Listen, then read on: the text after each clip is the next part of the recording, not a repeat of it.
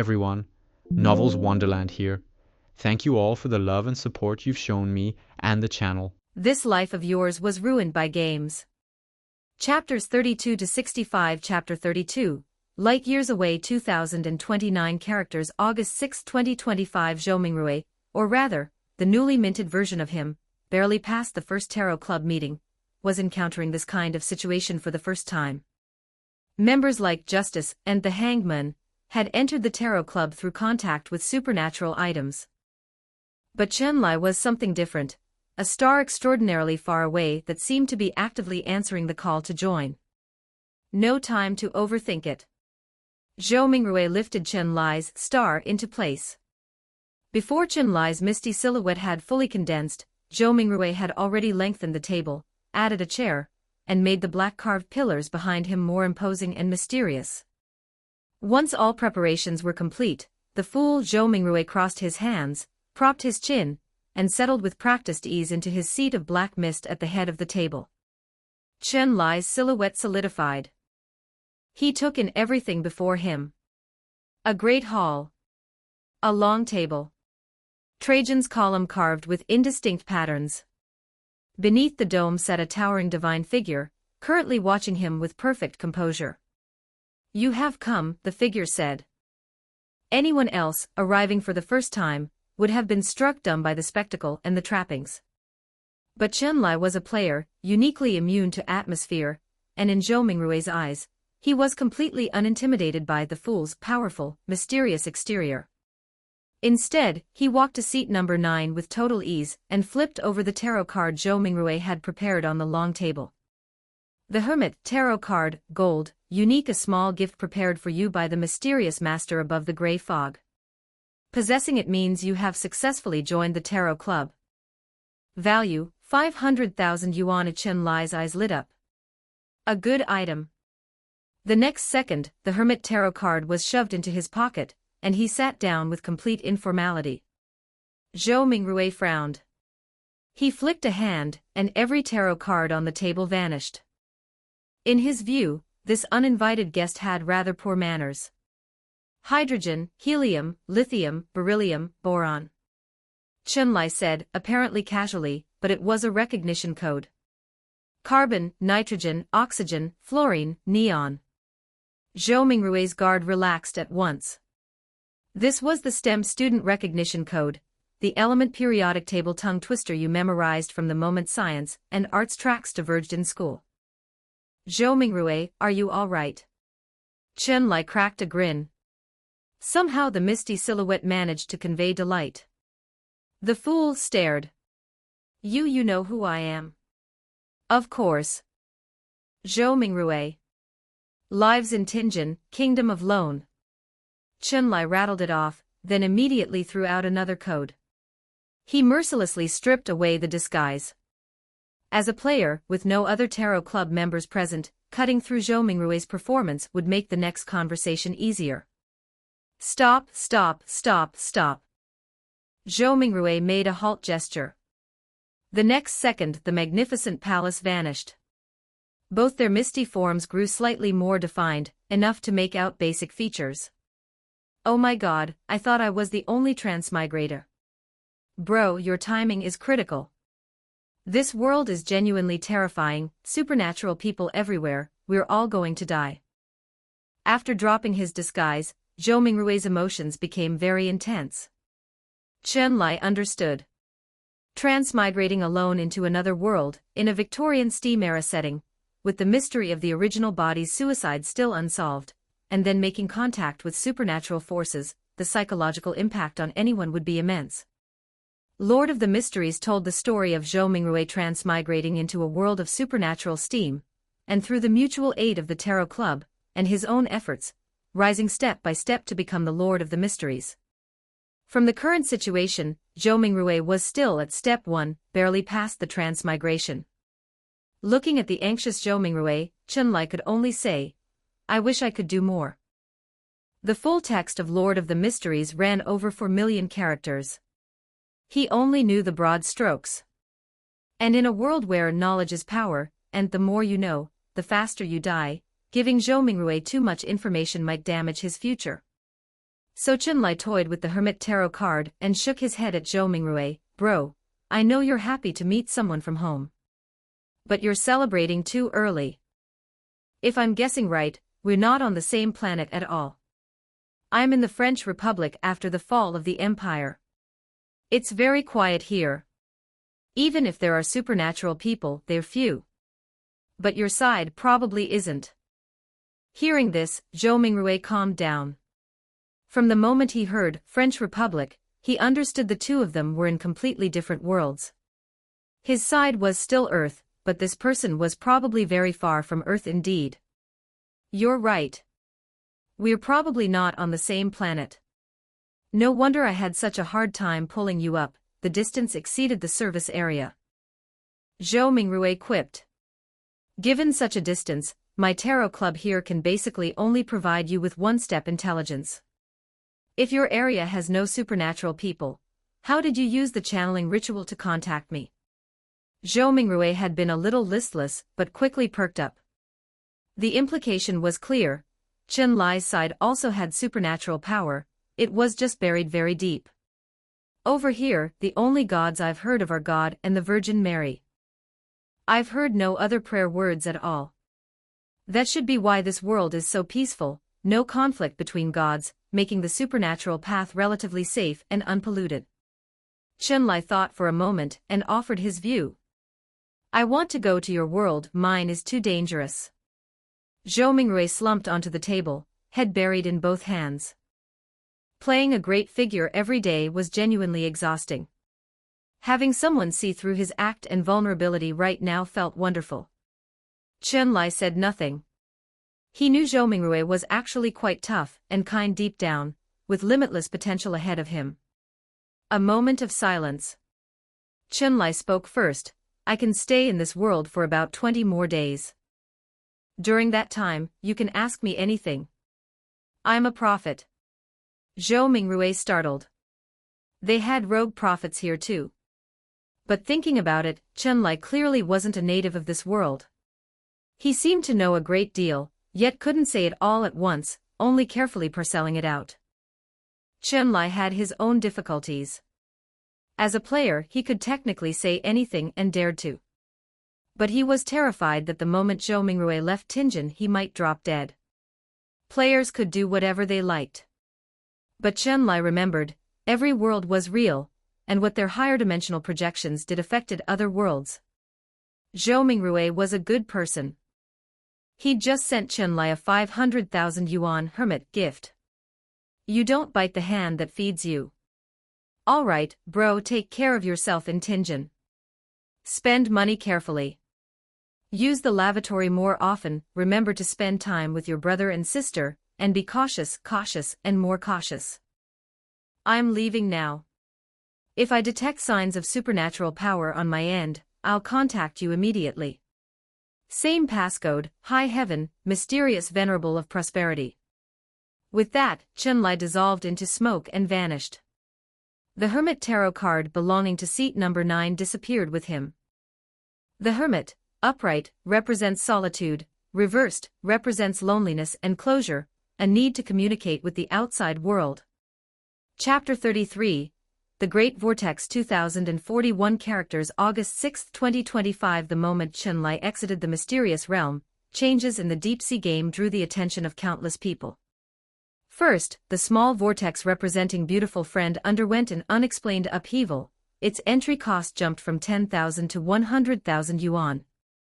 The vortex itself more than doubled in size, and showed signs of continuing to expand, something that had never happened before. Such a remarkable change naturally attracted a large crowd of curious players. 100,000 yuan for an identity card wasn't the end of the world. Perhaps this was the omen of a major event. Wei Long, any idea what's happening with this dungeon? During a lunch break at the newspaper office, Fiend Tiger picked up a newly purchased ivory-inlaid wooden cricket bat, amusing himself with it while chatting with Chinlai over the friend window. Let's meet this Sunday. I'll share something profitable with everyone. I can't reach Zhang Long online, is he at the paper right now? Saw him this morning, but by noon he'd vanished. Chinlai was currently sparring with Mademoiselle Rolinia. After Toji Fushiguro's directed training, his grasp of combat technique and swordsmanship had deepened considerably. Handling Rolinia required nothing more than instinct. While sparring, Chun-Li sent Zhang Long another message asking where he'd gone. Chun-Li didn't worry too much. Some players just didn't check their public channels. A fully immersed player like Zhang Long having that habit wasn't surprising. Just as he was about to close the private message, Fiend Tiger popped up again. His snow leopard avatar with a dangling cigarette was always good for a reaction. Wei Long, wanna explore somewhere tonight? My audience loves this kind of content. Two heavyweights teaming up to visit a flower house, easy content, easy traffic. A brothel again? Chun-Li was unimpressed. How does this man find them everywhere he goes? That's the wrong word. It's called the Folies de Bergerac, and it's very famous in Paris. New players always rank it number 1 must visit in Paris. That's still a brothel. Just tell me if you're coming. I still haven't spent what Vaudier paid me for those articles. If Zhang Long shows up, we all go together. Chun-Li considered. He'd been in this dungeon nearly 2 weeks, focused entirely on advancing his storyline. His exploration of Paris's cultural life had been genuinely lacking, and maybe this world's supernatural forces were hidden in exactly this kind of mixed-bag environment. I'll come. Which end of the afternoon? Where do we meet? Hold on, let me hire someone to book seats. The good spots have been filling up with players lately. Wei Long, 7 tonight. Rue de Martyrs Officiers, Folies de Bergerac. Come by hired carriage, or the doorman will turn you away for being underdressed. 7 o'clock. With their plans settled, Chun-Li's sparring session with Rolinia wound down. Stripping off the fencing jacket, Rolinia was warm with exertion, damp tendrils of hair stuck to her ears. She leaned close to Chun-Li and said, Monsieur York, since that dinner at our home, Mother has been constantly mentioning you. She'd like to have you over for another visit. I've been busy lately. The costs in Paris are high, I need to take on more work just to. Chun-Li had learned exactly how to handle these Parisian women. Rolinia exclaimed. A gentleman like yourself shouldn't be going out without a few louis to hand. In that case, she rummaged in the little purse in her undergarments and produced 3 gold louis, pressing them all into Chun-Li's hand. This I couldn't possibly. Chun-Li pulled back as if the coins burned, but Rolinia was firm. Consider it from me, monsieur. What you've taught me is worth far more than this. Well then, consider it a loan. I'll return it when things improve. Chun-Li took it with some conflict, the corner of his mouth curving upward. 7 that evening. Rue de Martyrs Officiers. Folies de Bergerac. Along the long street, hired carriages lined up in a row. Chun-Li stepped nimbly out of one, spotted Fiend Tiger talking with the doorman in the cold Paris night, and called over to him, Hey, over here. Then to the doorman, You see. My friend has arrived. Ah, what a handsome pair of gentlemen, you'll surely find lovely company tonight, do be cautious, though. An unusual number of provincial outsiders have been arriving in Paris lately, and dueling and assault cases have increased. What a chaotic age.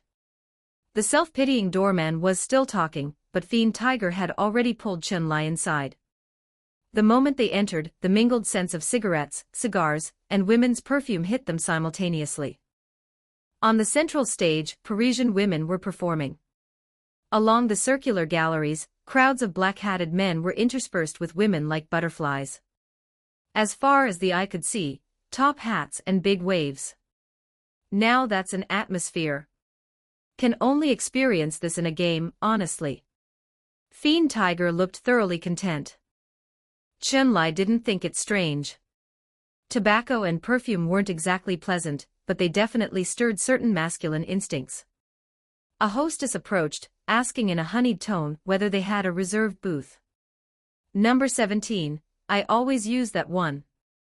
Fiend Tiger announced loudly, as if booth 17 were a great distinction. The hostess gestured gracefully and led them there. The sight lines here are excellent, perfect view of the stage. Even when looking at the women in the private booths across the way, you can see the reflection of their smooth backs in the mirrors, and look behind us, you have some of the most dissolute, most worthless, most idle men in Paris, bank clerks, civil servants, and field journalists. If I hadn't made friends with them, I'd never have discovered how much Paris really has to offer. Fiend Tiger was animated. Chun-Li looked at him sideways. You're wasted as a streamer. Have you considered becoming a detective dog? I'd rather not. Where's Zhang Long? Why isn't he here? Who knows? Maybe he found something interesting. Sending him messages gets no response. Fiend Tiger shrugged. He was a player through and through, not particularly invested in dungeon lore. Chun-Li tilted his head. He felt something slightly off. Let me order 2 drinks. The show's just preamble, the real entertainment comes after. Fiend Tiger beckoned a waiter, pressed 3 francs into her hand, and asked for 2 glasses of fruit syrup. Chapter 34, The Almond Milk Lady 2031 Characters August 7, 2025. After the ladies' dance, several young men in top hats took the stage for a dramatic sketch. Georges, did you pass your baccalaureate? No, I sat it twice and failed both times. In that case, you could serve as vice president of the Literary Society. Now tell me, can you follow someone else's remarks with a quote from Cicero or Tibullus? Of course. Then, my friend, you could be president of the Literary Society. The young man performed with theatrical exaggeration. Parisian comedy is still pretty sharp, Chun-Li mused. Every era has its own form of comedy. The hostess was just bringing the drinks. Chun-Li took his without looking, and was about to drink. Still not as hot as the skirts those women were kicking up earlier. Fiend Tiger was mid-sentence when he suddenly shot out his hand and caught Chun-Li's wrist. Chun-Li's glass lurched, the fruit syrup sloshing over onto his trouser leg. He instinctively spread his legs, patted the wet patch off his thigh, and finally shifted his gaze from the stage to the drink in his hand. One look and he understood Fiend Tiger's intent. Almond milk, come and drink this, and you will become her puppet. Value, 5,000 yuan. Interesting item, Fiend Tiger murmured, his face carrying meaning in the dim light. Quite, Chun-Li agreed, setting the glass aside and using his peripheral vision to scan the room. After a moment, he seemed to remember the seats behind him. He braced himself on his cane and twisted hard to look back, just catching a departing silhouette in a lace bonnet. The Folies de Bergerac, here you'd see uncovered heads, high-top hats, but never a lace bonnet. That was a rich married woman's headgear. What would an expensive married woman be doing in a man's entertainment house? Rich married women, how many did he know? And one of them was a supernatural being. Chun-Li wanted to stand and follow, but Fiend Tiger caught his arm. You won't catch her. There are several exits from this establishment. Sit down and watch the show. When the time is right, all will become clear. Since when do you have philosophy? Chun-Li was mildly surprised. This didn't sound like Fiend Tiger. I have 300 people in my stream right now, and they want to see what comes next. Chun-Li understood. Meanwhile, Madame Vaudier was grinding her teeth, as she pushed through the crowd out of the Folies. She'd seen it clearly, Chun-Li was about to drink from that carefully prepared almond milk. Then his companion interfered at the last moment, undoing all her work.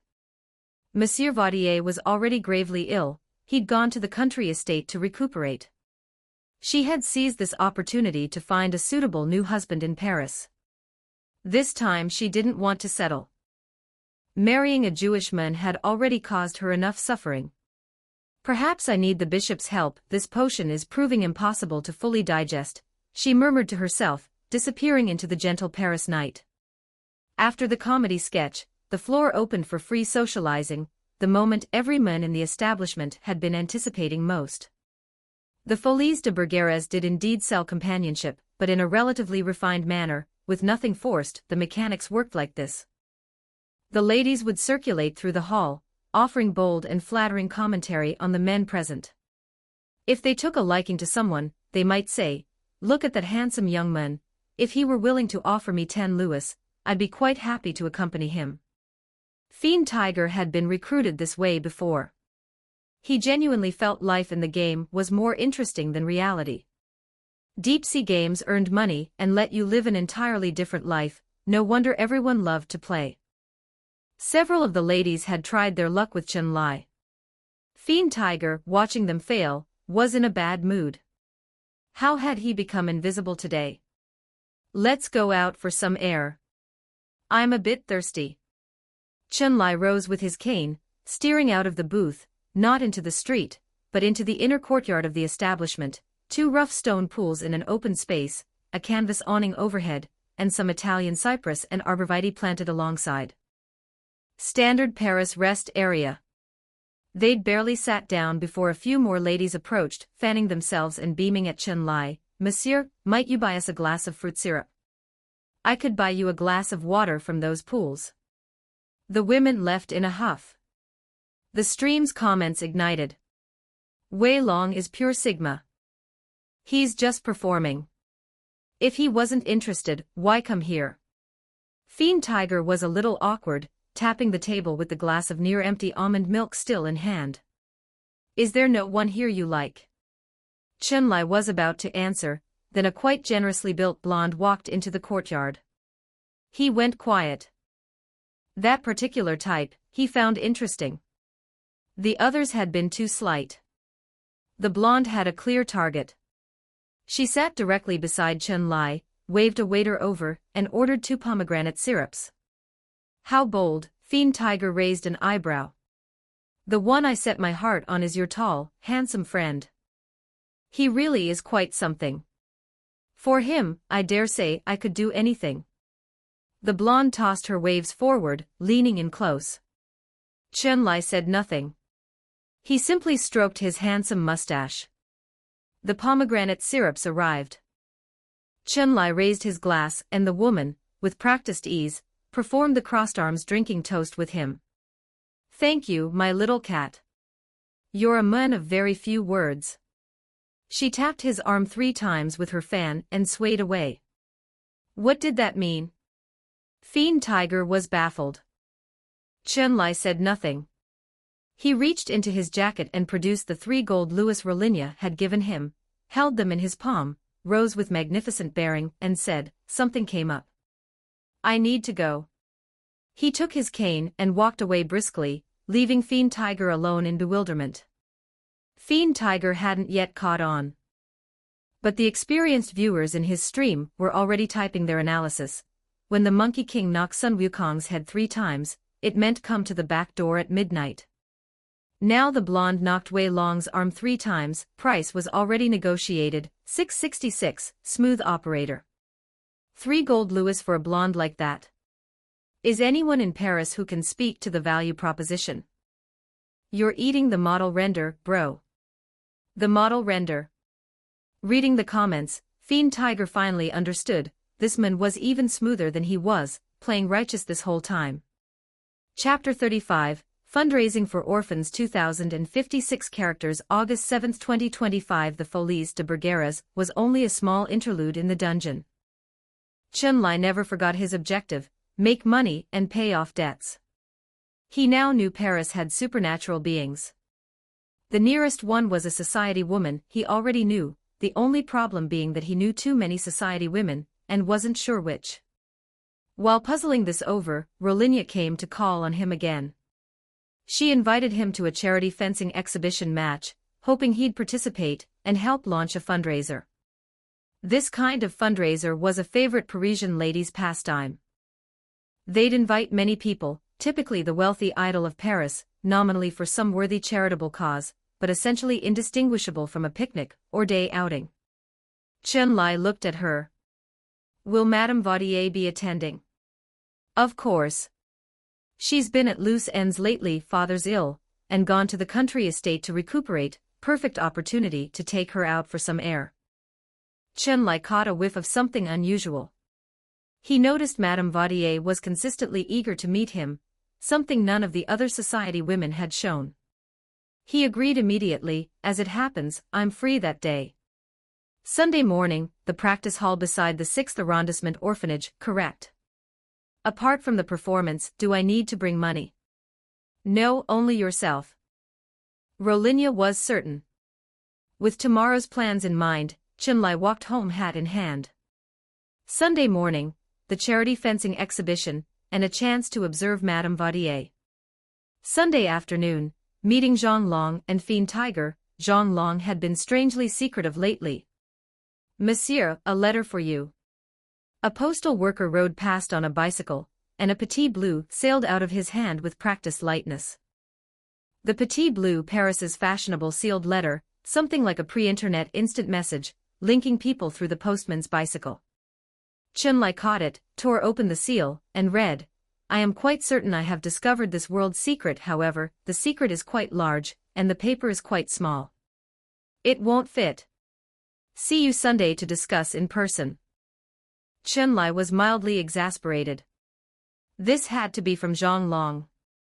But why not just use the player private message? Had he immersed himself a little too deeply? He folded the note into his pocket, climbed the stairs, unlocked the door. The couple downstairs were having their nightly argument as usual, but it didn't prevent him sleeping well. Deep-sea games worked a small miracle. When a player's body soaked in the fish tank, sleeping in the game was enough to restore energy. Same with eating. Players who kept unhealthy habits in the game world came back to find themselves genuinely weakened. The deep sea truly was extraordinary. Sunday morning. Chun-Li rose early, dressed in his cleanest suit, packed the fencing kit into a traveling case, and headed out. The 6th arrondissement wasn't too far from his lodgings on Rue de Travailleurs. When you thought about it, Workers' Street and the orphanage always ended up near each other, while the wealthy districts like Rue de Constantinople were quite some distance away. He walked to the orphanage, and was surprised by the scale of the fundraiser. The handsome practice hall beside it was crowded with hired carriages, and the noise within could be heard from far off. Stepping inside, Chun-Li found it was a 2-level space. The ground floor was like a reception bar with waiters serving drinks. The actual fencing display was 1 level below. Nominally for orphans, but not a single child in sight. Western philanthropy, hedonism with a charitable coat of paint. No excessive commentary. He descended the stairs. Many ladies crowded on the staircase noticed Chun-Li, first whispering among themselves, then producing little laughs of unclear meaning, and when he passed, fanning 2 strokes of air toward him. Pushing through, Chun-Li found the basement was actually quite spacious. The organizers had decorated it with ferns, leaves, and flowers, placing 3 or 4 rows of benches among the greenery, capacity for about 200.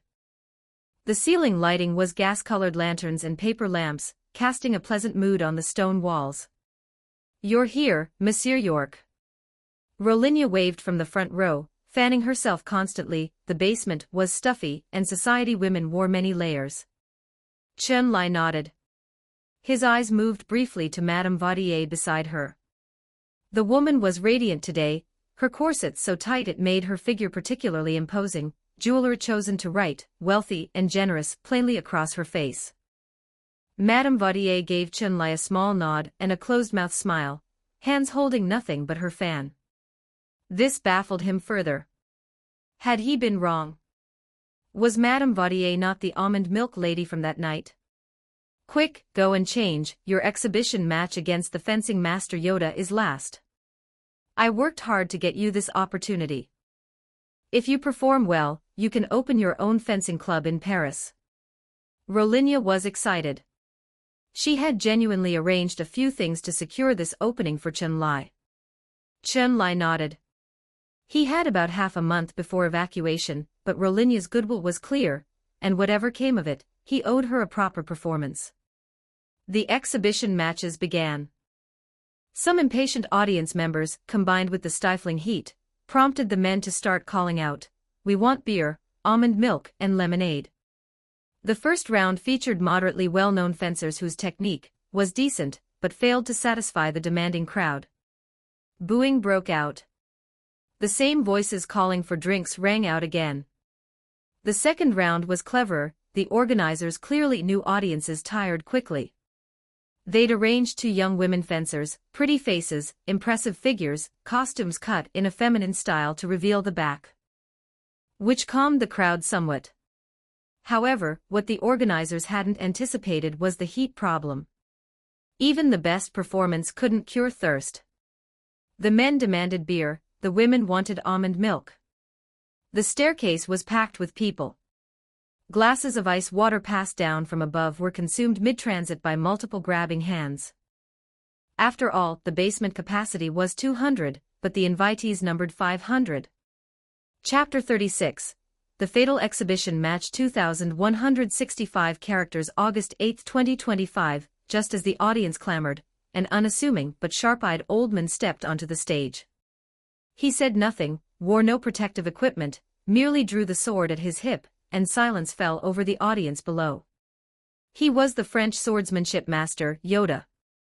Chun-Li stepped onto the stage from the other side, wearing a full fencing suit, face mask not yet closed. He first acknowledged the audience below, drawing the lady's eyes, then turned to Yoda and snapped the mask down. Looking at Yoda, Chun-Li's eyes narrowed slightly. This old man has something going on. Sealed item 0 to 13. Old artiste, presence in the form of an épée. The one wielding this sealed item can defeat any wielder of the same weapon class. Side effects. Value, 200,000 yuan. A sealed item, right here, and why were the side effects hidden? Chun-Li drew his own blade and took his stance. He wasn't unwilling to lose, it was only an exhibition match. Facing him, Master Yoda studied Chun-Li's features, then suddenly shook his head.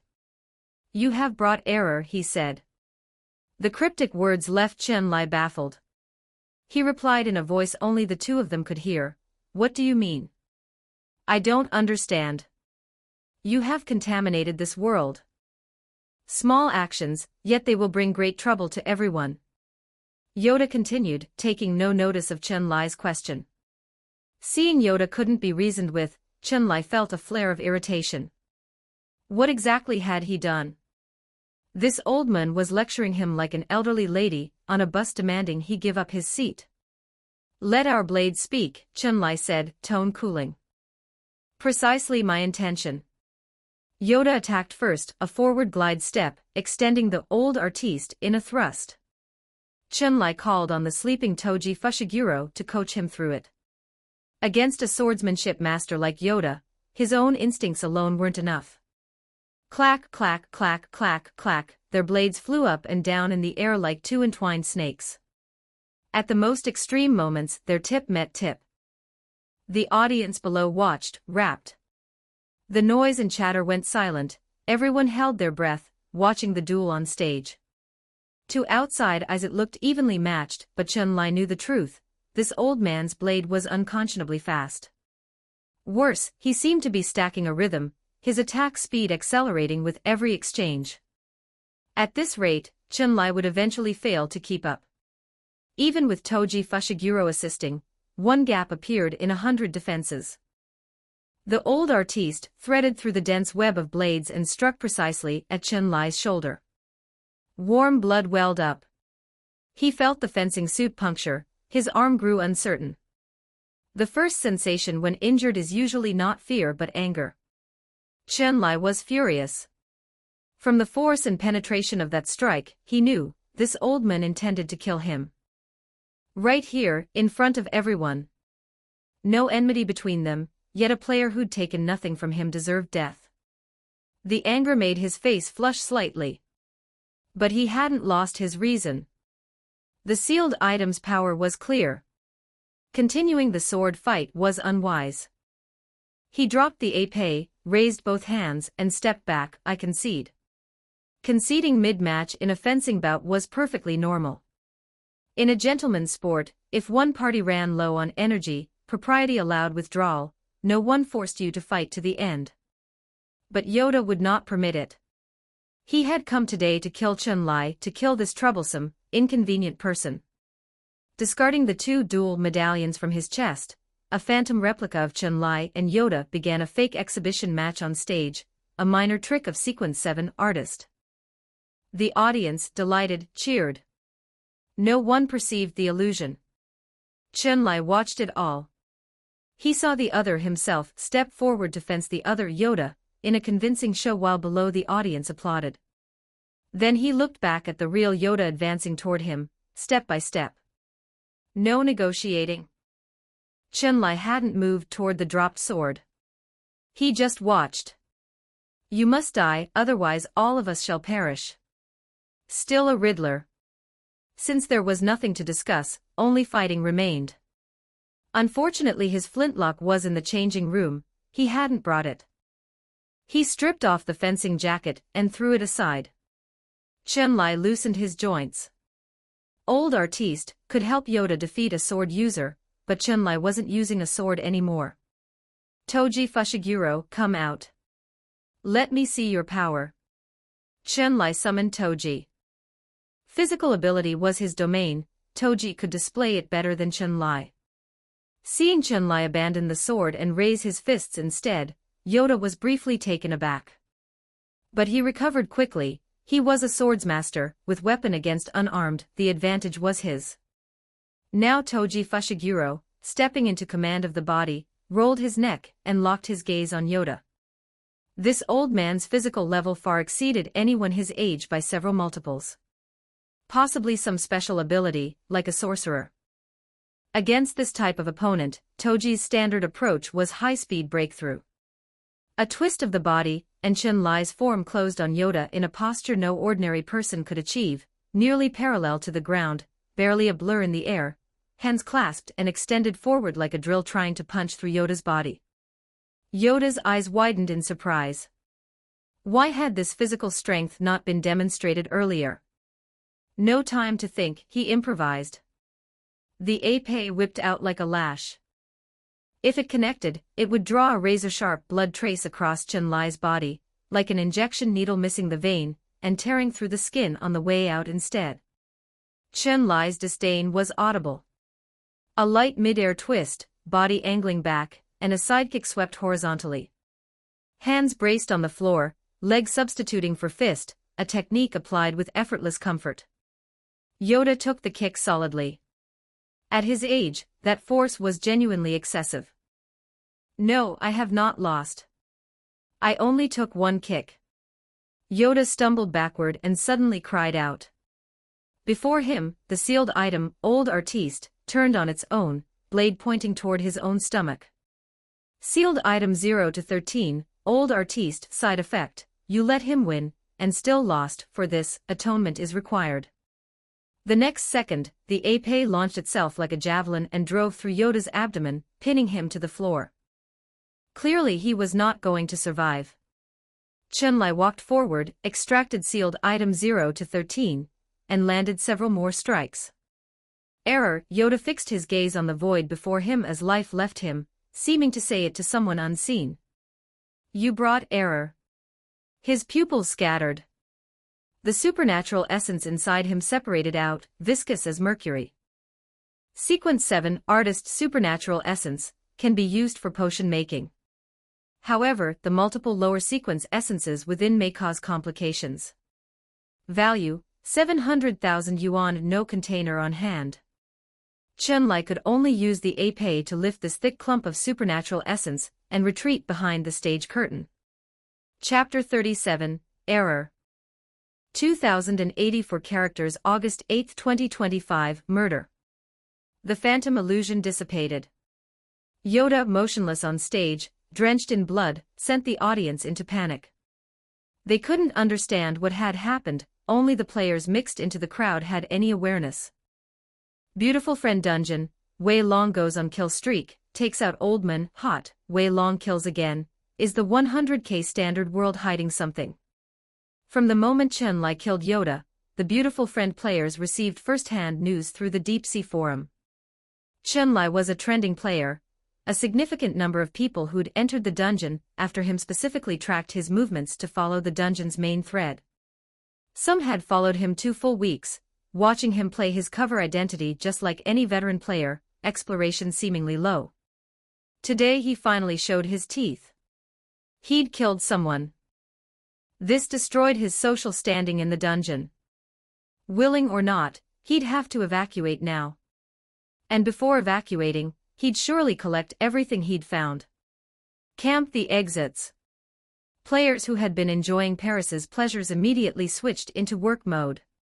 Beautiful Friend had 3 evacuation points in Paris: Bois de Boulogne, Église de la Sainte-Trinite, and Parc Monceau. Players settled into armchairs at home, loading their firearms, puffing cigars.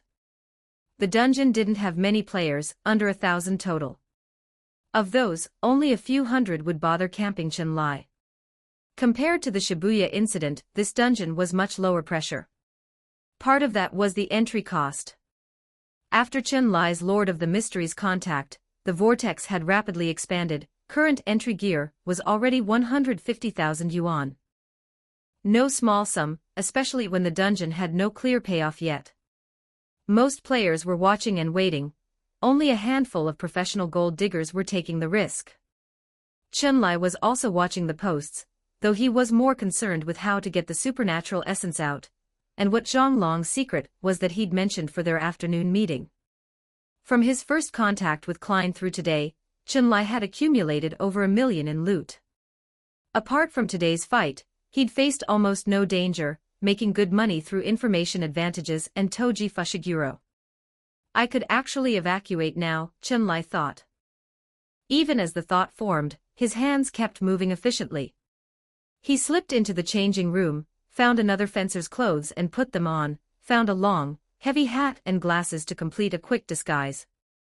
Then he opened the case he'd used for the fencing kit, placed the supernatural essence inside, not ideal, but the best option available.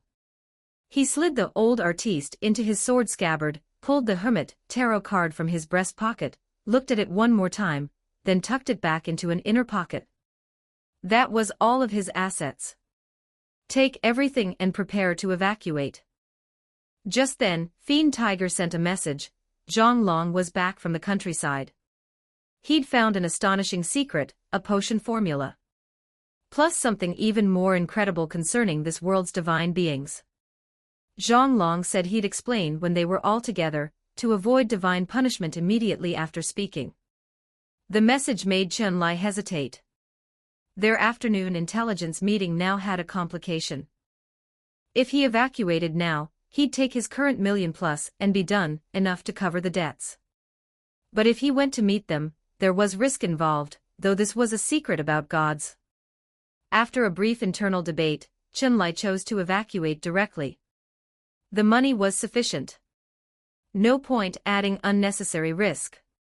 He sent Zhang Long a message, regardless of whether he'd see it, evacuating now. You missed your chance to share the secret, tell Fiend Tiger. Then to Fiend Tiger, trouble on my end. Planning to exit through Parc Monceau. Tell Zhang Long unexpectedly. Fiend Tiger replied almost instantly, okay, we're evacuating too. We'll meet at the park. 1 week earlier, after the first intelligence meeting, Zhang Long had found another mysterious ritual in the newspaper's discard pile. Compared to the abstract one he'd given to Chun-Li, this was simpler. It required saying a joke with an obvious error, then calling out a title. The title went like this: Spinner of Time's Hand's Shadow that roams fate, incarnation of deception and mischief. Zhang Long pondered it carefully, then sent the title to Chun-Li and Fiend Tiger via private message, and waited for their response. Under the gas lamp, he waited about half an hour. Chun-Li replied, safe. Fiend Tiger replied with a question mark. So he performed the ritual. Once done, nothing seemed to happen exactly as Chun-Li had said, entirely safe. But into the second week, Zhang Long began to notice something wrong. Everything around him was growing hazy. He seemed to be losing control of his movements. More importantly, the player private message function had gone completely dead. As a veteran player and a Vinegar Academy student, he understood what this kind of situation meant. When the world they were playing in contained a force deeper than any high dimension, that abstract power would gradually influence the high-dimensional projection, then affect thinking, and finally affect the player's actual body, soaking in the deep-sea fish tank. The title he'd called out had summoned something dangerous. But why had Chen Lai's reply said safe? A moment later it clicked. The moment he'd sent that title through the player private message, it had already been spoken. The entity had noticed him. The reply he'd received hadn't been from Chen Lai at all. It had been sent by the entity. Contamination had begun.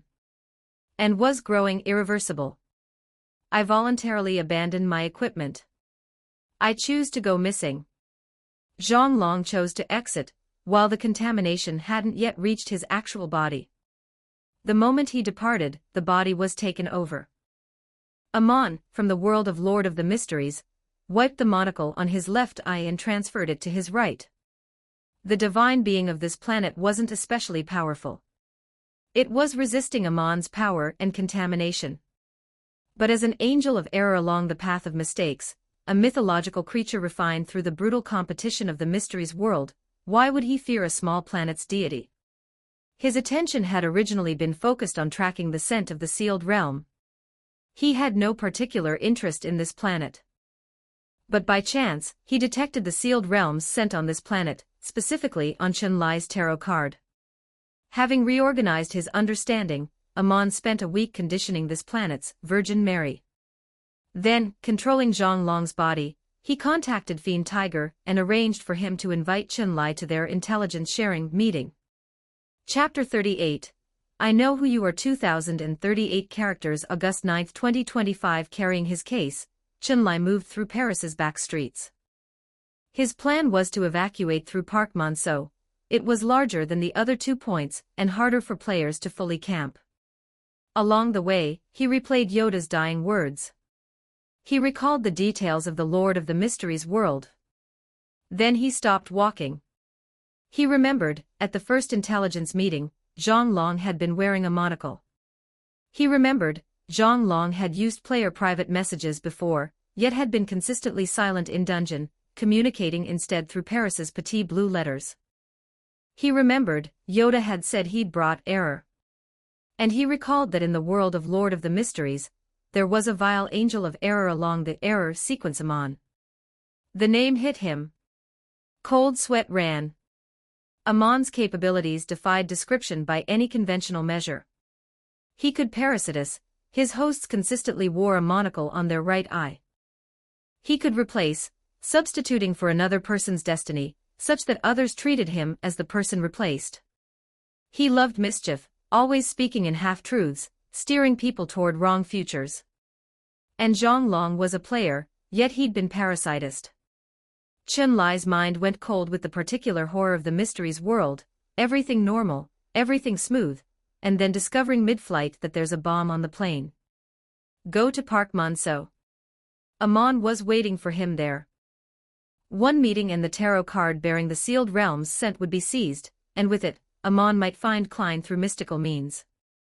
Understanding this, he immediately stopped, hailed a hired carriage, and returned to his lodgings en Rue de Travailleurs. The couple downstairs weren't fighting tonight, they were working.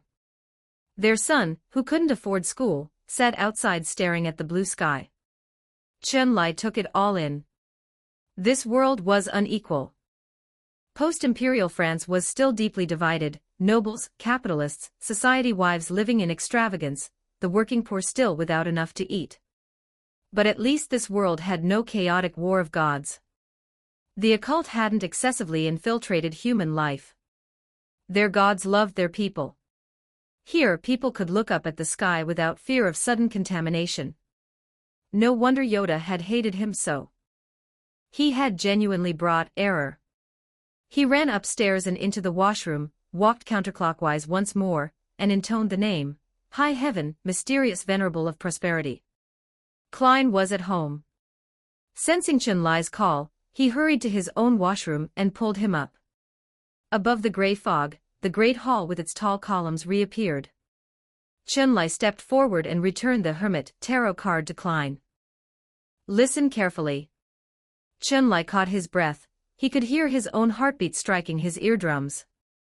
This object, only players can take it out. But do not let any player take a tarot card away, including me. Klein blinked, looking at the card. He'd made it to mark identities for Tarot Club members. Everyone entered in misty silhouette form, nothing from above the gray fog should be removable. How had Chun-Li managed it? Chun-Li had no time to explain the player system. Things were too urgent. Anything from above the gray fog, let no one take it away. That thing is the key to becoming a divine being. In your world, someone is searching for it. To find it, that entity has come to my world. Klein stared. He'd thought he'd overestimated divine power. It seemed he'd underestimated it. Klein swallowed. Who is looking for me? Knowing the name is dangerous for you. Just remember, stay away from anyone wearing a monocle on their right eye. Chun-Li finished, stood, and vanished. Wait, Klein had more questions. But Chun-Li moved as fast as he arrived, no chance for follow-ups. Coming down from the sealed realm, Chun-Li felt a wave of lightness. Klein was safe now. Amon's fundamental purpose on this visit had been foiled. Chun-Li could now go and meet this angel of error with a clear conscience. Honestly, Chun-Li had always had a particular adventurous spirit. Knowing these worlds were real had only made it stronger. He longed to meet figures he'd once thought fictional, and to clash with them. It's just an angel of error. Let's handle it. The hired carriage still waiting downstairs rolled forward again. This time, straight to Park Munso. This dungeon run had been perfect enough. He lacked for nothing. In Park Munso, the Zhonglong who wore a monocle on his right eye kept checking his watch. He seemed in a hurry, as if waiting for someone. The park wasn't crowded at this hour, but the music was beautiful. Park Munso was famous as Paris's music park, where the nouveau riche paid to enjoy the air and the concerts, considering it the height of sophistication. Fiend Tiger was idly browsing the deep-sea forum, waiting for Chun-Li. Stream already closed, the park's scenery offered no dramatic moments. Is he always this late? Zhonglong adjusted the monocle on his right eye and asked. Fiend Tiger found the question odd. This was the kind of thing only a deep-sea newcomer would ask. Evacuation doesn't run on a schedule. If you want to leave, just leave. Evacuation. Zhonglong seemed to chew on the word thoughtfully. Amon, through Zhonglong's body, was still processing the concept. The sun was bright.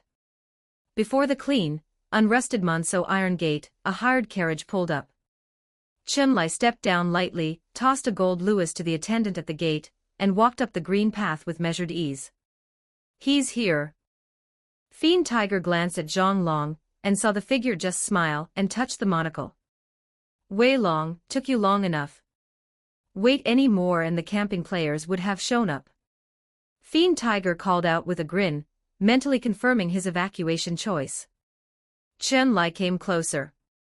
He ignored Fiend Tiger, studied Zhonglong carefully, and upon confirming the monocle was indeed on the right eye, let out a relaxed smile. You go first. I have a few words with this. Chun-Li said calmly to Fiend Tiger. Fiend Tiger sensed something off. He wasn't stupid. Between Zhonglong's recent behavior and Chun-Li's tone, he already had a partial understanding. He's not Zhonglong. Fiend Tiger was shaken. He'd never seen an NPC who could convincingly imitate a player, down to the player border and ID. You actually know who I am.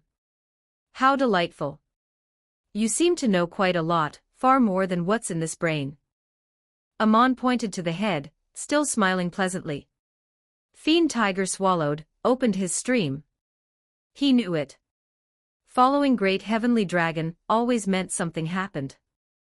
Chapter 39, Things Beyond Your Understanding. 2132 characters, August 9, 2025. I do know who you are. I also know what you came here to do. I even know things you don't know. Chun-Li's voice remained gentle, even facing Amon, a half-divine being with a mythological form. Is that so? You seem quite confident. Is it because you're visitors from another world? Isn't that enough? You came here through the barrier. I doubt you have much power remaining. Chenlai was certain. You'd be disappointed then. I descended through your companion's calling. Without him, I truly could do nothing. But through your deep-sea game, now I lack for nothing. Amon adjusted the monocle on his right eye, visibly intrigued. The stream now had a large influx of viewers.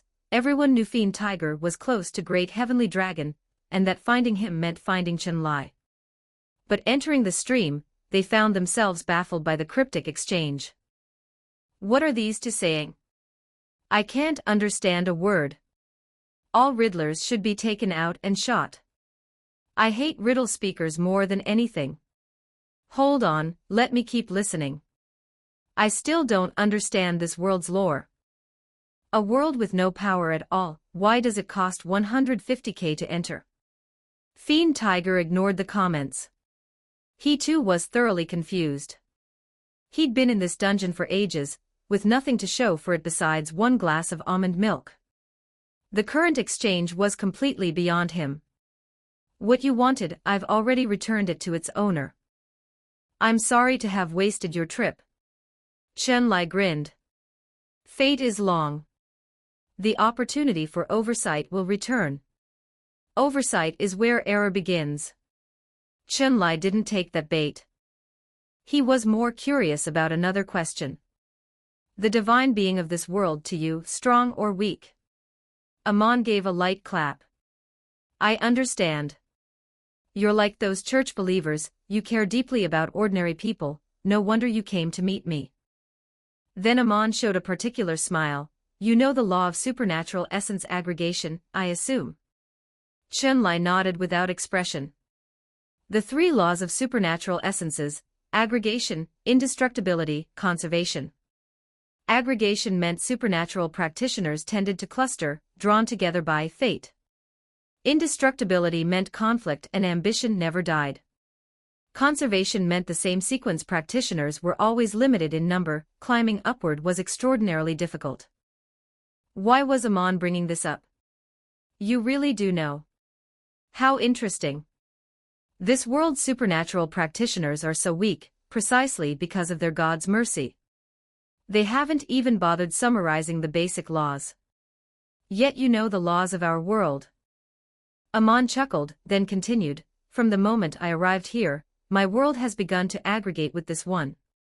Chenlai listened carefully, trying to understand, then went cold all over. Exactly as you're imagining. Perhaps many years from now, a new continent may appear in my world, two planets converging.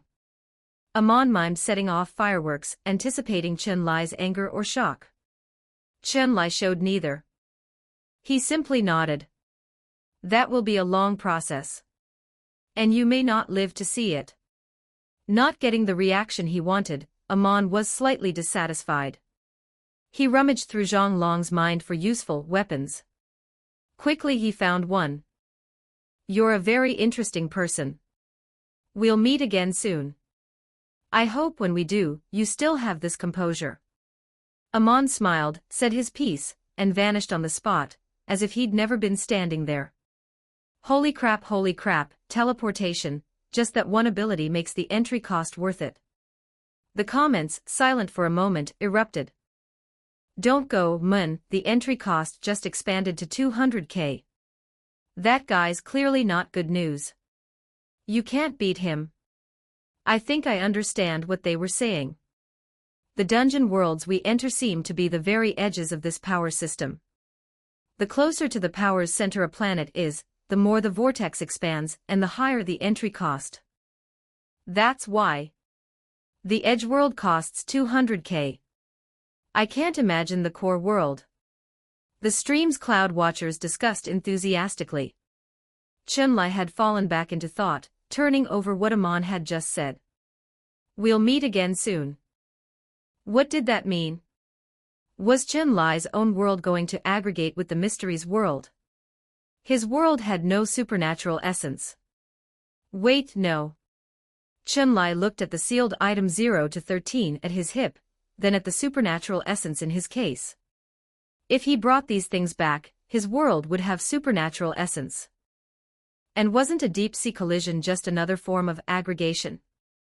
That thought hit. Chun-Li immediately turned to Fiend Tiger. Tiger, are you streaming? Got about 1,000 viewers, more than half the people actually in this dungeon. Chun-Li didn't wait. He walked up to Fiend Tiger, held up the Old Artiste, and the Sequence 7 Artist's Supernatural Essence, and said with grave seriousness into the camera. These objects contain what is called supernatural essence. They will ruin our world. The one who just left will use every means to tempt you to bring things carrying supernatural essence back home. Do not accept. The candy he offers is poisoned inside, sweet at first, lethal at the end. If you suffer losses because of this, find me for reimbursement. You should all know me. My game ID is Great Heavenly Dragon, the player who evacuated the Shibuya incident with nearly 80 million yuan in loot. I'm asking everyone's help. I don't know if this will work. Amon excels at calculating human nature. The one thing he cannot understand is human sacrifice and courage. To resist him, I alone am not enough. I need everyone's strength. Without all of you, I am nothing. Chun-Li spoke plainly and openly. When he mentioned Amon's name, Amon reappeared behind him, expression calm. You know my name. Our game, you've broken a rule. This concerns 3 worlds. It's not a game. I've been ruined by games my whole life, but I don't want games to ruin anyone else. Chun-Li made a small joke. His body began to stiffen. Amon was trying to parasitize him. He dropped all pretense. You know, I always like to keep something in reserve. Chun-Li smiled at Amon before fully stiffening, then shouted to the sleeping Toji inside, Toji, fire the gun. The next second, the Chun-Li Amon thought he controlled suddenly moved freely. From his hip, the flintlock pistol he'd bought for 5,000 yuan during entry came up. He pressed it to his own forehead and pulled the trigger. Blood flew. The audience watched Chun-Li commit suicide before their eyes. Even Amon was stunned. Chun-Li had been controlled, he shouldn't have been able to move. Evacuation failed. You have permanently gone missing in the Beautiful Friend dungeon. Settlement for this run. Chapter 40, Jerry's Tale 2076 characters August 10, 2025 in Park Monceau. Over 1,000 viewers, and Fiend Tiger watched what had just happened, and went completely silent. Among those viewers, some who knew about deep-sea collisions, and the true nature of deep-sea games could roughly grasp that Chun-Li had run into something. But most players didn't understand. What they'd witnessed was simply Chun-Li abandoning 6 or 700,000 in loot, and shooting himself at an evacuation point. Indifferent to Chun-Li's death, Amon's monocle flashed briefly, then he disappeared again. Chun-Li had been right. Through Zhang Long's memories and his conversations with Fiend Tiger, Amon had formed a thorough understanding of what players were, creatures driven purely by profit, exactly the type he was most skilled at calculating. Amon planned to gift lower sequence supernatural essences from the error sequence to players, letting them happily evacuate and carry the mystery's power back into Chun-Li's world. Through the player's so-called deep-sea collision, the mystery's world would make contact with Chun-Li's world. In a sense, Amon's method was perfectly sound. His understanding of the world's fundamental roots was too deep. Every world with supernatural power, whether it was called chakra, haki, spiritual pressure, battle chi, or anything else, was a special expression of mysticism. Because it was mystical, humans couldn't understand it. Because they couldn't understand it, they invented new vocabulary. Humans explored the patterns, summarized them, mastered them, but never understood the essential nature of power. In Amon's view, Chun-Li's world was perhaps more interesting than the mystery's world, a node for numerous powers, wildly diverse in origin. Precisely because of this, it might give birth to more gods. Amon wanted the 2 worlds to make contact in the mystical domain. Deep-sea collision was a perfect mystical tool for this.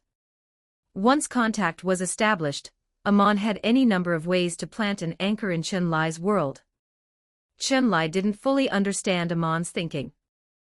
But through the 3 laws of supernatural essences and his knowledge of Amon, he'd roughly deduced the plan. Now, back in his underwater warehouse, Chunlai felt somewhat dizzy. Amon's parasitism had proven it could affect a player's actual body. Facing gods, reverence was warranted. Cthulhu, next time I run into a dungeon like this, I'm just running away immediately. Chunlai shook his head, clearing the dizziness. At this point, the player private message interface was nearly buried in messages, all from Zhang Long reincarnated dump truck. Run, the one in the dungeon isn't me. Reincarnated dump truck, I was tricked. I called its name. The me in the game has been replaced. It's very dangerous. Don't stay in this dungeon. Reincarnated dump truck, the concept level being in-game can influence players in reverse, through either ideology or physical reality. We've documented this phenomenon. We call it Jerry's tale.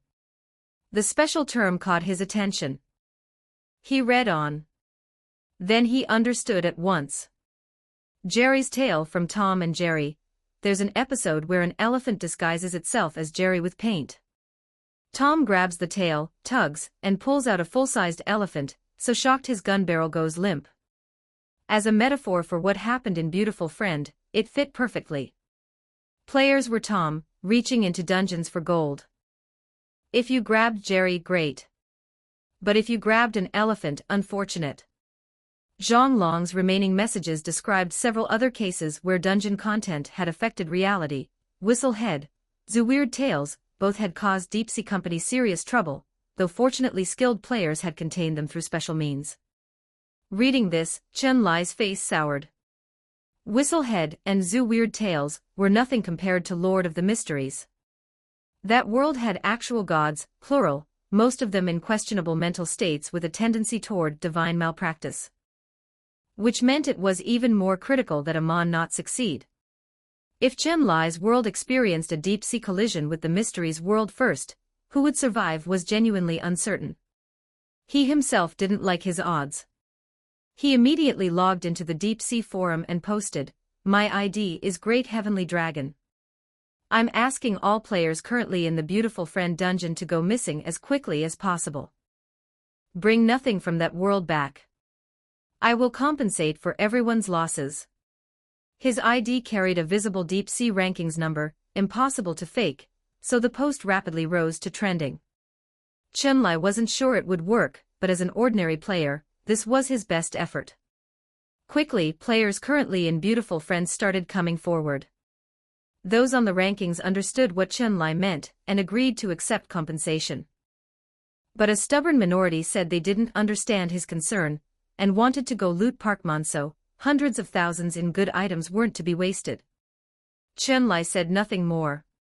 He'd done what he could.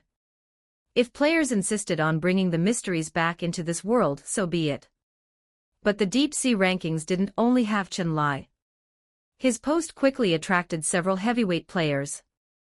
Doge of Venice, think this is an anonymous forum where I can't find you.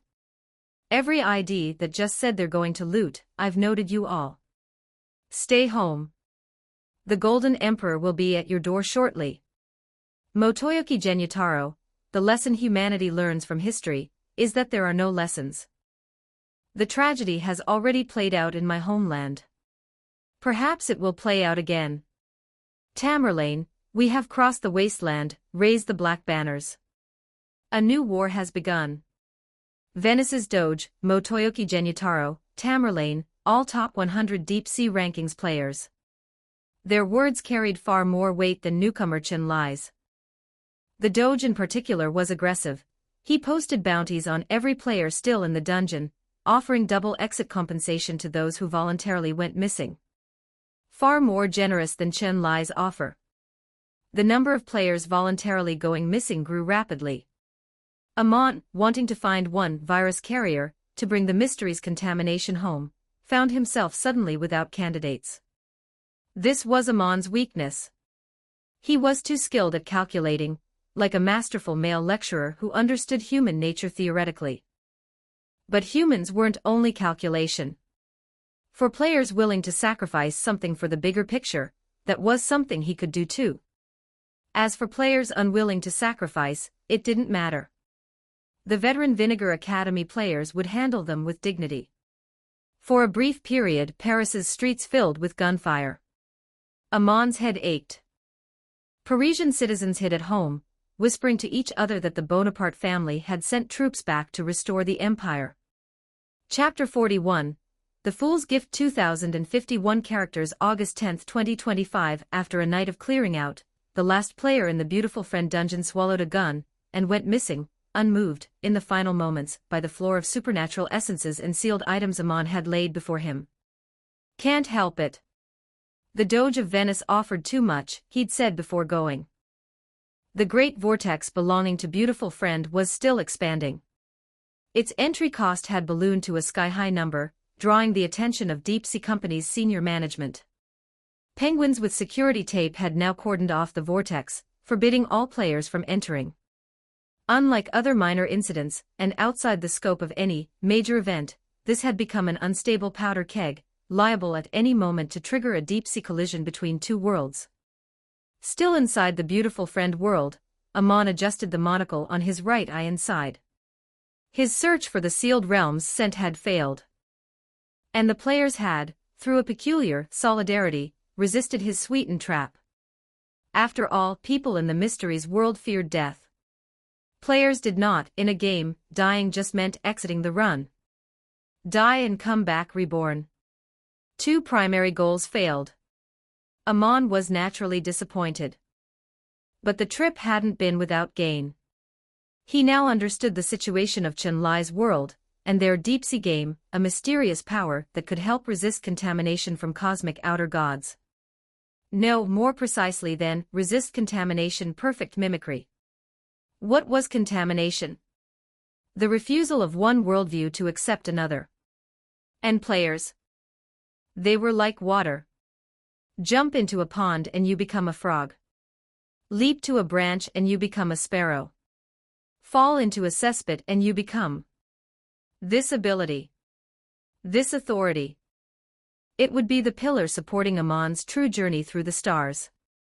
Behind the monocle, a longing surfaced, a hunger for new authority. We will have the chance to meet again. Amon shed the protective shell of the player body, disappeared from the Beautiful Friend world, and returned to the Mysteries world. Chen Lai sat in his underwater warehouse playing a video game with Toji Fushiguro. They were playing Dual Blade Warrior, a very casual puzzle game. In Chen Lai's words, everything that could be done had been done. What was done was done. First, games. Though he was also afraid. Afraid that when he returned to reality, his mother might have suddenly put on a monocle on her right eye. But the probability was probably very low. The boar hit it. Hit the boar. It ran into a tree. Drop kick. Drop kick. Toji, how do you have this kind of physical coordination and still play games this badly? Chen Lai laughed and bickered, as if trying to vent all his built-up tension. Dual Blade Warrior was a real good game. Dying in it was no problem. Nothing like the deep-sea game, paid money and nearly paid with everything. Who on earth invented that awful thing, and why had it ruined him? They fumbled through to the end and Chen Lai checked the time. It was already the next day. He opened the post. The situation had been resolved, Amon had gone away empty-handed. If they dare come again, let them go away defeated. Chen Lai whooped with excitement. He loved watching Amon take a loss. This entity caused chaos without any sense of responsibility. Someone needed to put him in his place long ago. He tossed the controller, exhaled slowly. The excitement faded. The weariness underneath showed. This dungeon run had cost him 20,000 yuan up front. He'd pulled nothing. Came out slightly in the red. For debt-ridden Chen Lai, that was genuinely hard to swallow. Just as he slumped in discontent, a cat's meow emerged from the coral of his underwater warehouse. Chen Lai looked up in surprise. A black cat tail flicked past and vanished. He walked to the coral and looked inside, and found a perfectly intact printed invitation card. The art style was intricate and elaborate, like Victorian hand illustration. Every detail was lifelike. In the image, a sword-bearing fighting cat and a black cane-wielding cat clinked glasses, champagne sloshing. In a nearby corner, a black cat with a monocle on its right eye sat on the ground, looking dejected, drawing circles. The fool's handcrafted invitation, unique, sealed when you are ready, open this invitation. Fate arrives as scheduled. Together we shall create a radiant age. Chunlai studied the invitation, running his fingers repeatedly over the pattern, then placed it in the deepest compartment of the coral. The future fool, extending an invitation to the current Chunlai. From the cracks of history, he had seen the variable that would influence everything. The sword-bearing fighting cat, unmistakably Chunlai. The cane cat, Klein the diviner. The circle-drawing black cat, Amon. The fool had recognized Chunlai. Considered him worthy of being a partner, working together to find a way forward for the mysteries world. Right now, I don't even have the qualifications to enter the mysteries world. I know too much but can do too little. Being able to place this invitation directly into my warehouse, divine power really is beyond imagination. Concept-level ability, complete mastery of a kind of authority. So that's what divinity is. I'm just someone ruined by games. How did I end up earning a god's recognition? Chunlai gave himself a few sardonic lines, then put the invitation out of his mind. Whatever else, the Cthulhu-adjacent situation was temporarily over. Chunlai had also gained a much deeper understanding of deep-sea games. Now he needed to plan carefully, of the hundreds of great vortexes currently active, which ones were worth entering. He needed power. His 6 eyes and heavenly restriction were currently oil and water. If he could find something to make them compatible, his future would be limitless. Watching Chunlai alternate between dejection and determination, Toji Fushiguro found it quite entertaining. Following Chunlai into the deep-sea game, Toji had experienced many things he'd never experienced before. It turned out humans weren't as lacking in humanity as the jujitsu world described, quite the opposite. Their human spirit shone far brighter than any sorcerer's. What will our next destination be like? Toji rested his head on his arm, asking Chunlai beneath the blue ocean's ambient glow. He had started to look forward to the future. Started to wonder what the next stop would hold. Chunlai glanced at him. Don't know yet. I'll tell you once I decide. What I can guarantee is there'll be a major event, and definitely no Cthulhu. You're scared. Who's scared? That's called playing to your strengths. Strategic repositioning. In deep-sea games, that's not called being scared. Fine, fine, Toji didn't care either way, lay down, and fell asleep. Chunlai saw him sleeping, said nothing more, and chose to log out. This run had lasted over half a month. The items he'd ordered before entering should have arrived. Time to go check. Chapter 42, 9 Dragon Tonic 2096 characters August 11, 2025. Climbing out of the deep-sea fish tank, Chunlai reflexively checked the sky outside. Even though time synchronized between dungeons and reality, actually seeing the sun rising as normal gave him a sense of security. He dressed and looked at his bedside. Everything ordered before the dungeon run had arrived: the 9 Dragon Tonic, military combat form manual, and general-purpose deep-sea powder, all neatly packaged, probably brought in by his mother. 9 Dragon Force, somehow that feels ominous. He picked up the sealed package, opened it, and found it wasn't the injectable serum he'd imagined. It was a dissolvable powder. The powder changed color. Before sunlight exposure, it was sea blue. In a cup of water, it became multichromatic. Through the larger granules, you could almost glimpse their original forms. Is Deep-Sea Company crushing their reclaimed dungeon items into powder before reselling them? Chunlai had a sudden thought, feeling oddly drawn to the material in front of him. Glug glug. When he came back to himself, he'd already drunk a full glass. Whoa, cold. The 9 Dragon Tonic hit. Chunlai felt the change immediately.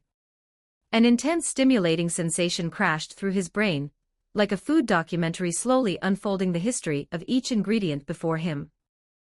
Players fought tooth and nail, survived dungeons by a hair, suffering to bring back items, all finally distilled into this mouthful of flavor.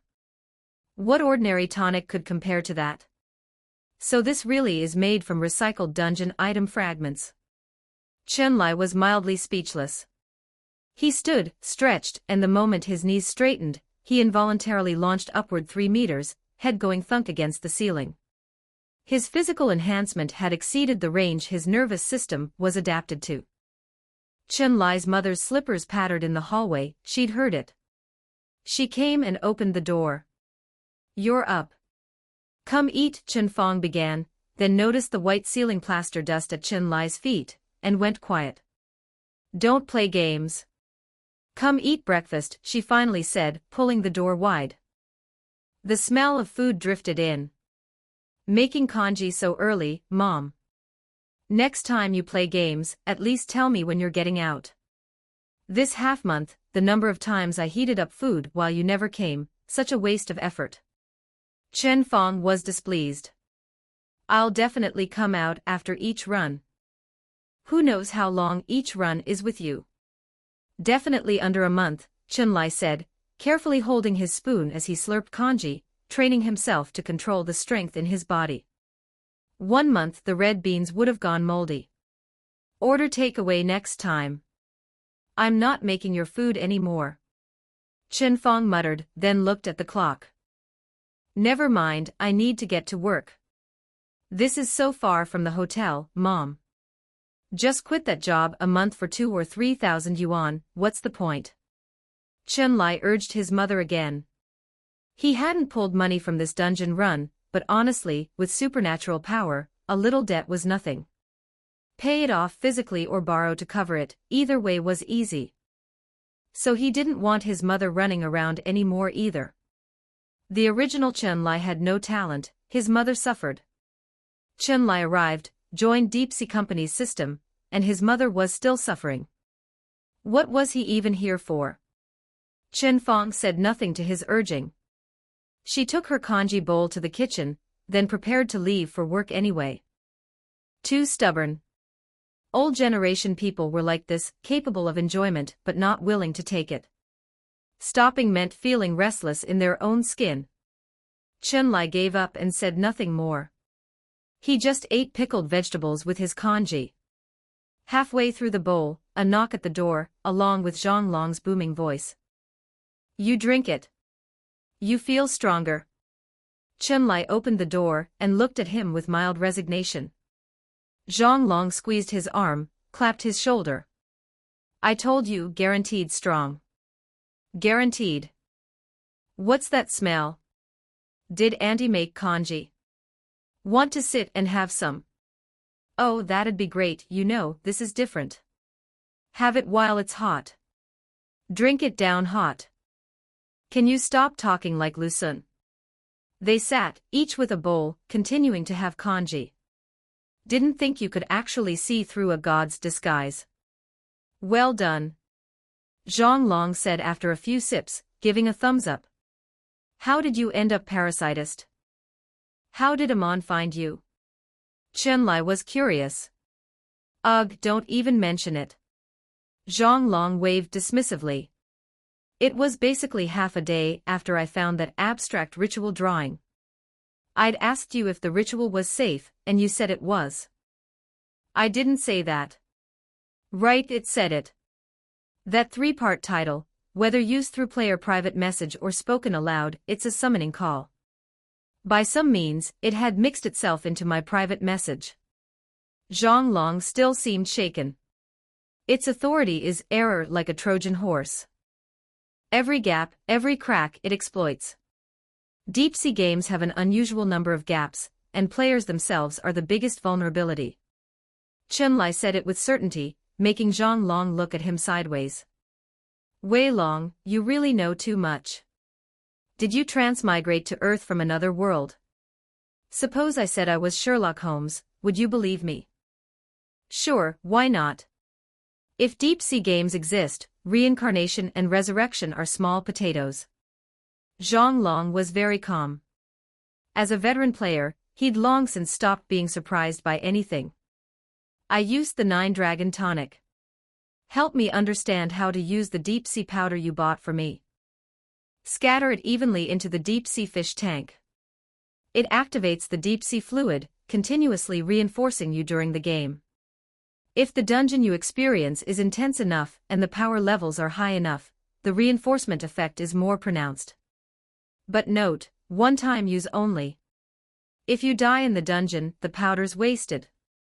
I'd say only a player like you gets real value from it. Most gold diggers die too fast to bother buying deep-sea powder.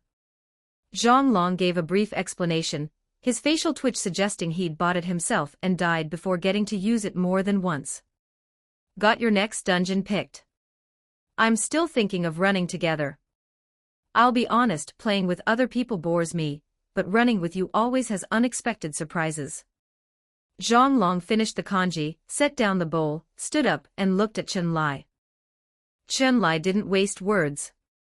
He pulled out his phone, logged into the deep-sea forum, and started reviewing the current Great Vortex status.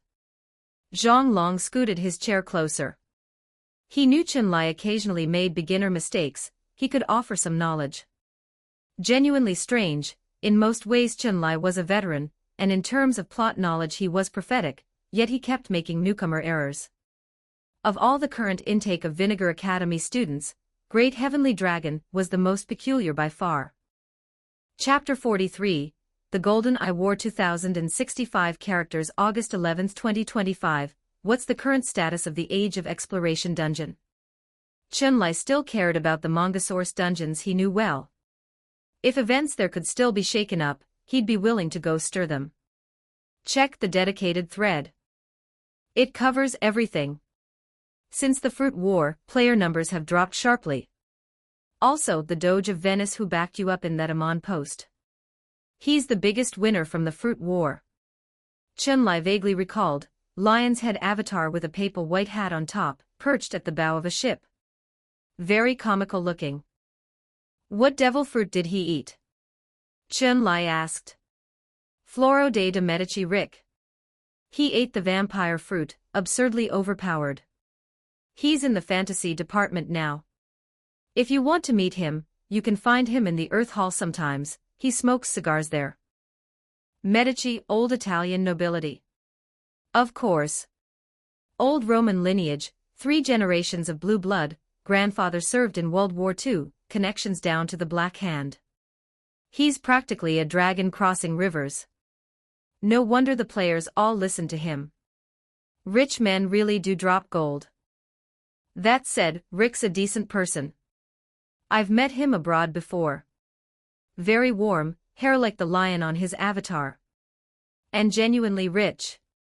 His favorite thing is sailing the Mediterranean on the Golden Emperor. Is the Golden Emperor actually gold? Chen Lai zeroed in on this. No, if it were solid gold it'd have sunk before getting into the water. What I mean is, Julius is actually a stand-up guy. He does well in Age of Exploration because of his personality. Zhang Long grew slightly serious.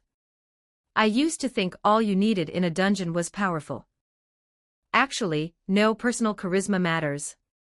Julius succeeded because he was stand-up. Pirates were willing to help him. That's how he won the Fruit War. Anyway, that dungeon's complicated. Players have done some major things in there, and it's easy to die going in now. Chen Lai grew more curious by the moment and opened the thread Age of Exploration's greatest player moments. Eye-opening. Age of Exploration was the world of the manga One Piece. The Great Vortex appeared the same year Luffy set sail, confirmed by newspaper references. The first thing players had done on entering was kill celestial dragons, and not quietly. Ceremonially. That wasn't typical pirate behavior. The Navy had cracked down hard on players. And the native world's inhabitants disliked players too, anyone who identified them immediately reported them. Entering now was genuinely difficult. Worse, many plotlines seemed to have been changed beyond recognition by player activity. Chunlai had no first mover advantage anymore. Better to find a new dungeon and explore while prospecting. Mind made up, Chunlai skimmed a few more long-running vortexes, all with similarly mangled plots, and finally abandoned fantasy, turning to vortexes that had been active less than a month. Brothers Karamazov, Treacherous Path, GoldenEye War. GoldenEye War. Chunlai turned the name over, then clicked the dungeon's dedicated thread on the forum. Someone was live streaming inside. The player Solid Build was wandering through a village somewhere, chatting to his stream. Let me give everyone who just joined the background on this dungeon. Right now I'm in a small village called Netskoy, in a country called Rosa. The few friends who entered with me are distributed across various villages, all of us on the west side of the Yancheklarsk River, out on the Donets steppe. To the west of Rosa is a country called Prosen, which 2 months ago suddenly declared war on Rosa, tearing up their non-aggression treaty. I'm about to evacuate with the villagers soon, or when the Prosen men arrive, I'll have nothing left, my equipment or my life. Solid Build raised a Storzev pattern rifle and grinned at the stream. As for the golden eye in the dungeon's name, I haven't spotted anything yet. But once the war intensifies, supernatural power will definitely follow. Stay tuned, everyone. Chunlai quietly listened to the end, gave the men 500 in tips, and closed the stream. His mind was already working. Rosa and Prosen. The Storzev rifle. Non-aggression treaties. All very familiar looking. Combine that with GoldenEye War as the dungeon title, he had a rough grasp of the main thread. Dragon Clan version of the Great Patriotic War. Made your decision. Interested in this one? Zhang Long checked the GoldenEye War entry cost, 30,000 yuan. Available items included firearms, ammunition, ID cards, and body enhancement bonuses. Looked like a low-magic dungeon. But Chunlai seemed very interested. Chunlai understood, the ID cards here had hidden depth. The hybrid ID card was 100,000 yuan, the description cryptic. Most players entering wouldn't splurge on it. The player who'd just been streaming had also passed on it. But Chunlai knew, that card was the dungeon's key. Hybrid, the mixed blood of humans and dragons. They possessed superior physical gifts, keener minds, golden eyes with draconic authority. Most importantly, every hybrid possessed spirit speech, the dungeon's true supernatural core. But awakening spirit speech required first activating your thin dragon blood. This is the one. I have a plan. This run, we're making something big. Chunlai was confident. Zhang Long nodded, swept the congee bowls and chopsticks from the table, stood and patted his rear, time to dive back in. Professional gold diggers were like this, the game was life and life was the game. Reality felt like the occasional dungeon run. Chunlai was no different. He flipped through the military combat form manual, memorized it, he'd practice in-game anyway. No point training in reality. He scattered the deep-sea powder into the fish tank. The vivid blue water began bubbling softly, sending a slight shiver down his spine. Jumping into an oil vat like it's a bath, Chunlai muttered, pinching his nose and jumping in. He logged into the deep-sea game once more. Chapter 44, Koshka Village 2027 characters August 12, 2025. The GoldenEye War Great Vortex was medium-sized, smaller than Beautiful Friend, but roughly the same scale as the Shibuya incident. Fiend Tiger still hadn't logged on, so Chunlai didn't invite him. He just brought Zhang Long, chatted briefly on Penguin Island and dove in. Classified, GoldenEye War, entry cost, 30,000 yuan, pre-battle prep. Duration 1 month. Evacuate from designated location before time expires. Timer starts upon entry. Your game items, none bank balance, 19,500 yuan. Seeing the balance, Chunlai's face immediately fell. He'd forgotten he had no money. Just as he fretted about borrowing entry gear funds from someone, an octopus-shaped wallet dropped from above, flooding his bank balance with Q coins. Fiend Tiger had come online, and transferred his previous stream earnings. That run had made the most during the confrontation with Amon. Fiend Tiger transferred 50,000 yuan, pushing Chen Lai's funds past the 70,000 threshold. This timing critical, bro. Chen Lai tossed the octopus wallet aside. It immediately came alive, swam out of the vortex to find Fiend Tiger and report back. Fiend Tiger's money arrived well, but was still short of a hybrid ID card unless he chose the Warfront spawn point. That activated a discount on ID cards, a special mechanic in dungeons with war in the title, since frontline spawns came with faster deaths, and made expensive gear pointless. 70,000 total. If he chose the Warfront spawn, the hybrid card dropped to 60,000. The hybrid ID is non-negotiable. Whether the spawn point is frontline or not, doesn't matter, this war will eventually reach everyone. Besides the hybrid card, one rifle and ammunition. Then a hunting knife for close range. Chen Lai made his selections among an overwhelming variety of firearms: PPD, 34 submachine gun, Tokarev rifle, Mosin Nagant rifle. He finally chose the Tokarev. Not random. This was what in-dungeon players called the Stora pattern rifle, named after Rose's great leader. Compared to the older, rougher Mosin Nagant, the Tokarev was a new semi-automatic rifle, currently issued only to the guards. Slightly expensive but worth it. He bought 200 rounds of ammunition, and a hunting knife for melee. His last 2,500 yuan went to 5 RGD, 33 grenades, spending every coin he had. Entry requirements met. Confirm entry. Absolutely. Chen Lai braced himself. This run, he was going to evacuate with a full haul. He'd put in everything he had. The next second, awareness blurred. Chen Lai woke on a hospital bed. A narrow bed. A red-starred steel helmet sat neatly on the bedside table. A combat belt hung from a chair. The bitter smell of herbal medicine drifted in from outside, along with deliberately quiet voices. Ulrika, is he awake yet? Not yet, Comrade Korchagin. He was badly injured. The bullet went through his chest.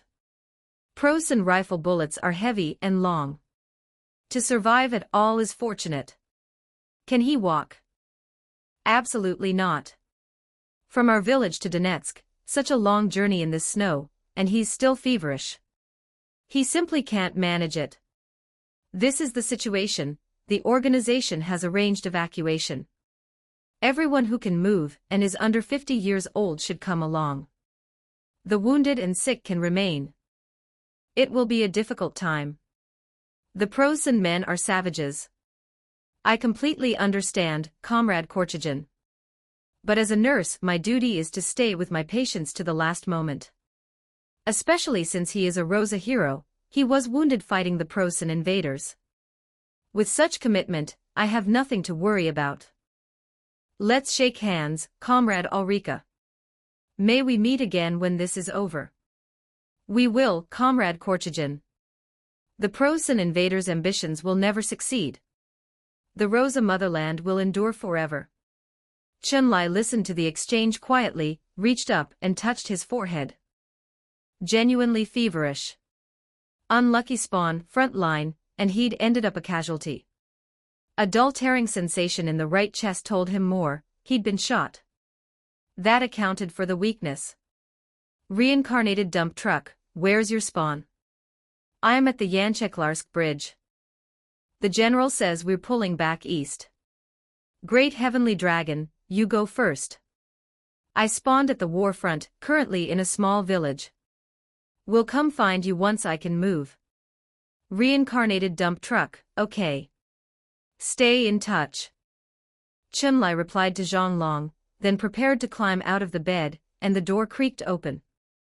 Ulrika came in carrying a basin of warm water. They stared at each other, and her expression became delighted. Oh, Comrade Commander, you've finally woken. How are you feeling? Does the wound still hurt? Ulrika spoke while gathering the loose golden strands of hair behind her ear. Chen Lai studied her, a village girl's honest quality, large bright eyes, her skin fighting Rosen cold and frost with collagen, slightly pale, with faint texture. I feel all right. Where are we? Koshka village, Comrade Commander. The frontline troops have been falling back steadily. We're now on the front line ourselves. Soon we'll all be driven from our homes. How far are the Prosen men? For that, you'd need to ask Korchagin. He's our political commissar here, the only one who can contact the partisans. But he's already said, the Prosen men won't wait a single minute extra. Chunlai nodded, indicating he understood. Then he noticed the folded clothes on the table beside him, thin, worn, clearly older, and the 3-star shoulder patch. Warrant Officer, First Class. He sat up and saw no weapons. He turned to Ulrika. Comrade, where is my weapon? Ulrika dampened a towel in the warm water to prepare wiping him down. Your Stora pattern rifle. I gave it to Comrade Korchagin. Weapons and ammunition are urgently needed right now. Chapter 45.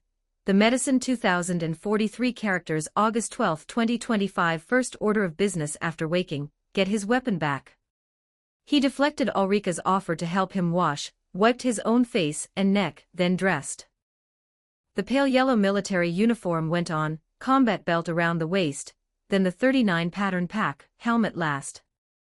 The outfit wasn't simple to assemble. The combat belt needed ammunition pouches and grenade pouches attached. The 39 pack required boot cleaning kit and personal hygiene items. But Chunlai moved quickly, muscle memory carrying him through. Under 2 minutes, he was a soldier ready to march, only his complexion still pale. Oh, Comrade Commander, must you rush? Such exertion will reopen the wound. Ulrika wanted to stop him, but faced with those calm eyes, she found she had no courage to physically block him. Words were all she could manage. Chunlai looked at her. If I lie here and the Prosen men arrive, what will they do with me? Ulrika went silent. The Prosen had a complete protocol for wounded Rosen soldiers, either shot on the spot, or handed to the Imperial Guard's concentration camps, forced labor until death. So then, Chunlai straightened his collar, adjusted his warrant officer patch. Lying in a bed waiting to die, or standing with a rifle and dying fighting, where does Comrade Korchagin live? He walked to the door and pulled it open. At Julia's house, the only property in the village with a mountain ash tree in the courtyard. It's the temporary party headquarters. Korchagin and several scribes are there. Chunlai heard, nodded, stepped outside. Heavy military boots crunched on the snow. Koshka village was tiny, with very few people. Julia's family, the wealthiest in the village, had a 2-story house with front and back courtyards. Most other villagers had single-story homes, maybe a few chickens and ducks in the back. Today the sun was generous, rising high, spreading warm even light across the snow, saturation overloaded brilliance. Chunlai walked heavily through the snow toward Julia's house, feeling the cold wind on his shoulder wound, like a draft through a hollow, faintly icy. Many villagers were packing, flat carts of all sizes waiting in courtyards, pulled by donkeys and horses breathing white puffs, uneasy hooves pawing the ground. This is Rosa, Chunlai thought. A federation built on frozen earth. Cities as core strongholds, villages supplying agriculture and labor, and in wartime, the necessary soldiers. Under the guidance of the great leader Stolt, the resistance against Prosen's shameless aggression will succeed. Their plot to enslave the Rosen people will never prevail. The village's loudspeaker was reading a script from Rosa's Central Propaganda Committee, a woman's high, clear voice carrying far across the snowfield. Chunlai walked and listened. This broadcast had the right feel. The high, forceful voice was working women's voice, the voice that could hold up half the sky. By comparison, everything in later eras felt hollow. Energized by the broadcast, Chunlai's steps grew firmer. He entered Julia's courtyard, found the door bearing the Koshka Temporary Party Committee sign, and knocked firmly. Who is it? Me, I'm looking for Comrade Korchagin. I'm the warrant officer of the Donetsk front, the officer you rescued on the brink of death. The door opened immediately. The men before him, gaunt-faced, not particularly healthy-looking, more the anxious exhaustion of someone carrying too many responsibilities. But his eyes made the strongest impression. Like a hawk. Like a bear. When he fixed his gaze on you, you'd better have a clean conscience. I'm Korchagin, Comrade Warrant Officer. Wonderful that you've woken, we're preparing to evacuate. Now that you're up, you can ride on the flat cart. We'll bring you to the rear. Korchagin looked genuinely pleased. Chunlai waking up was probably the only good news he'd had in some time. Korchagin clearly believed Rosa under the Steel leader would ultimately prevail. But right now they were in a difficult stretch. Prosen's advance had been like lightning. Their bombers and tank coordination struck with tremendous force. Rosa's army, caught off guard, had fallen back steadily, now forced to the Great River defensive line. It's like this, Comrade Korchagin. Chunlai shook hands with him warmly, their uniforms putting them immediately at ease with each other. I'm here to reclaim my weapon. Oh, right, your sidearm. Nearly forgot. Korchagin slapped his forehead, invited him in, and only then did Chunlai notice a man and woman seated inside, hands tightly clasped, expressions of life and death parting. Give you your sidearm, Comrade Warrant Officer, the grenades are in the box on the flat cart outside. Handle them gently. Korchagin held out a long, slim orange-tinted rifle with a spotless scope, clearly lovingly maintained. Thank you. Chunlai nodded, then looked toward the couple. What are they doing here? Why are they so agitated? Korchagin followed his gaze and understood. His voice dropped. Julai is staying behind to carry out a liaison mission. Sherioza is a scribe who must go with us. A couple who've been officially together less than a month, and now the war is separating them. Of course they're agitated. What mission is she carrying out? Liaising with the partisans, reporting conditions in the Prosen-occupied zone to General Pskov. She's also transporting a new drug developed by the Rear Science Committee to Comrade General Pskov. Why send a woman comrade on a mission like this?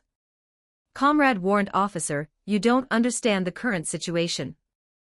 The army is short-handed. Front intelligence also needs people. Men must be soldiers, so women must carry out intelligence work, even if they suffer in the occupied zone. Korchagin was delicate in phrasing, but Chunlai understood the implication. That medicine, may I see it? Of course. I'm told this drug can effectively help frontline soldiers fight the Prosen invaders. It was developed by the Rear Science Committee's director, Comrade Herzog. Korchagin handed over a small bottle as he spoke, its packaging sealed tight, marked with hazard warnings. Assault drug, rare, a secret medicine that can help a hybrid advance further toward the 50% threshold. Inject it, and you will gradually lose your qualifications as a human being. Value, 20,000 yuan. Chapter 46. Herzog 2028 characters August 13, 2025. Chunlai took the bottle, silently opened it and sniffed, while his mouth repeated the name. Yes, Comrade Herzog, a scientist like him is a model for all scientists.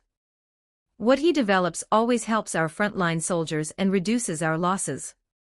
Chunlai looked at Korchagin and smiled slightly. Korchagin was puzzled by his reaction. What is it? Do you know Comrade Herzog from the Science Committee? I know him. Quite well, actually. Chunlai pocketed the assault drug. In that case, let me deliver the medicine to General Pskov instead. I've met the general and know his guard detail. Let Sherioza and Julai both retreat. Rosa needs more couples, more children. That's how we have a future. Yes, Comrade Warrant Officer. Korchagin straightened with respect. Under such harsh conditions behind enemy lines, this officer not only hadn't refused but proactively taken on Julia's assignment. This self-sacrificing spirit was exactly the spirit a party member should have. Then this, oversee the evacuation of Koshka village. The elderly who can't travel, and any young Rosen League members who voluntarily remain, have them come to me. Chunlai nodded. Through fragments of conversation, he'd now largely reconstructed this world's lore. First, Herzog. This should be the villain from Dragon Raja, Volume, Tide of the Black Moon, the one responsible for the death of Usugi Eri. In this world, he'd apparently risen to become director of the Rosa Federation's Science Committee. And the great Rosa leader, Man of Steel, real name Stolt, a man with thick, handsome whiskers who'd been making revolution since the Tsarist White Army days. If not for his push for rapid industrialization, Rosa might have collapsed under Prasen's first strike. In short, Dragon Raja's version of the Great Patriotic War.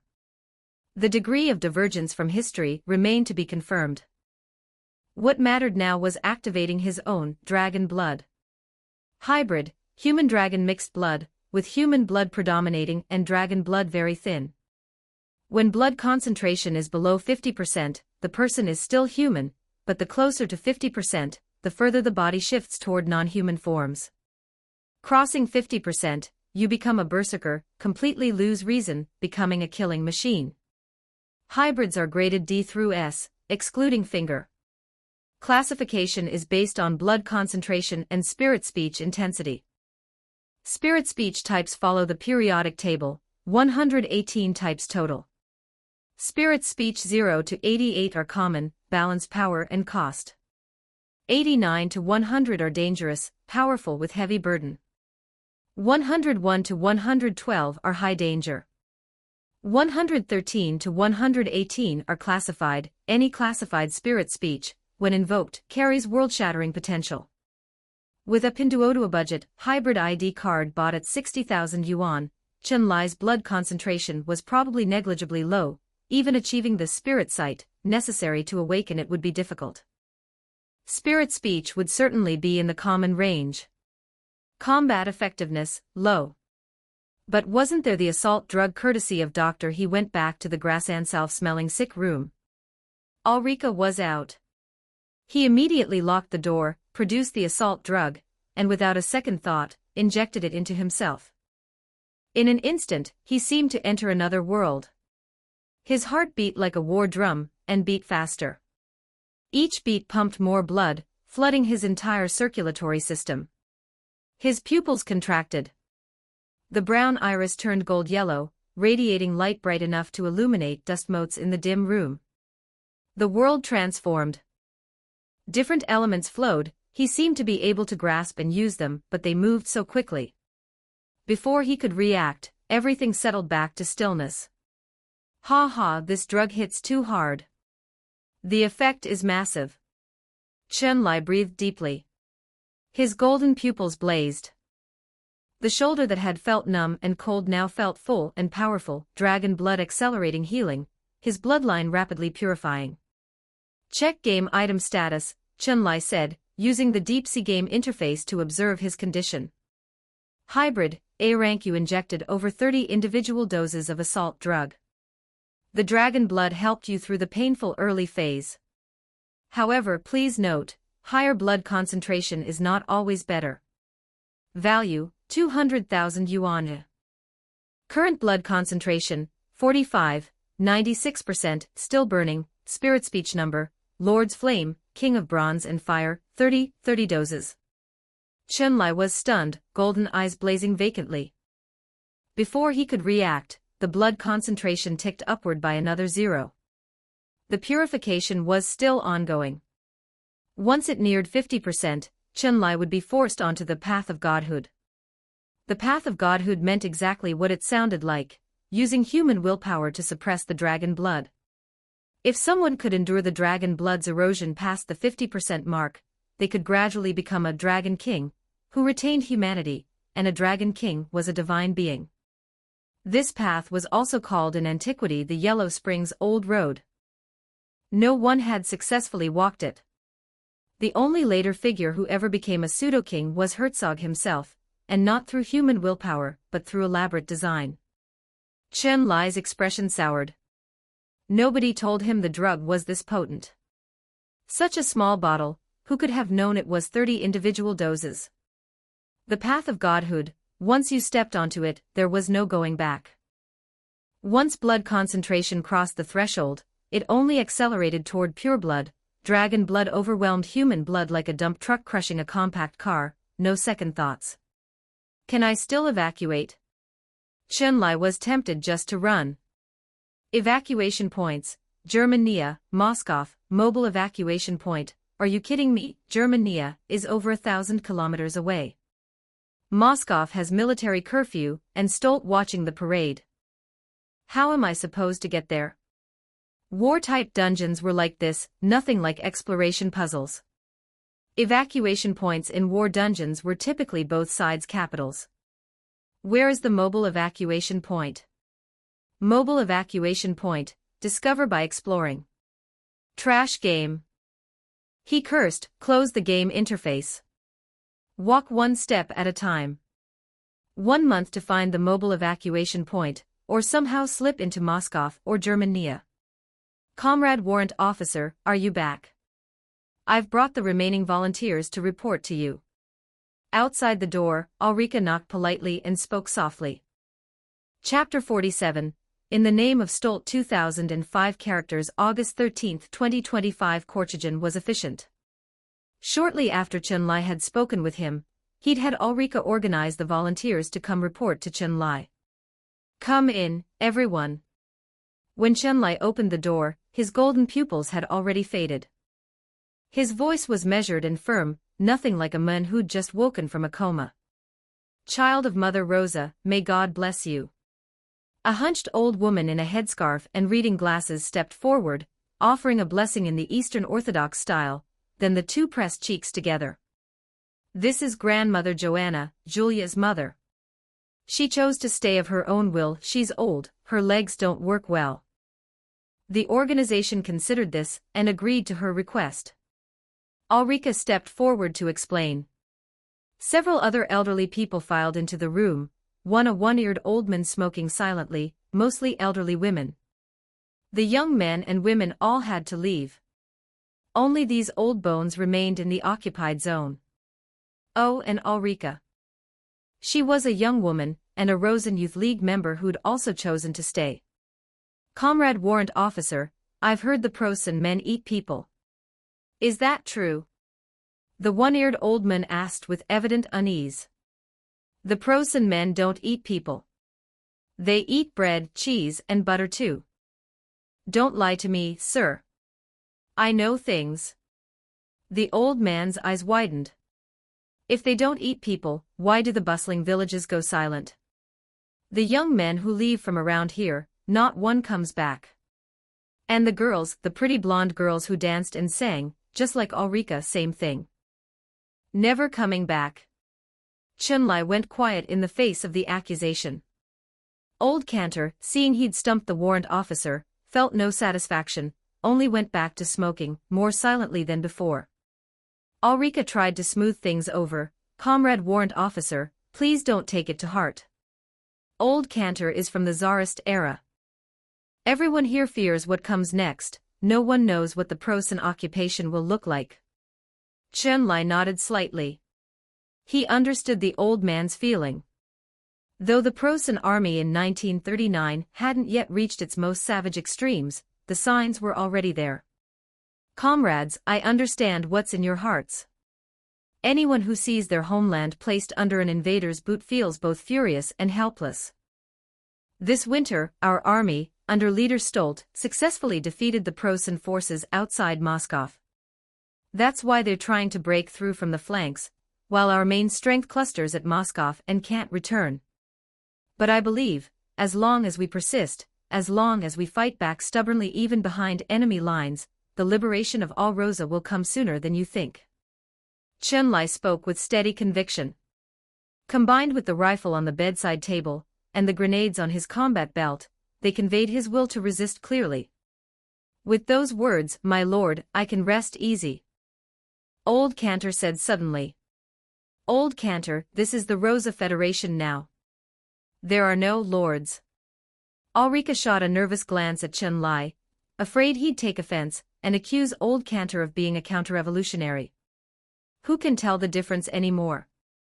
In the Tsar's time, lords were everywhere. Now some federation replaced the lords, then the Prosen come. They come for the same reason, to be lords. On Rose's land, has the history of lords ever been short? Old Cantor smiled bitterly. Chun-Li didn't respond. He was thinking about how to link up with General Pskov without actually knowing the mun, and how to explain the missing drug. After all, he had no actual acquaintance with the partisan General Pskov. He'd said so only to secure the drug. The silence stretched.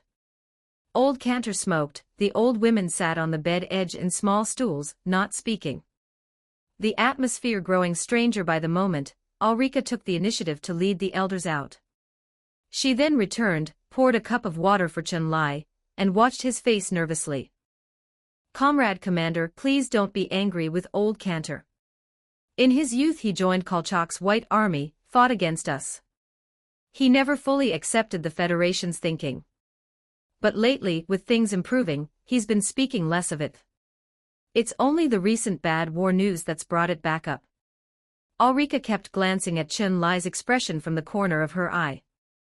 She knew the implications. If the officer was displeased, he could shoot old Cantor on the spot, counter-revolutionary, disloyal to the Federation.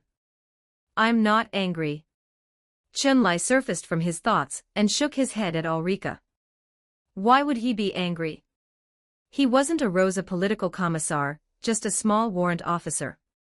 "Oh, you terrified me.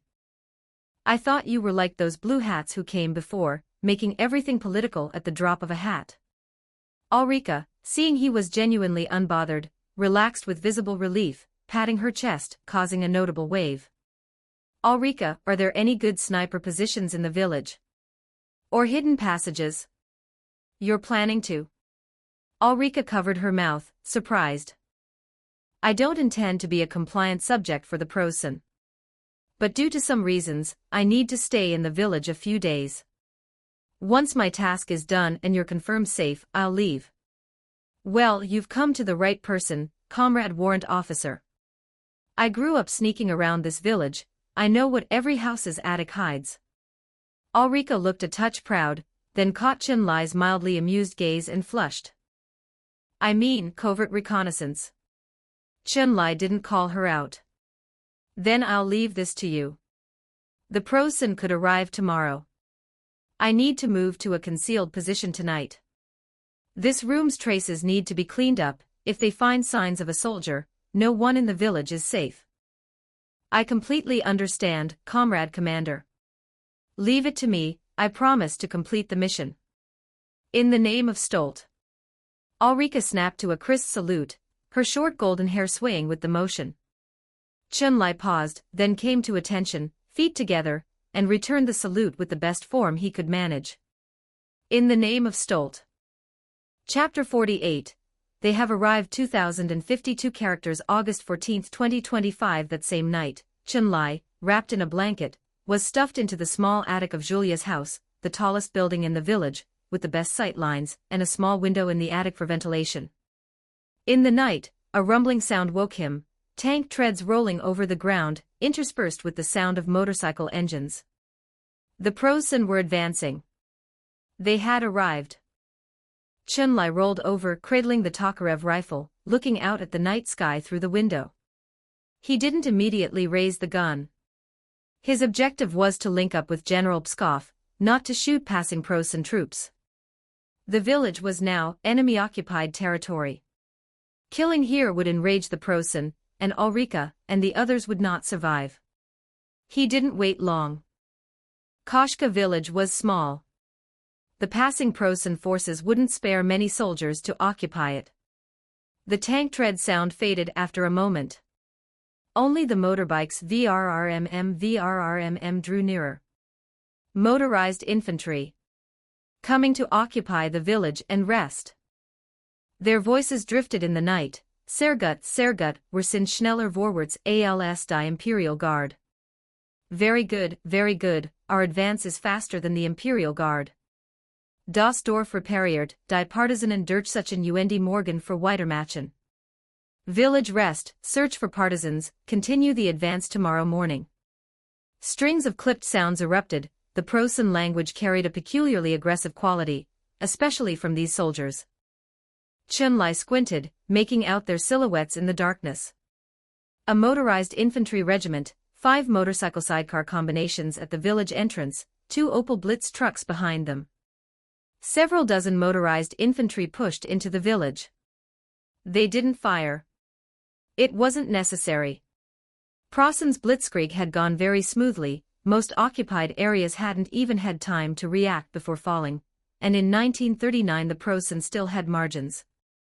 No racial cleansing of villages. Looting, however, was certain.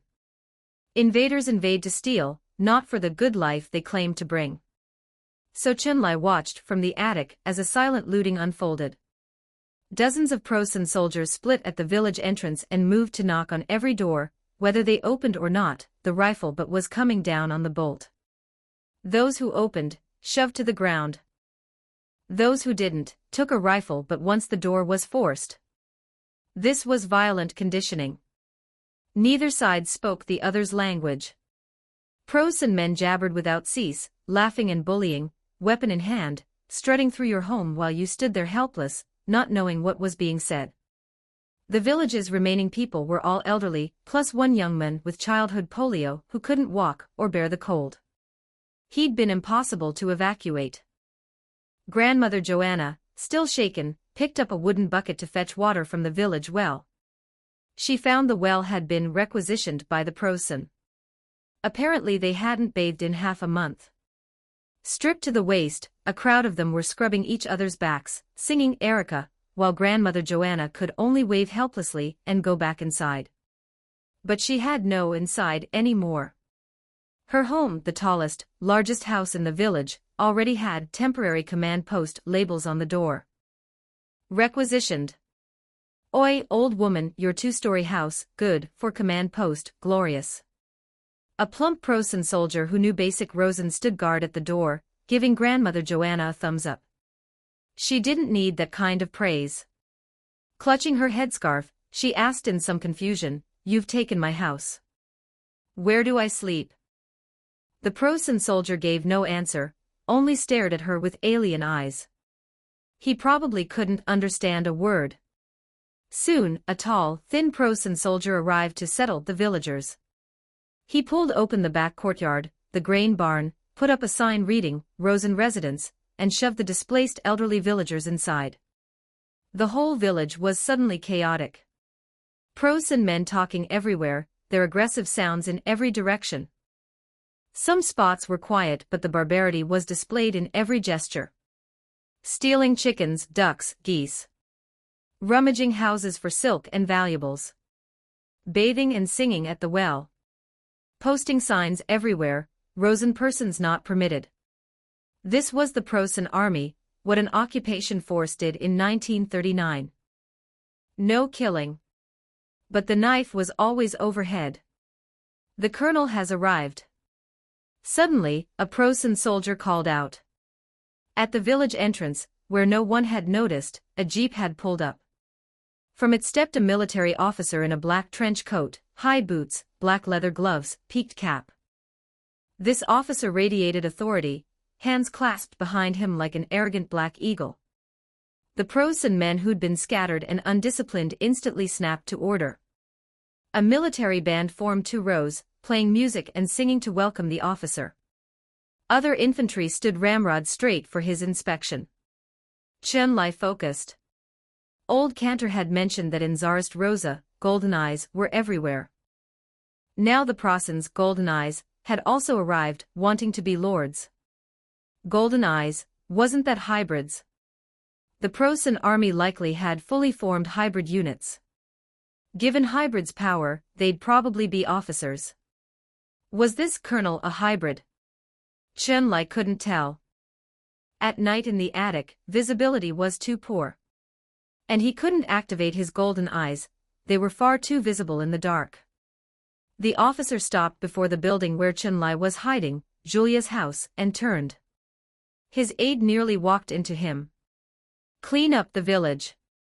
Keep it quiet for the next few days. Display proper military discipline. The general is coming to inspect our regiment.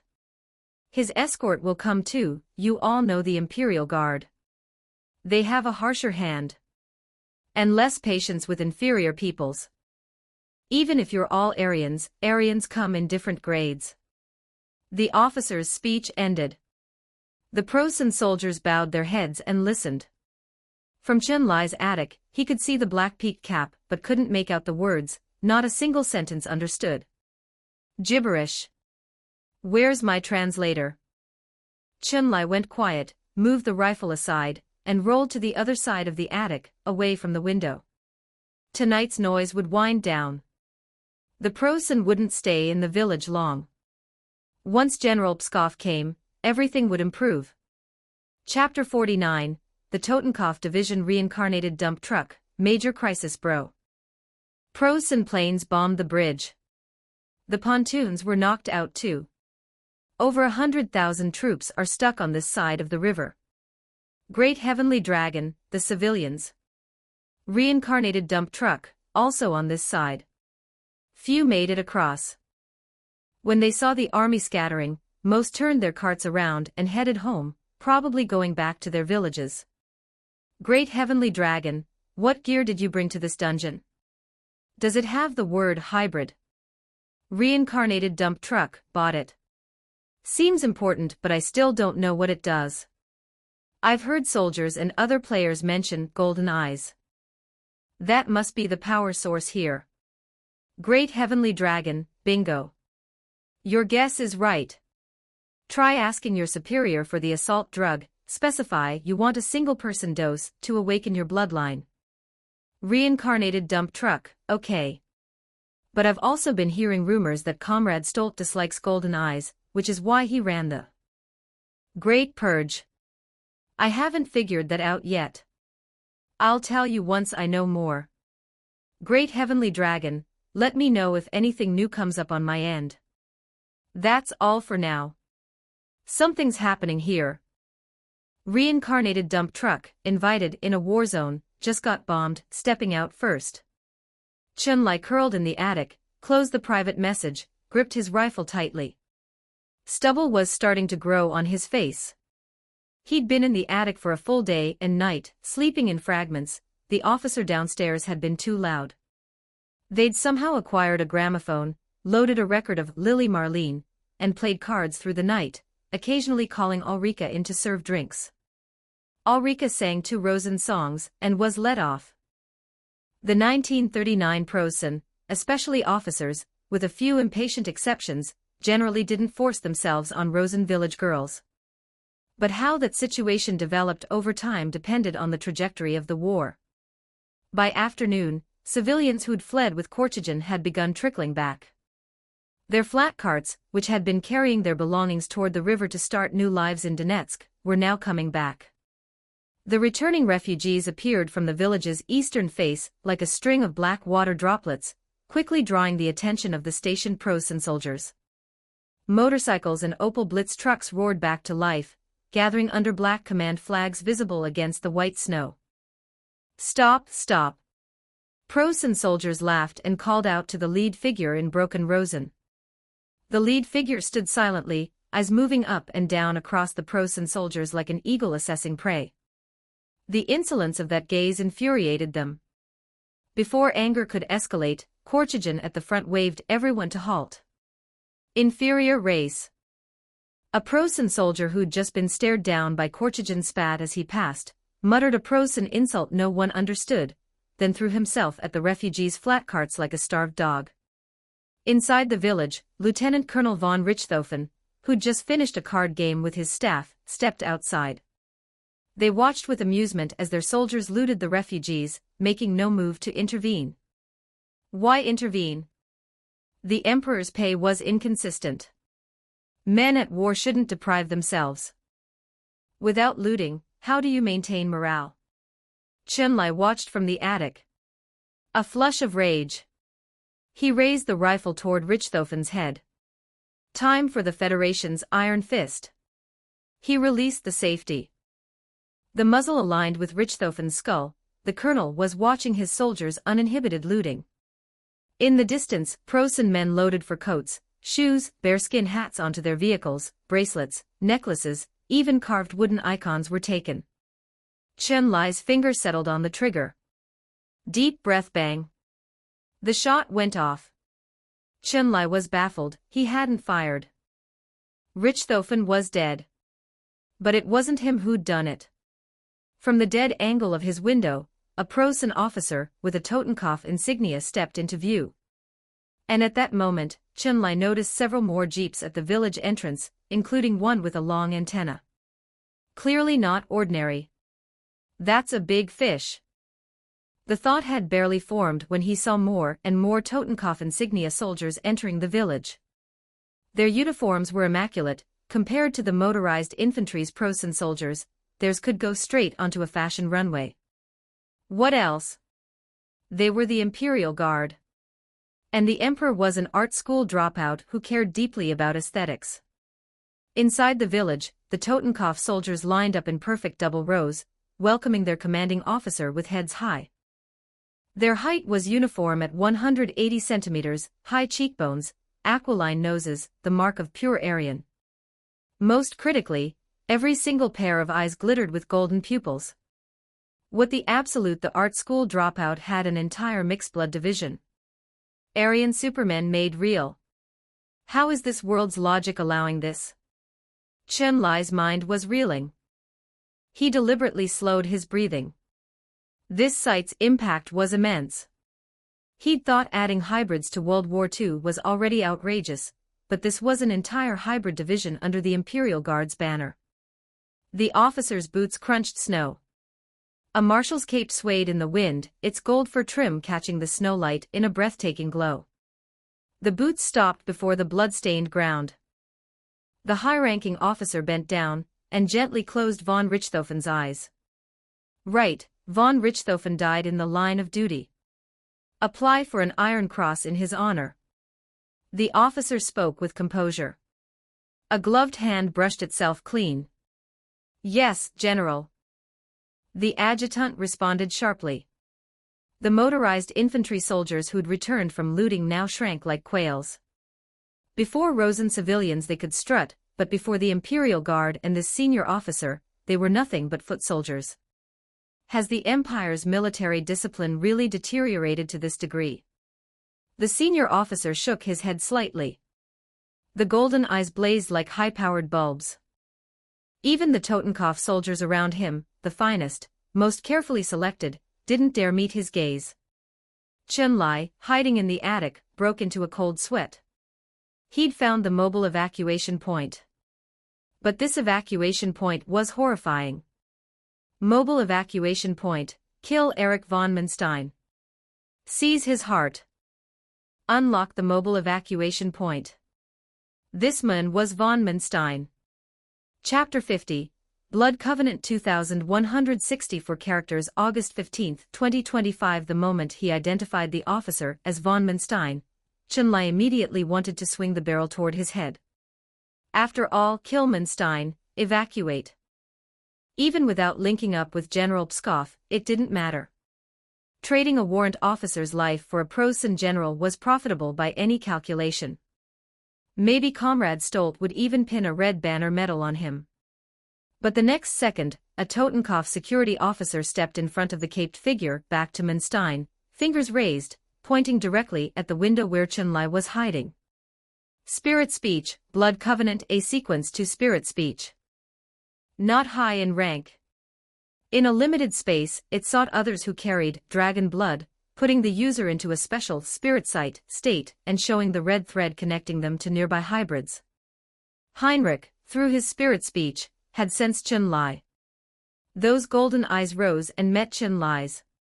He split into a grin, showing dense white teeth. Chen-Lai's cold sweat ran from his temple. The Totenkopf had someone specifically assigned to detect hybrids. This was going badly. He couldn't move the gun. He maintained eye contact with Heinrich, frozen, but didn't ignite his golden pupils. You and you go up to the attic. Bring the hiding rat down. Heinrich pointed out 3 subordinates, ordering them up. But before the 3 soldiers moved, Manstein spoke. Let it be, Heinrich. Rosen's in hiding, Rosens who've given up resistance, they're all friends of Prosen. When we govern this place, we'll still need their help. Aryans need some space. Eurasia is vast enough for us and them. Give our friends a little more time. Done speaking, Munstein turned and walked toward the command vehicle at the village entrance. The antenna-equipped vehicle started. The Totenkopf soldiers moved after him. Only Heinrich and the 3 soldiers he'd singled out remained. Heinrich looked one more time at the attic window. Chun-Li had pulled back. The hunting knife and grenades were ready. You 3 stay here. Discipline the regiment. Maintain military order. The secondary offensive across the Great River will begin soon. I want no partisan traces here. Heinrich issued sharp orders to the 3 Totenkopf soldiers. Munstein is right. Rosens who gave up resistance are our friends. But a hunting dog must not bite its master. If he pointed upward, if he dares resist, or refuses to cooperate with imperial policy, you know what to do. Yes, Sir Heinrich. Heil, Skymos. Heil, Skymos. Both sides saluted. This was the most widespread Preußen greeting and farewell, honoring Emperor Skymos. Done, Heinrich rushed off to follow Munstein. As an adjutant, he couldn't stray from the general's side. Chun-Li waited. No one came upstairs. From below, the Lily Marlene record started again. 3 Totenkopf soldiers came inside, turned on the gramophone, immediately disliked it and shut it off. Lily Marlene, the emperor had personally banned it. When Preußen troops had conquered Belgrade, capital of South Slovenia, soldiers had privately played this song, triggering anti-war sentiment and enraging the emperor. As the emperor's most loyal hunting dogs, they naturally couldn't listen to such music. The Aryan upstairs, leave him. I don't believe he won't get hungry. When his food runs out, he'll come crawling down like a begging hyena. Harold, the leader of the 3 Totenkopf soldiers, delivered his verdict. He immediately went outside, more focused on disciplining the regiment. The deterioration of Preußen discipline on the Eastern Front had reached him. Seeing it in person still surprised him. They were the superior race. How had they fallen to looting inferior races' belongings? Even if ordinary Preußen soldiers were only the lower grade of Aryans, they should maintain virtue like the knights in the old poems. Of course, this was Harold's own wishful thinking. Totenkopf was Imperial Guard, its allowances among the finest in Preußen. Well-fed, well-housed, naturally they found it hard to understand the frontline soldiers' difficulties. Without bothering to listen to explanations, Harold simply picked out the soldiers with the most loot and fired shots through their brows. Listen, Aryans are the finest race. We cannot and should not. Mid-lecture, the attic window suddenly shattered. 4 grenades flew up simultaneously and began their descent toward the assembled Preußen soldiers receiving the speech. Killing just a few won't do. Kill them all. Chun-Li's golden pupils had been lit for a while. He'd been waiting for the Totenkopf main force to move far enough away. The player blood in his body was burning. If it weren't for his promise to Ulrika. If it weren't for the mission. He'd have gone for Munstein the moment he arrived. Now just these few small fry. Was he supposed to wait? A bunch of Preußen invaders jabbering away, posturing for nobody's benefit. Chapter 51, Lord's Flame 2188 characters August 15, 2025, hit the ground. Harold's golden eyes blazed. He reacted instantly, shouted, then dropped toward the doorway. The Preußen soldiers caught off guard had no such luck. Chun-Li had 5 grenades total but threw 4. The last one, if he couldn't win, he was keeping for himself. Spirit speech, Lord's Flame. Ancient syllables poured from Chun-Li's mouth. His golden pupils blazed white bright. Compared to the 3 Totenkopf soldiers, his blood concentration far exceeded them. A king descends. Fury and ferocity. Chun-Li launched through the shattered window. Glass shards cut his arm at high speed, healed instantly under dragon blood. Sukabliat. Chun-Li cursed in Rosen, insulting the Prosen invaders as he hung in the air, Lord's flame surging. Lord's flame, within a 5-meter radius, heats air to a rare extreme temperature. The contracting air draws in dust, producing a dust explosion. My father and savior. Ulrika hiding inside, grandmother Joanna peering from the barn, old Cantor, all crossed themselves simultaneously, using the religious remnants to express their awe. They'd only known this officer was very strong, that he'd killed over a dozen Prosen men in the trenches and been dragged from the front line from serious wounds. But this strong. Truly, God protects Rosa. Even after Comrade Stolt purged so many golden eyes, one GoldenEye Lord remained willing to fight for the Federation. Aya. Winter uniforms ignited. The grenades detonated, triggering Lord's Flame's second wave. Over 100 Prosen soldiers rolled on the ground like men who'd walked through hell. The central road was cleared.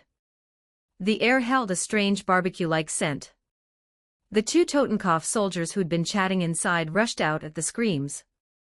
Harold lay flat on the ground, staring wide-eyed at the mun who'd melted the accumulated snow and scorched a black crater in the earth. The mun in the attic, a hybrid who controlled Lord's Flame at such a high-danger spirit speech level. A blood concentration like this could earn a noble Von prefix even among Prosen. And he'd been hiding in an attic to ambush these scattered soldiers. This kind of thing could only happen in the Rosa Federation. A dangerous hybrid like this, probably persecuted under Stolt's purge and cornered here. In a flash of thought, Harold worked it out and decided, Chun-Li was probably aligned with the old Trotskyists, or royalist faction, the persecuted hybrid types. Therefore perfect. Stolt's enemies were Prosen's friends. A prize of this caliber could replace Vlasov. Rosen we friends, Aryan. Harold drew his sidearm, thought better of it, and lowered it. He rose slowly, speaking to Chun-Li and halting Rosen, signaling no hostility. Chun-Li ignored him. He picked off the Prosen soldiers who'd survived the grenades, and were now trying to fire back, his reaction speed far exceeding theirs. Often the bullet was through their brow before they'd even raised their hands. Shots rang out clearly, carrying far in the snow. Stop or we fire. The 2 Totenkopf soldiers who'd come from inside the building assessed the situation quickly, MP-38 submachine guns leveled at Chun-Li, fingers on triggers. No, do not fire. Harold stopped them, and walked alone toward Chun-Li. He wasn't insane. He was very clear on how dangerous a hybrid controlling Lord's Flame was. At this level, a Mauser 98K bullet might not even penetrate their body. An MP-38, designed for urban combat, had even less penetration. The power was simply too low. Chun-Li surveyed the area. The Prosen soldiers were mostly dead. No one left to take a cold shot at him. Only 3 Prosen hybrids remained in front of him.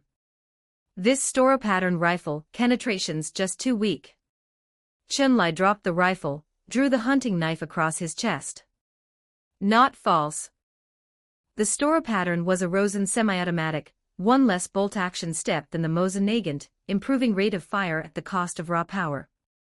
Prosen rifles, by contrast, were all designed to kill hybrids. The Mauser 98K was overpowered but slow. High power, though genuinely high. No, no, no, I don't want to hurt you. Harold unslung his sidearm strap and tossed it, raising both hands to show no hostility. Tavarish. Tavarish. Chun-Li actually stopped. He smiled at Harold. Harold smiled back. He was pretty confident about recruiting Chun-Li to become a Rosen traitor. The next second, Chun-Li threw the knife, stepped down, and a Mauser 98K rifle slick with Prosen blood flew up into his hand. He fired without hesitation, without aiming. At this distance, point and shoot was enough. In combat, first to fire wins. Who the hell is calling me Tavarish? Chun-Li spat. Others might not know the Totenkopf's real character, but he did. This Imperial Guard seemed polite and principled, disciplined and strict with themselves. In reality, they were mass killers. Toward their own kind and Aryan fellow hybrids, they behaved like knights, cordial, honorable. Toward inferior races, gas chambers and concentration camps. Harold fell, unable to believe it. A shot to the neck. Blood pooled as he dropped to his knees. Behind him, his companions, seeing negotiation had failed, didn't care about penetration anymore, raised their submachine guns and opened fire. Facing this, Chun-Li ignited his dragon blood again, releasing Lord's flame. His body was only just recovering from serious wounds, not as invincible as he'd imagined. If bullets hit him, it was still a problem. The dust explosion at the first-floor entrance went off. This time Julia's house was truly finished, for grenades, and 2 Lord's flame invocations against a wooden structure building. It simply couldn't hold. The whole floor collapsed. Wood fragments and roof tiles flew. The second floor fell diagonally onto the 2 Totenkopf soldiers, silencing them. Chun-Li felt a wave of darkness in his vision. Total exhaustion. Spirit speech at this level consumed immensely. Releasing it multiple times in quick succession on a body still recovering from wounds, he simply couldn't sustain it. He swayed several times. Chun-Li collapsed straight backward, hitting the ground hard. At the same moment, Harold, struck by the Mauser 98K through the neck, was staggering back to his feet. He picked up the hunting knife from the ground, pale-faced, approaching Chun-Li. If not for ghostly victory, you'd have actually gotten away. Harold's golden pupils blazed brilliantly. A black mist-like viscous substance moved around him. Facing the fallen Chun-Li, he raised the hunting knife high. Spirit speech, ghostly victory. While active, the user ignores pain and fights without fear of death. Chapter 52, General Pskov 2031 characters August 16, 2025, just as Harold prepared to deliver the killing blow, 2 gunshots came simultaneously from east and west. Korchagin braced a Mosin-Nagant rifle he'd hidden under a flat cart. The muzzle was still trailing white smoke. His eyes weren't golden. Korchagin was an ordinary man, ancestors were serfs. He'd only learned to read during the Federation era, becoming a commissar. His bullet couldn't penetrate Harold's shoulder blade. Distance was too far, and his aim was slightly off. But the other bullet was different. It was a special round specifically designed to kill Prosen hybrids. Not a rifle bullet but fired from a revolver. The bullet, inscribed with alchemical patterns, crossed 200 meters, struck Harold in the head, and burst open a flower of blood in the cold air. "Oh, hit it." A slightly raspy male voice said this in complete calm. Fingers nimbly spun the revolver a few turns, then nestled it back into a deerskin holster. A doubly reassuring pat. His face was dry and weathered, like sandpaper had been used on it. His nose was large and red, clearly a regular drinker. Combined with his big Rosen winter coat, anyone looking would say, a proper Rosen drunkard. That is, if you ignored the dozen or so men behind him, golden eyes blazing, Stora-pattern rifles on their shoulders. "Comrade Pskov, wonderful to see you again." As soon as he entered the village, Korchagin hurried to Pskov and extended his hand. Pskov glanced at Korchagin, rubbed his own blackened hands, then gripped Korchagin's firmly, gave it 2 shakes, then released. He turned to Chun-Li on the ground. Another hybrid dumped by Stolt. Pskov's tone even carried a note of mockery. The dozen Rosen soldiers behind him looked equally displeased. No, he's a warrant officer from the front lines, sent here to convalesce after being wounded. But then the Prosen pushed in so fast. Stolt is a fool of an emperor. Right now, of all times, the Prosen men are nearly at Moscow. And he's still purging golden eyes. Without hybrids, the army's combat strength collapses entirely. Sending hybrids to the front as partisans every day, do you know how many have defected to Prosen? Vlasov's level of defection. Just making trouble for me. Pskov dug a pipe from his coat, stuffed it haphazardly in his mouth. Korchagin stepped forward to light it with a smile, and was waved off like a fly. "Only you, little Pavel." Another person, I wouldn't even give them the time of day. Yes, yes, yes, I know how hard it is holding the rear together. Having grievances is completely natural. Sometimes even I can't quite understand Comrade Stoltz's thinking. Korchagin smoothed things along. He knew this old general well. Pskov had joined the White Army during the Civil War, then came over to the Federation. He was a patriot, just blunt and difficult to deal with. Korchagin turned to Ulrika, who'd been carefully approaching, asking her to help Chen-Lai back inside. Then he arranged for villagers to gather and burn the bodies. In enemy-occupied territory, Prussian soldiers' corpses discovered here would be very dangerous. Once things were settled, he went into Old Cantor's house, and found Pskov already chatting with Old Cantor. The two old men were going on enthusiastically about Tsar Peter the Great and Tsarina Catherine the Great. At this level of nostalgia, a firing squad verdict would be warranted. But Korchagin the Commissar heard nothing. Years of work had taught him, unite all forces that can be united. Many elders simply couldn't accept Federation thinking. Was it right to force a change on them in their final years? Comrade Pskov, I'd like to discuss what comes next. Comrade Cantor, would you wait next door for a moment? Of course, Pavel. Old Cantor tipped his hat and shuffled off with his stool. What is it? Pskov was grumpy at having his conversation interrupted. Korchagin sat properly upright. The bridge over the Yancheklarsk River has been bombed by Prussian aircraft. Currently hundreds of thousands of soldiers are stacking up at the river mouth. Repairs may take another 3 days. I wanted to hear your thoughts. Pskov had been frowning throughout. 3 days? Those hundreds of thousands haven't been taken prisoner yet. Korchagin choked. Surely not, there are our finest guards among them, and Comrade Korchagin, you still don't understand Prussian military tactics. Skymos calls this blitzkrieg, I find the name very accurate. I'd bet you, Pavel, if we haven't repaired that bridge in 2 days, those hundreds of thousands will be picked like ripe fruit, men into prisoner of war camps, women. Well, Pskov smiled, but his eyes held no smile.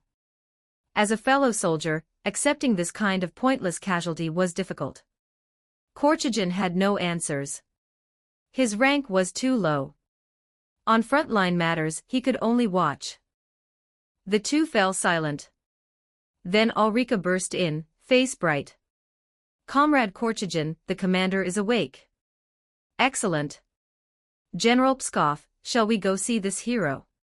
His performance absolutely earns a Red Banner medal, and after the war I'll definitely push for the award. Korchagin stood. Pskov wrapped his coat tighter and also rose from his chair.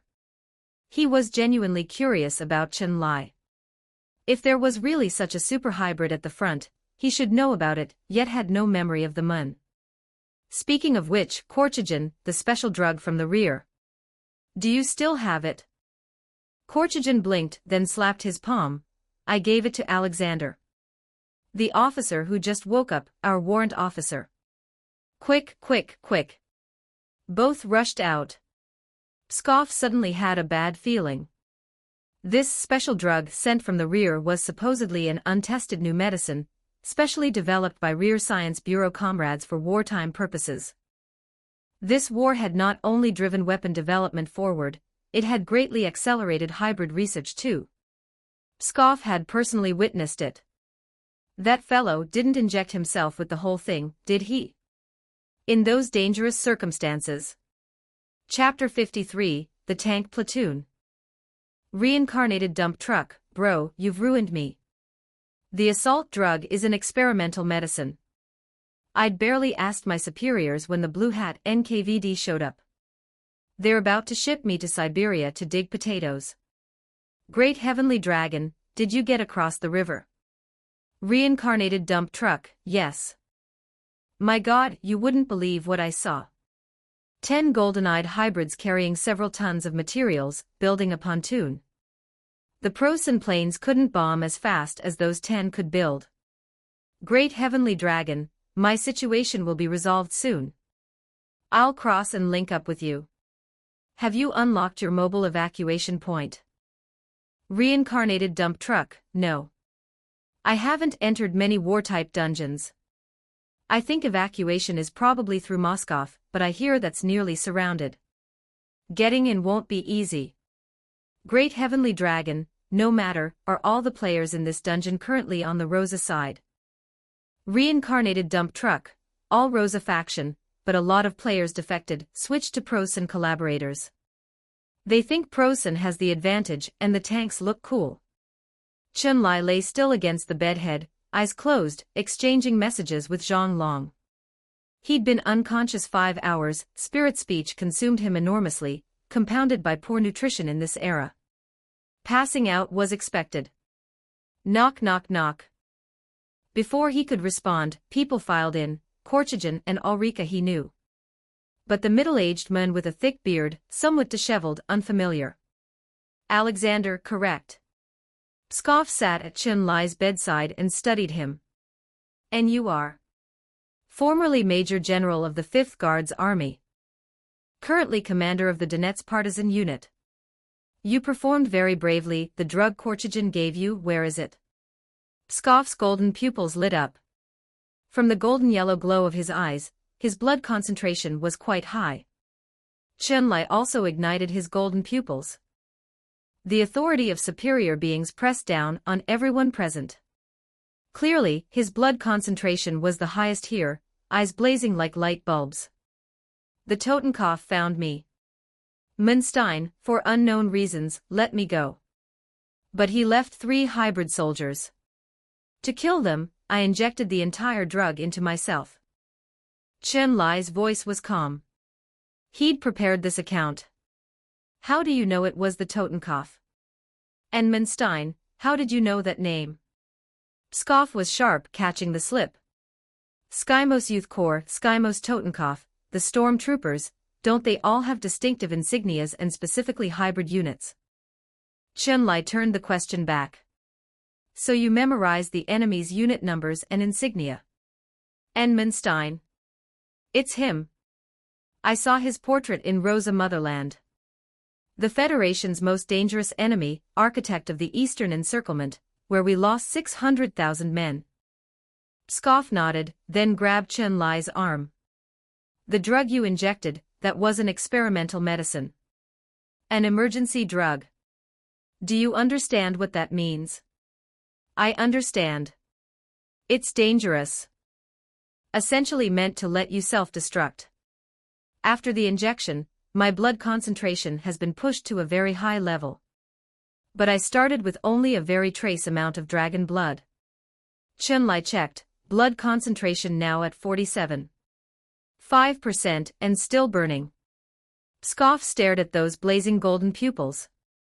Some reluctance showed. Do you know what happens if you cross the threshold? Berserker. They become mindless monsters. They roam the entire Donetsk steppe. They were once our comrades. Now they're only obstacles, tools to kill, and cause trouble for Prosen. I'm prepared. Before I lose reason, I'll take out Prosen's most dangerous men. Chun-Li had decided, find Munstein, then go after him. Killing Munstein was the only way to evacuate. The other 2 evacuation points were too far, he couldn't make it in time. Seeing his resolve, Pskov said nothing more. He clapped Chun-Li's hand and pulled him to his feet, pressing him into his chest. May God protect you. Time to move. Where are we going? We've completely lost the Donetsk. Vlasov and his lackeys are hunting me everywhere. I was wounded, thought I'd use the drug to take a few of those dogs with me. But now there's no drug. Pskov pushed up his trouser leg.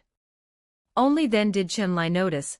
The general's thigh was blackened and swollen, something moving inside like a living creature. Spirit speech injury. Vlasov's spirit speech. He's the most dangerous of them all. If I don't get alchemical medical help soon, I'll have to saw the leg off myself. I'm not afraid to die, but this spirit speech isn't something you simply fix. I need alchemical assistance. Chun-Li nodded. He understood the situation now. Since he was up, he'd naturally travel with Pskov. Clank clank clank clank dash. Which unit are you? Why have you stopped advancing? Don't you know the general has the Imperial army surrounding the Rosen pigs? Outside, Prosen syllables with that aggressive tail sound erupted again. The tank tread sounds were thunderous and close. Chun-Li and Pskov exchanged looks. Work had arrived.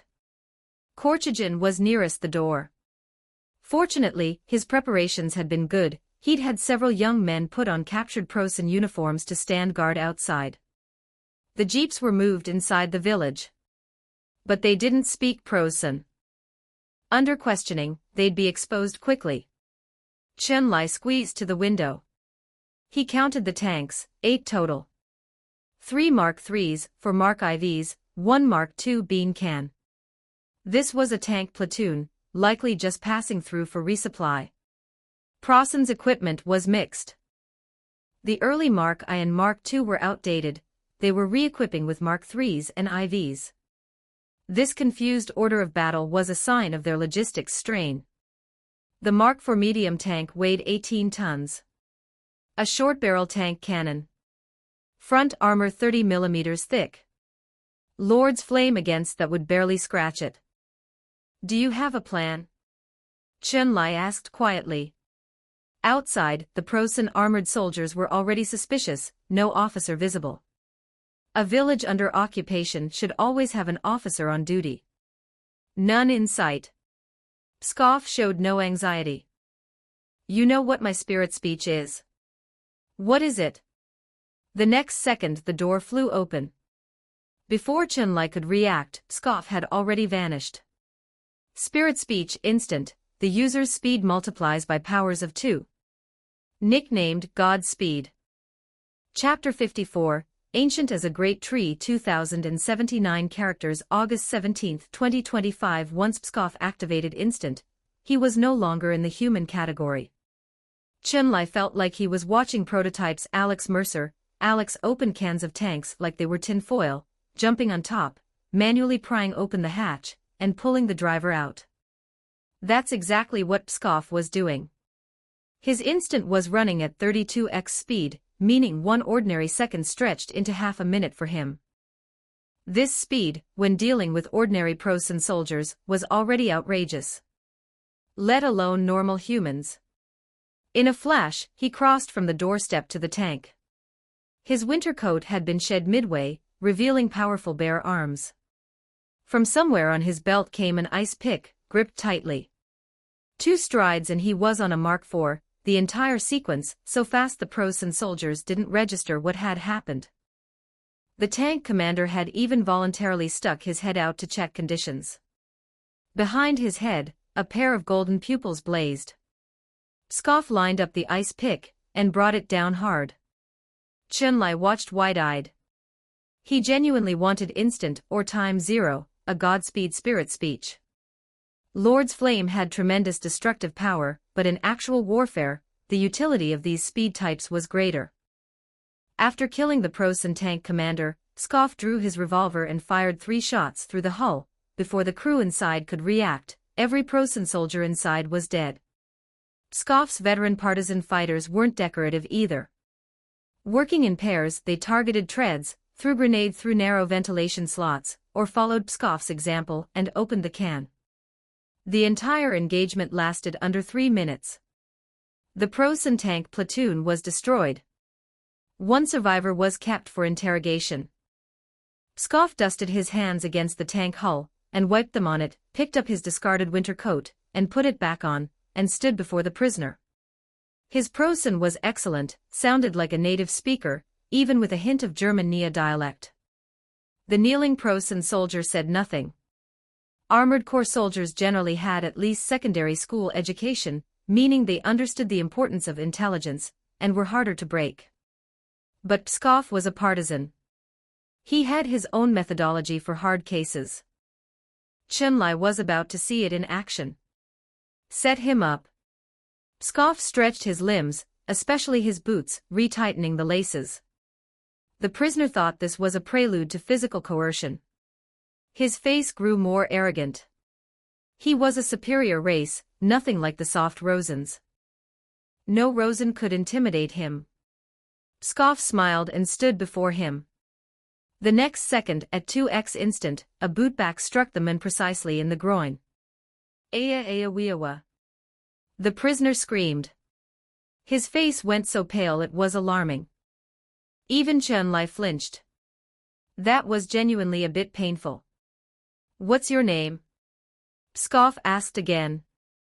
May the Emperor bless my balls, make them withstand the boots of the infidels. Incorrigible. Pskov snorted. His golden pupils blazed brighter. 4x instant activated. Second kick. The prisoner's body contorted like a pretzel. From his expression, he was nearly flying. Chun-Li shook his head, thinking, even the Emperor himself couldn't withstand that. Your name. Your unit. My column is like an ancient tree, its bark like copper walls. SSSS, Chun-Li and Korchagin both sucked in a sharp breath. So the Prosen did have some hard cases. Pskov looked briefly surprised. It had been a long time since anyone could take two of those and still be defiant. Time for the ultimate weapon. Joseph, get a riding spur from the stable. He called over a guard. Yes, General. The guard jogged off. Returned quickly with a riding spur. Pskov received it and attached it to his boot tip. The already hard toe, with the spur added in reverse, would kill a man with one strike. It's been quite a while since there was a hard case like you've. Out of respect, I'll use full power on this one. Pskov stepped back, clearly building a running start. Wait, perhaps I've been a little stubborn. You can ask now. The prisoner saw he was serious, finally broke. The previous two kicks had probably left him unable to function as a man, a third would leave him fit only to be a woman in the next life. But no one cared about his intelligence anymore. Everyone just wanted to know, what was this man's limit? Pskov set into his stance, slightly crouched, preparing the run. My name is Wilhelm. I'm a member of the 3rd Tank Platoon of the Clausewitz Armored Division. Our commanding officer is Minor General Bach, nicknamed the Dentist. Iowa. So the Prosen weren't as heroic as they advertised. The Emperor couldn't actually make them ancient as a great tree. Take him away. Bury him with the other bodies, strip them all first. Getting back depends on this skin. Pskov removed the blood-stained spur, giving offhand instructions to his men. Yes, General. The guards felt a chill below the belt. They moved immediately to carry out the general's orders. After the small digression, Chun-Li had a much clearer picture of this general. Pskov's methods were flexible. As a general, he was down to earth, willing to personally handle interrogations. Chun-Li respected that. General, so we're disguising ourselves to cross the river. Korchagin stepped forward, looking slightly worried. Pskov glanced at him. What else? The villagers come too. All the men put on Prosen uniforms. Women, elderly, and children get into the tanks and Opel trucks. They all go with us. 2 whole units have disappeared, armored platoon and Totenkopf. If the villagers stay here, they'll just become fertilizer for the soil. Stop dawdling. Get everyone moving. Korchagin snapped to attention and saluted, then rushed to organize the recently returned villagers into changing clothes. Pskov swept the situation, saw Chun-Li already in a Prosen Totenkopf uniform with his rifle, and clapped his shoulder. Can you drive a tank? I'll teach you. Hybrids learn fast. The Prosen Mark IV differs a lot from our T-34, they have about a dozen variants from their company upgrades. This one is a Mark IV-B model. Pskov ducked inside, his voice going muffled. Chun-Li immediately followed, crawling into the tank's interior. Chapter 55, Motorized Armored Mixed Brigade 2035 characters August 17, 2025, the Mark IV, the absolute backbone of Prosen's current forces. The Prosen call it the cavalry horse. That tells you its place. Look, this is the control stick. Handles steering. I've seen the Mark IV before. It used a steering wheel, very awkward. Much inferior to the stick. What's the most important thing about driving a tank? Pskov started the tank with extraordinary familiarity. Clearly he'd been working with pros and equipment for some time. Staying alive, probably. Chun-Li thought it through and offered an answer. Close enough. To stay alive, you have to keep moving. So steering and speed are paramount. Never stop to aim, that will get you killed. Maintain momentum. As for firepower, leave that to God. The Mark IV has two weapons, the main cannon and the MG-43 machine gun, but you don't need to manage those. You only need to handle observation and communication. Observation and communication. I'll teach you 2 lines in Prosan. Basically curses and ways to assert your glory. When facing soldiers who dare to set up a checkpoint, you just pop your head out and yell those lines, with those golden eyes of yours. They won't dare block you. Those lines work that well. Not the lines, your skin and your golden eyes work that well. Kid, in this uniform you actually look the part. With that peaked cap on, you could pass as an officer with a noble von in his name. Understood. Chun-Li nodded. Given what Pskov had just said, General, what's the unit designation? Korchagin asked from above, voice big. Look at the long-rank Totenkopf standing right there. Obviously we're a motorized mixed brigade under the Totenkopf. Pskov shot back without hesitation. After some organized chaos, this peculiar, mixed brigade set off. Before leaving, they burned the village they'd lived in for generations. The villagers were heartbroken. Ulrika, sharing a vehicle with Pskov, couldn't hold back tears. General, will we come back? Pskov didn't know how to answer. Moscow was still under siege. Whether a tiny village in the far Donetsk region would ever be reclaimed, he couldn't promise. He thought of many things, but finally just rubbed Ulrika's golden hair and said loudly, come back. Why wouldn't we? This is our home. Rosa's soil. The Prosan men might occupy it for a year, 2 years, but 3 years, 5 years, we'll fight our way back. The Opel truck's occupants, every Rosan face, brightened with hope. In such a difficult era, hope was the most precious thing. Chun-Li sat in the Mark IV's designated commander's seat, working to familiarize himself with the tank's controls. Around him were Pskov's guards, veteran Rosan hybrids who knew Prosan equipment inside out, and handled the tanks with complete ease. Didn't expect it, passing through a little village like this and picking up an entire tank platoon. The general's luck is something else. Menko, his ear wrapped in bandage, chuckled, hard twisting the control stick while pushing the engine to maximum. Tell me about your partisan work. And Vlasov, what's his spirit speech? Chun-Li worked to build rapport with his new comrades. He hoped to gather more intelligence. Guerrilla warfare was a topic Menko could speak about for hours. He'd followed Pskov through countless campaigns, won fights and lost them, and by now was a battle-hardened veteran.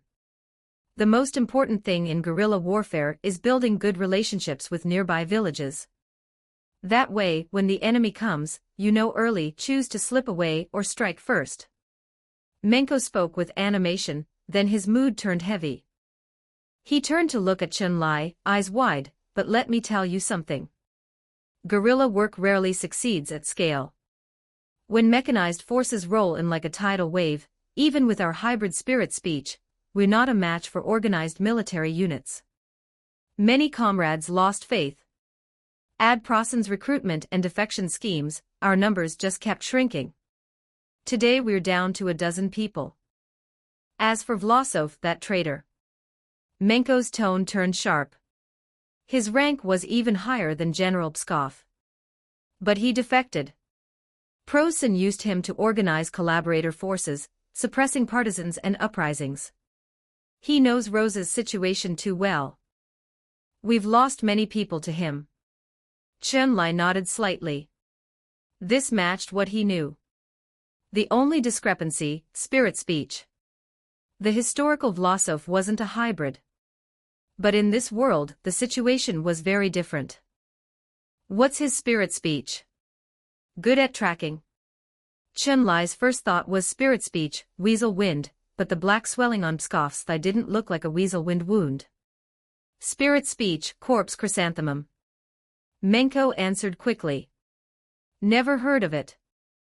Chun Li scratched his head. Couldn't recall this spirit speech. Normal not to know it. It appears so rarely. In the Rosa region, there've been almost no documented users.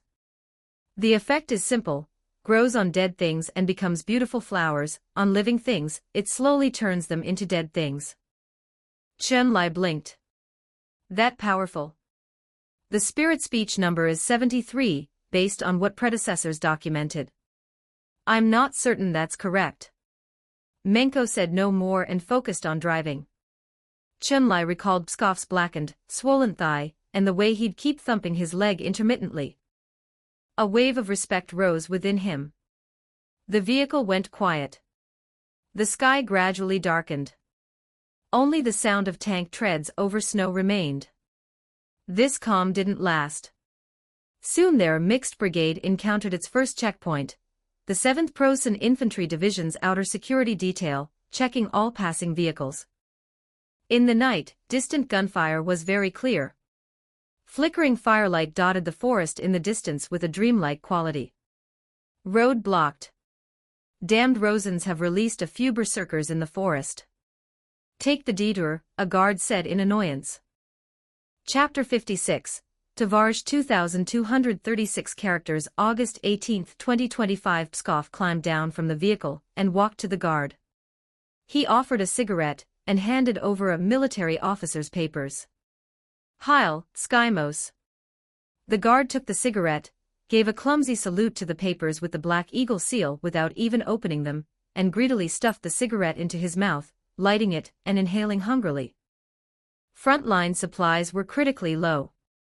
Especially in Rosen winter, the freezing season, and thaw season were the periods Prosen soldiers suffered most. You said what was happening ahead. Pskov waited for the guard to finish the first puff before asking casually. Our 7th Division had been encircling some Rosen infantry battalions at their last stand. Almost done. Then out of nowhere, Cossack cavalry appeared, golden eyes, all of them. A nightmare to deal with. The guard was speaking in fragments. Then Chun Li stepped down from the tank, and seeing the Totenkopf shoulder patch, the guard snapped to with a start, dropping his cigarette stub. Don't be afraid. Keep going. Pskov's expression stayed heavy.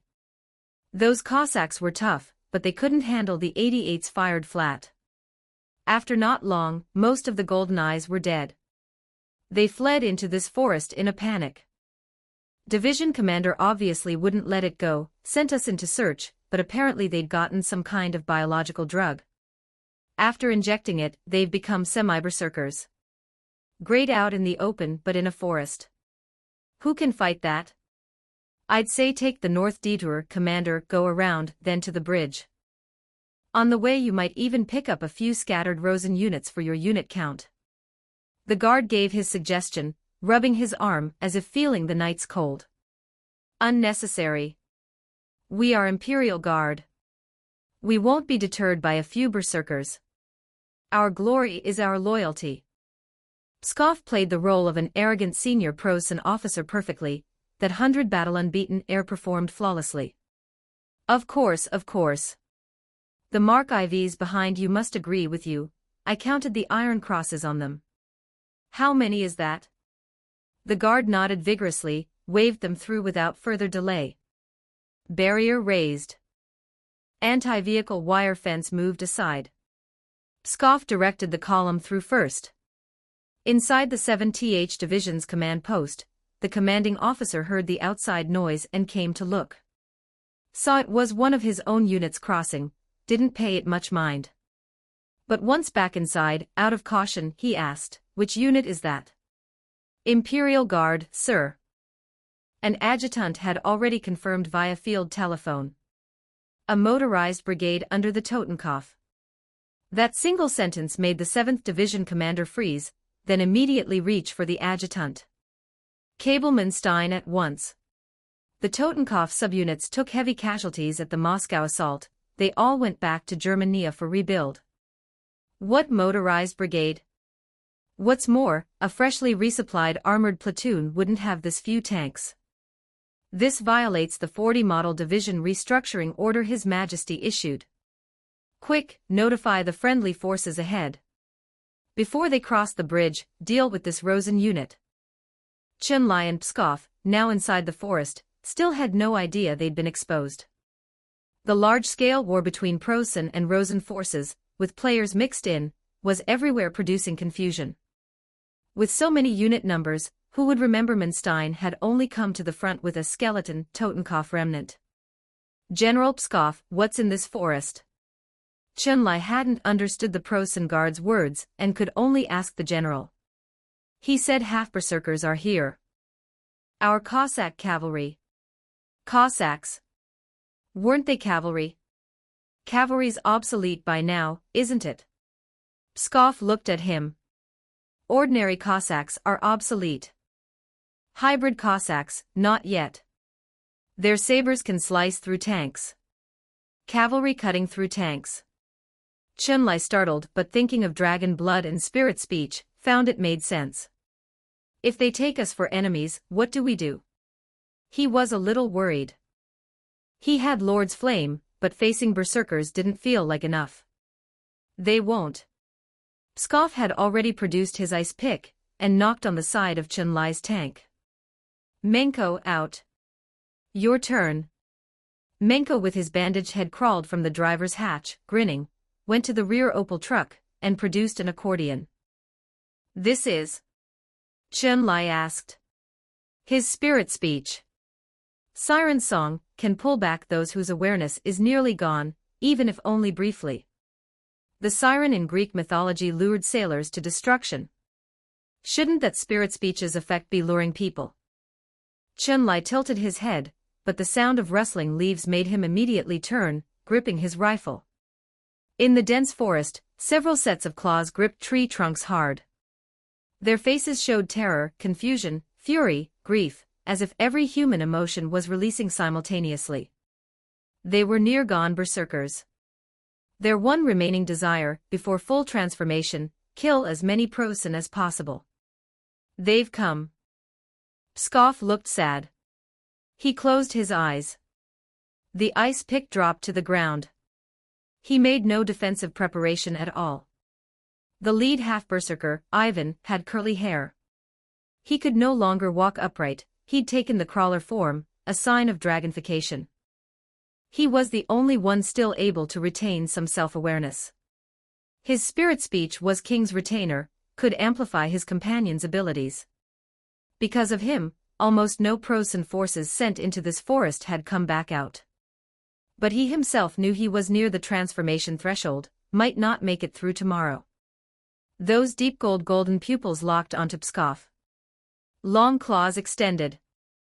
The berserkers launched from the tree line, causing a wave of screams through the convoy. The villagers had never seen anything like this. Berserker and half-berserker were concepts that, before this war, existed only in Rosen horror stories. Tovarish, with the accordion's rousing melody, Menko opened his mouth. His golden pupils lit up at some unknown moment, spirit speech running. Ivan's long claws stopped, carrying a rush of wind at Chunlai's brow. Only then did Chunlai see their faces clearly, young like his own, bodies riddled with bullet holes and wounds. Not hatred for him. Hatred for the uniform he was wearing. Hey, the White Army are a flock of black crows, they want to grind us under their heels, from the Amur shore to Siberia. Hey, Federation soldiers are the world's strongest. The song rose higher. The villagers, whether they knew the melody or not, could hum along. This song was widely known throughout Rosa. Your earlier question. Pskov looked at Chunlai, speaking with faint sadness. If a crew of sailors has already gone astray, the siren's song can guide them home. Chapter 57, The Micromanaging Master. 2027 characters, August 18, 2025. I can't salute. Tie our hands and feet, I can still hold them for a short time, and myself. Ivan tumbled from the tree, lean, curly hair tangled. He could no longer walk upright, the crawler form of dragonification had taken him. Pskov said nothing, had his guards come forward and bind the motionless half-berserkers with thick rope, loading them into the opal truck. In the truck, Ulrika watched the bound rice dumplings lying beside her, heart pounding, at a loss. Once Ivan's song stopped, the half-berserkers immediately grew agitated, howling, snapping at the villagers, showing long tongues and jagged teeth. Ivan shouted to rebuke them. They immediately went silent and lay motionless, breathable, but barely perceptibly alive. Ulrika studied Ivan carefully. His face was young. Fine scales had appeared on his forehead and cheeks. Sweat beaded and fell from his temples in large drops. As a nurse, she knew this pattern well. Only someone suppressing intense pain would continuously sweat like this. These monsters were in agony. She tore the white gauze from her sleeve cuff and patiently wiped his sweat. Before Ivan's eyes, countless images played endlessly, towering pillars in an ice sea, a black-winged king spreading his wings, a white dragon pressed screaming into the deep.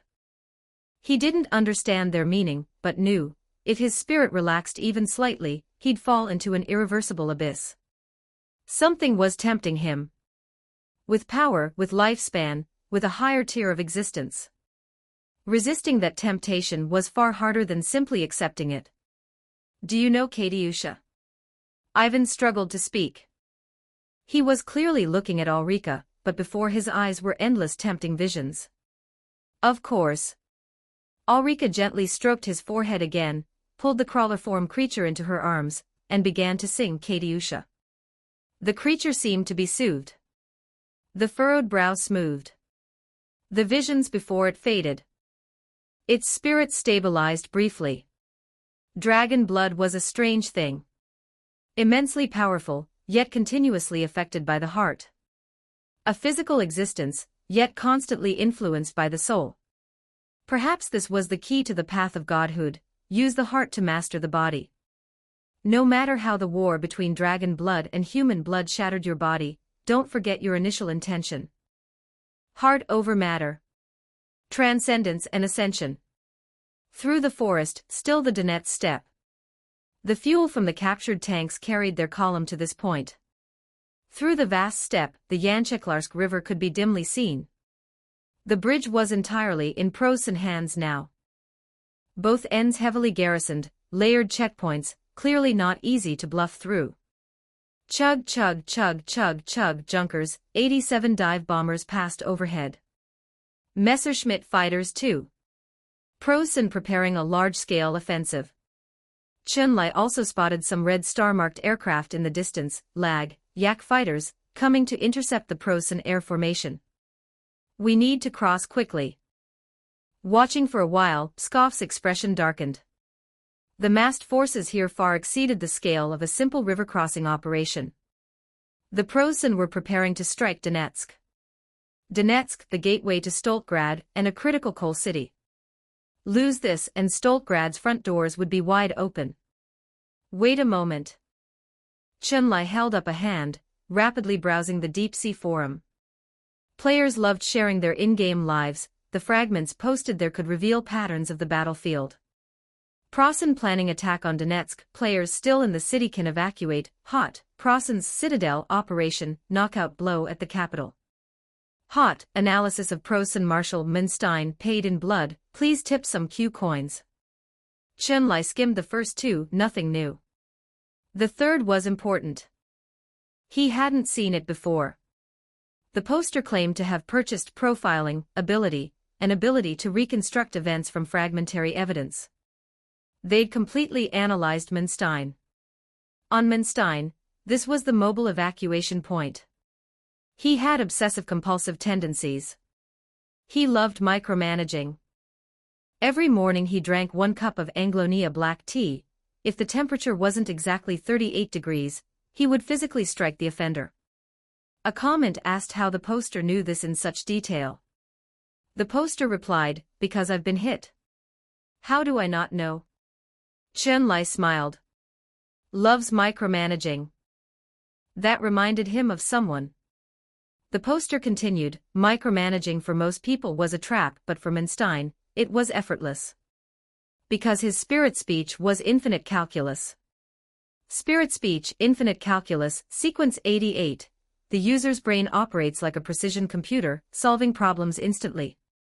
Every historical user of infinite calculus was a battlefield god. Past infinite calculus users, Eastern, Bai Chi, Han Xian. Western, Alexander. Whatever their personalities, they shared one title, God of Slaughter. These figures commanded armies as extensions of their own limbs, pointing and striking, never failing. Hence the title. And now Manstein appeared to be an infinite calculus user, a Preußen field marshal. With him at the front, the conquest of Donetsk, then Stoltgrad, then Moscow, inevitable. Chun-Li closed the thread, tipped the poster, and began thinking hard about one question. If Manstein truly used infinite calculus, had he really not noticed the irregularity earlier? And if he had virtually unbeatable command capability, even if Chun-Li returned to Donetsk with Pskov and the villagers, what then? Two dark clouds hovered. He also glanced at his hybrid ID card, blood concentration, 49. 35%, still burning. A bold thought arose. What if he dealt with Manstein right here, while he still had the Cossacks, while Pskov's instant was available, while he himself was still a half-berserker about to fully transform? Chapter 58. The Assassination of King Liao. 2125 characters. August 19, 2025. Once the thought of assassination formed, it couldn't be suppressed. Everything seen on the road here had given Chun-Li a very concrete understanding of this world. The people and events along the way had made him genuinely feel something. Rosa was a beautiful frozen earth nation, dotted with cities and villages where people had multiplied and settled, slowly forming a new federal identity. Some betrayed their homeland for profit, like Vlasov. Some gave their lives for their homeland, like Ivan, Menko, and Pskov. Even the Rosen supreme leader Stolt, known only by name and never met, he too had sacrificed personal for nation. His son Skovov had been captured during the Kiev Great Encirclement. Vlasov had identified him and handed him to the Preußen. They hoped to trade him for a captured Preußen general. When the offer reached Moscow, Comrade Stolt calmly set down his pipe and replied, "I will not trade a general for a soldier." After that, nothing more was said. Skovov's fate was unknown. Stolt reportedly had a few more silver hairs at the temples. A nation like this, the Preußen emperor's description of it as a tottering old house, was wrong. No matter how many more tanks they sent, how many more bombs they dropped, the answer would be an even more forceful counterattack. But the current situation, Preußen held a genuine advantage. Stronger troops. More advanced tactics. And their command, Manstein, a hybrid with calculus, made their war-winning probability approach certainty. So what could Chun-Li do to help Rosa? Offer his remaining less than a month life. In his eyes, the golden pupils blazed. He looked toward the Yancheklarsk bridge. Manstein's command post was there, surrounded by layers of armor, motorized vehicles, artillery, infantry. Preußen called themselves high civilization. Time to let them feel the power of the untamed. General Pskov, do you fear death? Chun-Li's golden pupils turned to Pskov beside him, who was thumping his leg. The corpse chrysanthemum was worsening. What kind of question is that? Pskov replied casually. Since graduating from the military academy, I've been waiting for our father to call me home. Classic old believer answer. Not that unusual. General, is Manstein's spirit speech infinite calculus? Does the Supreme General Staff know? Pskov thought he'd misheard. Manstein. The Preußen Totenkopf's field marshal. Pskov's color changed completely. His hand immediately drew both the ice pick and the revolver. Then he can't be allowed to live. Even if we throw all our lives at it, that scourge must die. We die here, that costs 100 lives. Let him live, and Rosa will lose 2 million more young men, and Stoltgrad will probably fall with them. He immediately turned to Menko, leaning against the tank and fiddling with parts. Menko, go. Bring those Cossacks. Time to work. Menko immediately stood, saluted, then jogged toward the rear Opel truck. What's happening up front? Why have we stopped? Ulrika was tending to Ivan when she looked up anxiously at Menko. Menko's face carried a warm smile. He said nothing, just gently patted Ivan's arm. The Cossack immediately snapped alert. Forcing himself upright, he pulled at the ropes binding his companions, then was the first to climb down from the vehicle. He headed toward Pskov without a word. He was very clear, when Menko called, only one thing was needed. Run toward death. This young man wasn't afraid of death. The day he became a Cossack, he knew his fate. But how to die, where, and in what manner, was something he could choose. To die for the Rosa motherland, this reason he couldn't refuse. As long as he died on Rosa's soil, for comrades who sang Katyusha, he died without regret. Once they left, Ulrika stared after them. She felt something very important was about to be lost. Menko's warm smile was unchanged. He looked at Ulrika. Don't worry, girl of Koshka. We'll be going home soon. He pulled up the Opel truck's back panel and walked to Pskov's side. The sun was nearly gone. The last light fell into the transport truck where the villagers sat. Shadow fell on the Rosen soldiers, yellow-green uniforms, the red stars on their shoulders still shining in the dark. Pskov, standing beside the tank, reached out and waved to Menko. The grinning partisan immediately quickened his step, walking into the shadow. Korchagin had been comforting villagers on the transport truck and watching children. Sensing something outside, he jumped down. Seeing Chun-Li, Pskov, Ivan, gathered together, sketching something in the dirt, his heart lurched. What is it, comrades, weren't we agreed? Disguise and cross the bridge, meet in Donetsk for a drink. What's all this? He smiled forcefully, already having guessed, but unwilling to say it aloud. Pskov picked up the twig from the ground, patted Korchagin's shoulder with a hand stained with dirt. The mission of leading the villagers across the river, I'm entrusting it to you. Once things kick off at this bridge, push through fast. There will be people waiting on the other side, I arranged it earlier. I'll come too. Korchagin tried to step into the soldiers' circle, but Chun-Li blocked him. Pavel, what does golden eyes mean? Chun-Li looked at him, his own golden pupils no longer dimming. When blood concentration was too high, the golden pupils could no longer be freely closed. Henceforth, the forever burning golden eyes. In the Tsar's era, golden eyes meant nobility. In the Federation era, golden eyes are an aberration. Korchagin didn't understand why he was asking, but as a commissar he was essentially an encyclopedia. Chun-Li extended his hand. Korchagin's hand closed around it. Pavel, golden eyes suffer the blood's grief. We have an innate, intense loneliness. We feel we're neither dragon nor human. But being with all of you, I never felt that loneliness. When everyone advances toward the same goal, how can there be loneliness? Their hands shook. Korchagin looked into those golden eyes. The superior being pressure had completely vanished. The meaning of the dead will be written by the living. Korchagin, live on for all of us. Chun-Li's voice rang out. The sun pulled the last of its merciful light away at this moment. Far off, the black eagles cry. Radio signals spiked. Night had fallen. Chapter 59. Comet strikes the moon. 2237 characters. August 19, 2025. Chun-Li and Pskov's assassination plan was simple. Tanks as vanguard, using the advantage of night observation difficulties and inability to call in air support, drive straight into the Totenkopf command post. Then use Ivan, Pskov, and Chun-Li's 3 spirit speech abilities to give Manstein a proper send-off. Chun-Li knew clearly, the Totenkopf was a hybrid stronghold. They might not make it far before being killed. Or the dungeon's depth was far greater than he'd imagined, and a rush single strike wouldn't achieve much. But still, wasn't it worth trying? As the male lead of Pursuit of Happiness said, don't let anyone tell you you can't. No one knows what the next second brings. Whether he evacuated or not, Chun-Li was no longer that concerned.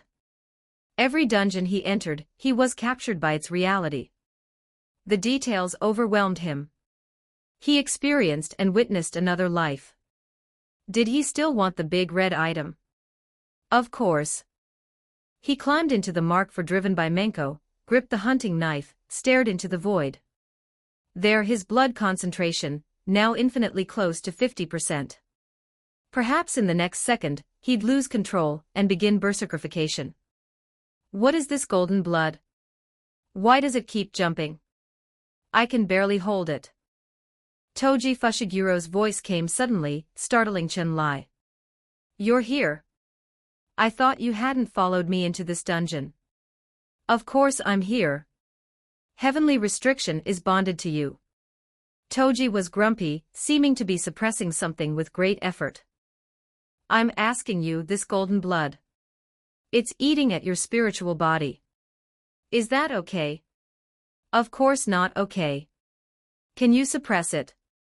Toji said it, but Chun-Li felt it wasn't quite that simple. Menko in the driver's seat started the tank. The Mark IV began its chug-chug-chug roll. The original 8 tanks, -2 with destroyed treads, -1 obsolete model they'd abandoned, left 5. These 5 tanks would charge toward a Prosen concentration exceeding 200 tanks, 300 motorized vehicles, countless MG-42s, and over 1,000 artillery pieces. On the step, apart from tank treads on snow, the crunch of stone, nothing else. If this partisan unit isn't found soon, we'll hang everyone. Heinrich was eating broad beans, giving Vlasov offhand instructions. Vlasov, the collaborator leader, could be high and mighty before his own puppet forces. But a man of Heinrich's rank could order him around at will. Yes, partisans found, all hanged. Vlasov nodded vigorously, glasses gleaming with an eerie light. Heinrich pointed at Vlasov's nose and smiled. The one to be hanged is you, if these partisans aren't found. How can I guarantee the general's safety? Vlasov froze. The Rosen collaborator soldiers behind him flushed but dared say nothing. At this moment, a cannon shot rang through the camp, a penetrator round. Heinrich's smile dropped instantly. He rushed outside, found an armored vehicle on the camp's edge, waiting for refueling, had been penetrated.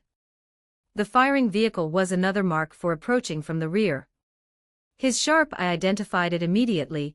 This should be a prized Mark IV from the rear, armor dentist's unit. The iron crosses made it unmistakable. But quickly he understood, it wasn't a misfire. This was Rosen's who'd captured their tank. Incredibly, in the face of collapse and defeat, these Rosens still had the courage to charge.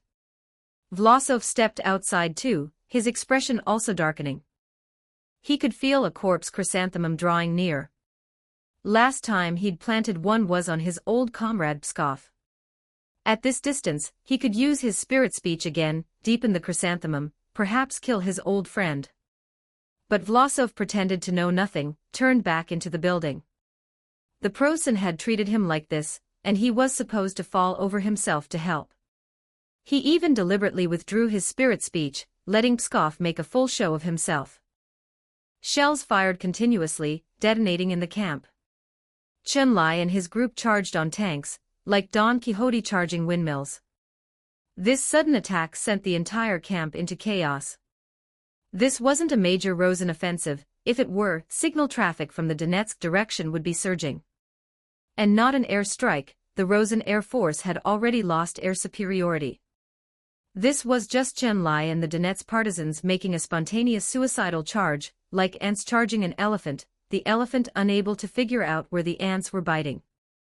Toji, the dragon blood, can you still hold? Chun-Li pressed a hand to the tank hatch above him, temples veining visibly. He saw clearly, his blood concentration had already crossed 50%. Normally, he should have berserkerificated by now.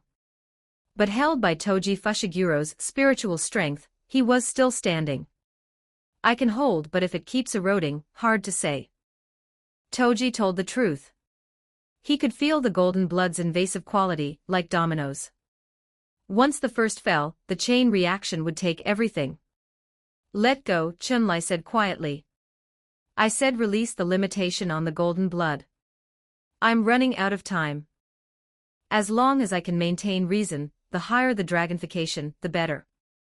Chun-Li shouted. The dragon blood surged through his veins. Toji fully released the break between dragon blood and human blood. From this moment, Chun-Li's decline would be measured in seconds. At second 5, Menko's tank crashed through the camp's outer fence. Pros and soldiers came out without shirts, rifles in hand. At second 10, Chun-Li pushed open the hatch. Bullets hit like spring wind in his face. His blood concentration was already at 67%, still accelerating. At second 11, fine dragon scales on his face deflected bullets. The few that struck weak points were caught with his fingers. He jumped from the tank, instinctively reached for Menko, but an 88mm anti-tank gun fired flat, destroying the entire Mark IV. Menko was dead. The cheerful young partisan who'd played Siren's song to call Ivan back, the sunshine youth who'd tried to comfort Ulrika, gone, in the artillery fire. Ivan lost control. Before fully berserking, he used his will to issue one last command, apply Maximum King's retainer to Chun-Li and Pskov. Pskov activated instant. His previously painful thigh was now fully restored. With King's retainer active, he could run instant at 128x speed. He flashed behind Chun-Li, acting like an engine driving the heavy Chun-Li forward, while also searching for Manstein's position. Finally, he saw it. A temporary command tent with a black eagle skull banner, long antenna cables spread outside. No mistake. This was Manstein's command post. I want to recommend a friend's novel, Is Your Immortal Cultivation Right, author Little Southern Mother. If you like entertainment novels, check it out. Chapter 60, Royal Dragon Blood 2138 characters August 20, 2025. Chun-Li became a comet, trailing a long tail, driving straight into Manstein's temporary command post. In the distant east, the records of assassins included one story: Prince Guang of Wu, seeking the throne, sent Xuanzhu to assassinate King Liao, like a comet striking the moon. Ordinary people assumed this was hyperbole. Hybrids knew it was documentary. Xuanzhu was a user of spirit speech instant. Prince Guang hired him to kill King Liao of Wu. At the banquet, Xuanzhu activated his spirit speech and stabbed Liao with a dagger. Every court official who witnessed it described it: a comet struck the moon. No one saw how Liao died. Instant at 64x speed was already beyond the human eye. Now Pskov pushed instant to 128x, driving Chun-Li forward. Even at this speed with the load, he was indiscernible to the naked eye. The moment they crashed into the command post, Chun-Li saw no fewer than 20 pairs of brilliant golden pupils. They held daggers and swords, staring at him in shock. Among all those golden eyes, only Manstein's were brightest, showing none of the confusion or hesitation of the others. As if he'd known Chun-Li was coming. Pskov said nothing, delivered Chun-Li inside the command post, then immediately turned and left. They'd agreed, what followed was Chun-Li's domain. Spirit speech, Lord's flame. Ancient draconic syllables poured from Chun-Li's mouth. The air around him immediately heated to an indescribable extreme. In the reflections of the pros and hybrid's golden eyes, the heat had distorted the very air. Chun-Li bared sharp teeth, pulling a barely there smile. The draconic syllables cut off. The next second, the hot air first expanded explosively, then reversed, a heaven and earth-shattering explosion sweeping everything in the command post into nothing. Heat blasted golden eyes. Scorched the prosun. It's over, Chun-Li exhaled slightly. Before his eyes, wings hung with white bone, a black dragon appeared. The precursor sign of consciousness being consumed by the berserker state. I didn't expect you walked the path of godhood and made it this far. In the flames, a tail appeared in Chun-Li's vision. Cold, fine-scaled, reptilian. The wing beat was powerful enough to extinguish flame. Chunlai stared at the tail sweeping out the Lord's flame. A dragon head emerged from the smoke. Moonstein spoke in dragon's language. Dragon's language was spirit speech, power that lived in words, like the declarations of ancient sages. Ancient seers, wise men, prophets, alchemists, all were merely archaeologists of the dragon's knowledge system. Dragon text flowed through blood and genes, shared between true dragons and hybrids. Communication between them was seamless. Are you a second generation? Chunlai was nearly disbelieving. He'd expected Moonstein to be an S-rank hybrid at most. Not a true dragon. Second generation. A fitting term. Moonstein crawled slowly from the smoke. The marshal's uniform was shredded beneath his claws. The dragon's form was majestic, elegant, full of violent beauty. Chunlai stared at Moonstein, momentarily speechless. His mind was a mess. Second generation, pure-blood dragons below the Dragon King rank. Dragon Kings were the first generation. Their retainers were second generation. Only a Dragon King could command a second generation. Only a Dragon King had the right to order them. In the original work, beneath Three Gorges Dam in the Bronze Palace lay Dragon Retainer Samson, a second generation serving the King of Bronze and Fire. If Moonstein was a second generation, then Skymos must be a Dragon King. The Emperor. Skymos, King of Sky and Wind. Is he Li Wuyue? Chunlai organized his thoughts and questioned Moonstein. Moonstein's enormous dragon head showed a humanized expression of surprise. You know more than I thought. But the name of my king, how dare a contemptible half-breed even speak it? At the final syllable, a blue-white dragon tail snapped out like a steel whip, the wind hissing past Chunlai's ears, scoring his face. He barely got his hands up to block, but the hands, already twisted into claws, were torn off in 1 second by the dragon tail. Moonstein's tail was sharp as a steel blade. A half-blood hybrid had no right to resist this. Now I know why Moonstein is the mobile evacuation point. The heart of a second generation, that's at least a small gold drop. Chunlai was sent flying by another tail strike, crashing into rubble. He ignited his fighting will, called on Toji Fushiguro once more. What now? Can you let the dragon blood devour my spirit faster? Are you insane? We can complete the path of godhood. Dragon kings are dual entities, we are two souls sharing one body. Chunlai explained urgently. The original story's details seemed to point at exactly why the path of godhood was so impossible. 6 dragon kings existed, black-white twin kings, Earth Mountain, Skywind, Seawater, Bronze Fire. Each was a dual entity, one holding authority, one holding power. The path of godhood was the arduous journey of a hybrid becoming a king. To be a king was to have all a king's characteristics. Dragon King's authority and power had to be separated. Complete the path of godhood, when blood concentration reached 99.9%, and through division, transfer the last fragment of humanity to the holder of authority. History had many hybrid berserker warriors. Their spirits were strong enough to endure the dragon blood's erosion. But at the final step they always lost reason. The reason: you can't simultaneously maintain human rationality and the dragon's heart. 9% concentration, there was a great terror. But right now, Chunlai could manage it. The dragon's heart's torment, shared between Chunlai and Toji. Toji bore it as spirit, no physical suffering. And Chunlai, with a human body, could grasp the Dragon King's authority. Facing this situation, Moonstein's composure broke. The path of godhood was essentially impossible, barely anyone had ever walked it.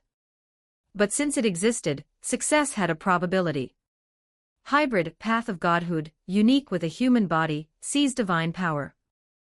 Value, 10 million yuan of blood concentration, 99% ascending. Chunlai's body expanded in an instant. His form was indistinguishable from that of an ancient dragon. With his originating bloodline being the King of Bronze and Fire, His evolved form resembled Dragon King Norton. Head with towering horns. Golden eyes with absolute authority. You have 30 seconds. I can't hold on. Toji's voice sounded like he was forcing it through gritted teeth. Chun-Li's perfect form was built on Toji's suffering. That's enough. Chun-Li stood on the earth, looking up at the moon. Moonstein came at him like madness, claws and tail whipped together, lunging into close combat. To end this through dragon body combat would take too long. But with a Dragon King's spirit speech, very simple. Lord's Flame Superior, a sequence 114 high danger spirit speech, connected historically to the Tunguska explosion, and the Ming Dynasty's Wangongchang explosion. Qing scholar Yu Jingxia described it, Candle Dragon is another name for the sun. Chun-Li's massive, gravity-defying body launched skyward, dancing a ferocious shape against the night sky. That was power.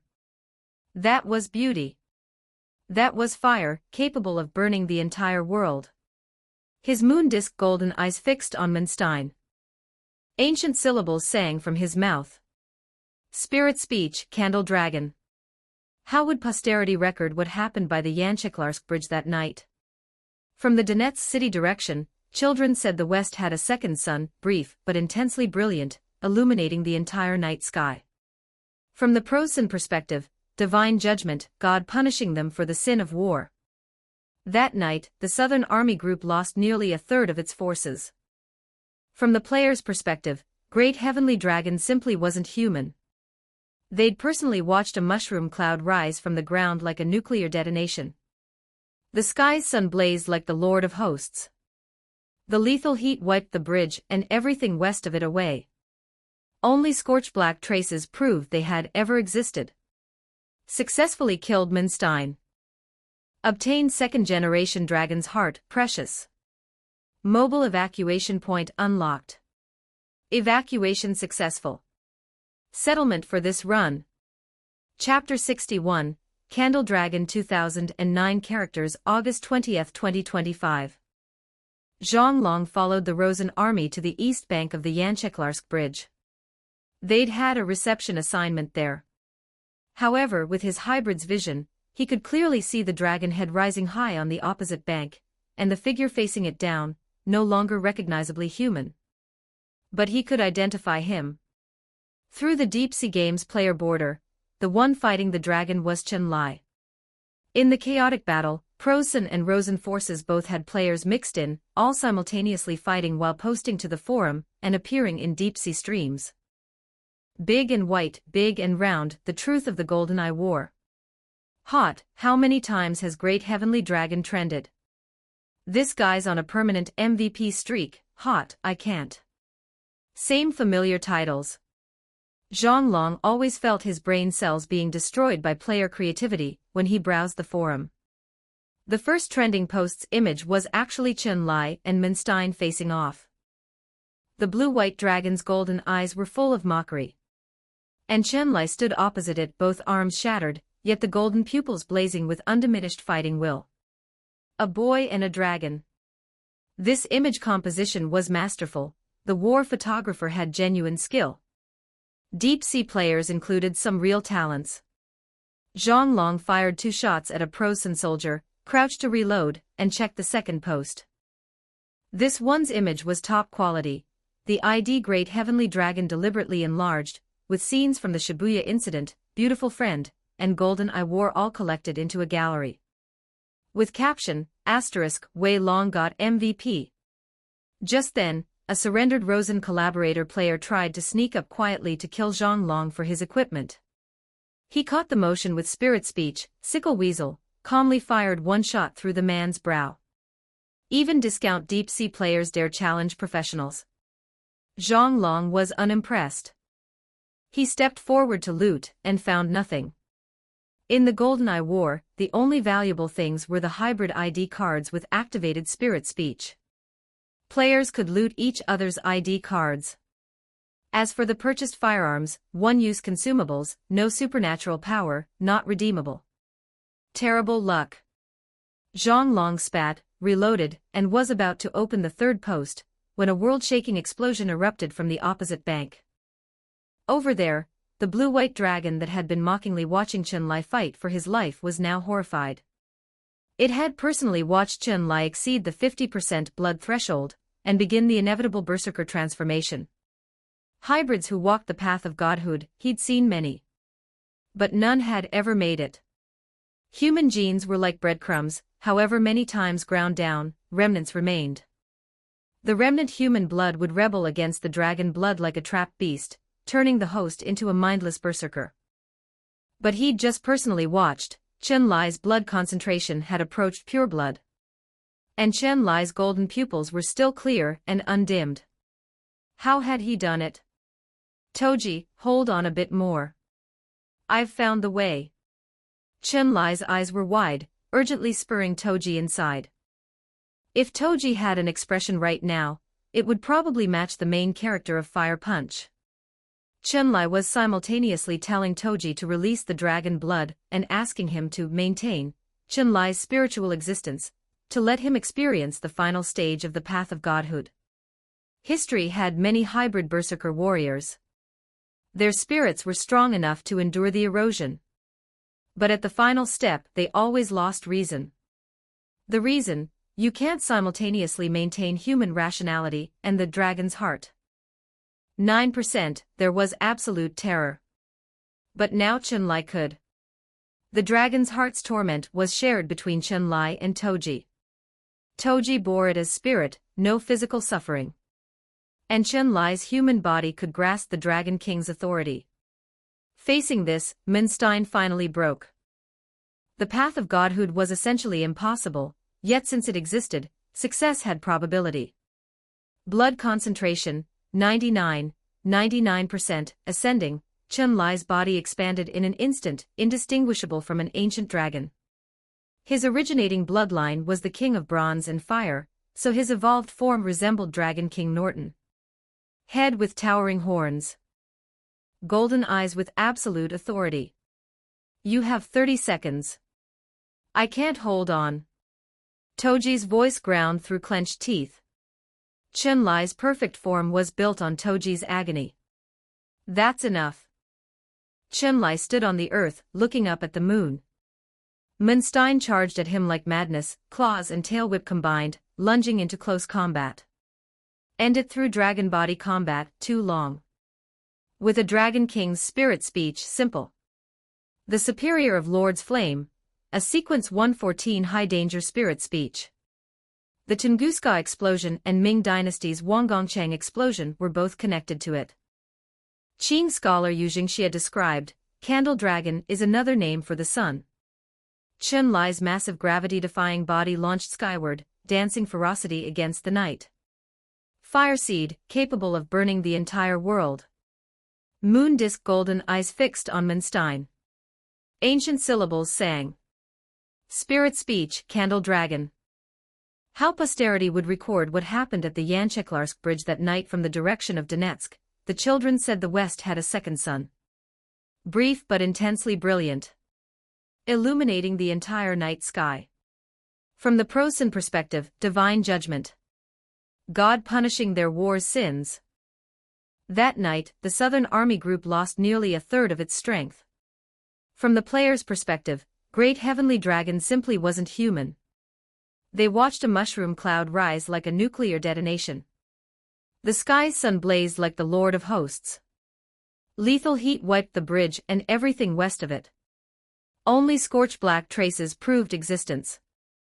Successfully killed Moonstein. Obtained second-generation Dragon's Heart, precious. Mobile evacuation point unlocked. Evacuation successful. Settlement for this run. Chapter 62, The Big Devour. 2102 characters August 21, 2025 Golden Eye War, Settlement Loot, Second-Generation Dragon's Heart, Precious, Unique Loot, Hybrid ID Card, Path of Godhood, Unique, Severely Damaged, Total Value, 3 million yuan back in the underwater warehouse. Vision refocused. Toji Fushigiro's spiritual form appeared too. This time far less relaxed than before, temple sweating, teeth slightly gritted. That tourism trip, not very comfortable. he said. Not very comfortable, true. But decent gains. Chunlai walked to the coral warehouse and produced the hybrid ID card, bearing an image of his dragon form, its light now very dim from severe damage. Holding the unique tagged ID card, Chunlai finally exhaled. He'd originally worried this card would be completely destroyed. The cost of Candle Dragon had been astronomical. History's Tunguska explosion, witnesses reported the high-temperature expansion lasted only 0.6 seconds. The explosion's center showed a vaporized human silhouette, high-danger spirit speech consumed the user.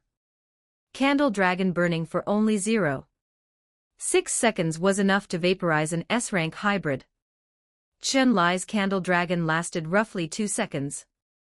Before consciousness fully collapsed, he'd returned to the underwater warehouse. By then the dragon form was completely burned, all of it fuel for the Candle Dragon. Hence, severely damaged ID card. How to repair it? He wanted to use the hybrid bloodline as his second layer build component. Chunlai considered the problem, then Zhang Long's private message interface slammed into his face.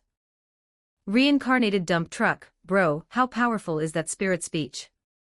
You get it from the assault drug. Does it work for anyone? Reincarnated dump truck, hashtag, post link, what the? That's nuclear. Hashtag, post link, who has a big Ivan? Reincarnated dump truck, all hail bro, please tell me, how do I play a nuclear warhead in a dungeon? I want to set off fireworks too. Zhang Long's messages were as entertainingly unhinged as ever. After all this time, Chunlai had gradually accepted this abstract chatting style. Great heavenly dragon, not everyone can get it. My situation is special. The spirit speech is a bit stronger than usual. Reincarnated dump truck, out of 1 million deep-sea players, only you get special treatment. How unfair. Great heavenly dragon, because I'm kind, never mind. I have a question, can unique items be repaired? I want to use it to fill my body build. Reincarnated dump truck. You brought out another unique item. Wei Long, you're driving me insane. On the Golden Iwar battlefield, Zhang Long was clearing up. This battle had been won in a bewildering fashion. The Rosen command hadn't understood what happened. Only players knew who'd caused it all. Chunlai, a uniquely extraordinary deep-sea player. From his first day in a dungeon, the surprises had been relentless. The dungeons he entered consistently produced unique items on evacuation. Cultivating a good relationship with someone like this, Zhang Long felt it was quite necessary. With that thought, he found a quiet spot and gave Chunlai a serious reply. Reincarnated dump truck, want to repair a unique item from a specific dungeon, actually quite simple. Use precious items from the same dungeon, bring them to Datun, or directly to Deep Sea Company. Either can repair it. Reincarnated dump truck, Datun. He's a deep sea professor from the Dumpling Academy. His ability is strange, no one knows which dungeon he got it from. But he can remove impurities from dungeon items and convert them into the world's most fundamental energy, then repair same-source items. Reincarnated dump truck. A lot of our academy people have him as a contact. If you need it, I'll refer you. He needs time to repair things. During that period you cover the costs. Compared to the official rate, his price is reasonable. Chunlai read Zhang Long's reply and agreed with the logic. Private sector repair methods, cheaper than official. Somehow that fit with his expectations. Talented people outside the mainstream. He had Zhang Long referred a ton to him. In dungeon Zhang Long said okay. In the underwater landscape, a flatfish suddenly broke from its school, crashed through the water veil, and landed before Chunlai. Is this also something I have to eat to add a friend? Chunlai was slightly horrified. The flatfish suddenly and stylishly flipped open its own belly, displaying a string of fish bubble pearls inside. No organs whatsoever, just pearls. Chunlai didn't move. The flatfish panicked, flopped on the ground a few times, then shoved the pearl bubbles into Chun-Li's hand, and immediately came back to life, swimming back into the school with perfect nonchalance. Deep Sea Company's writers, remarkable mental state, Chun-Li muttered, unable to complain, and crushed the pearl bubble in his hand like popping bubble wrap. The next second a pitch-black, unfathomable profile icon appeared in his chat interface. Like a real black hole.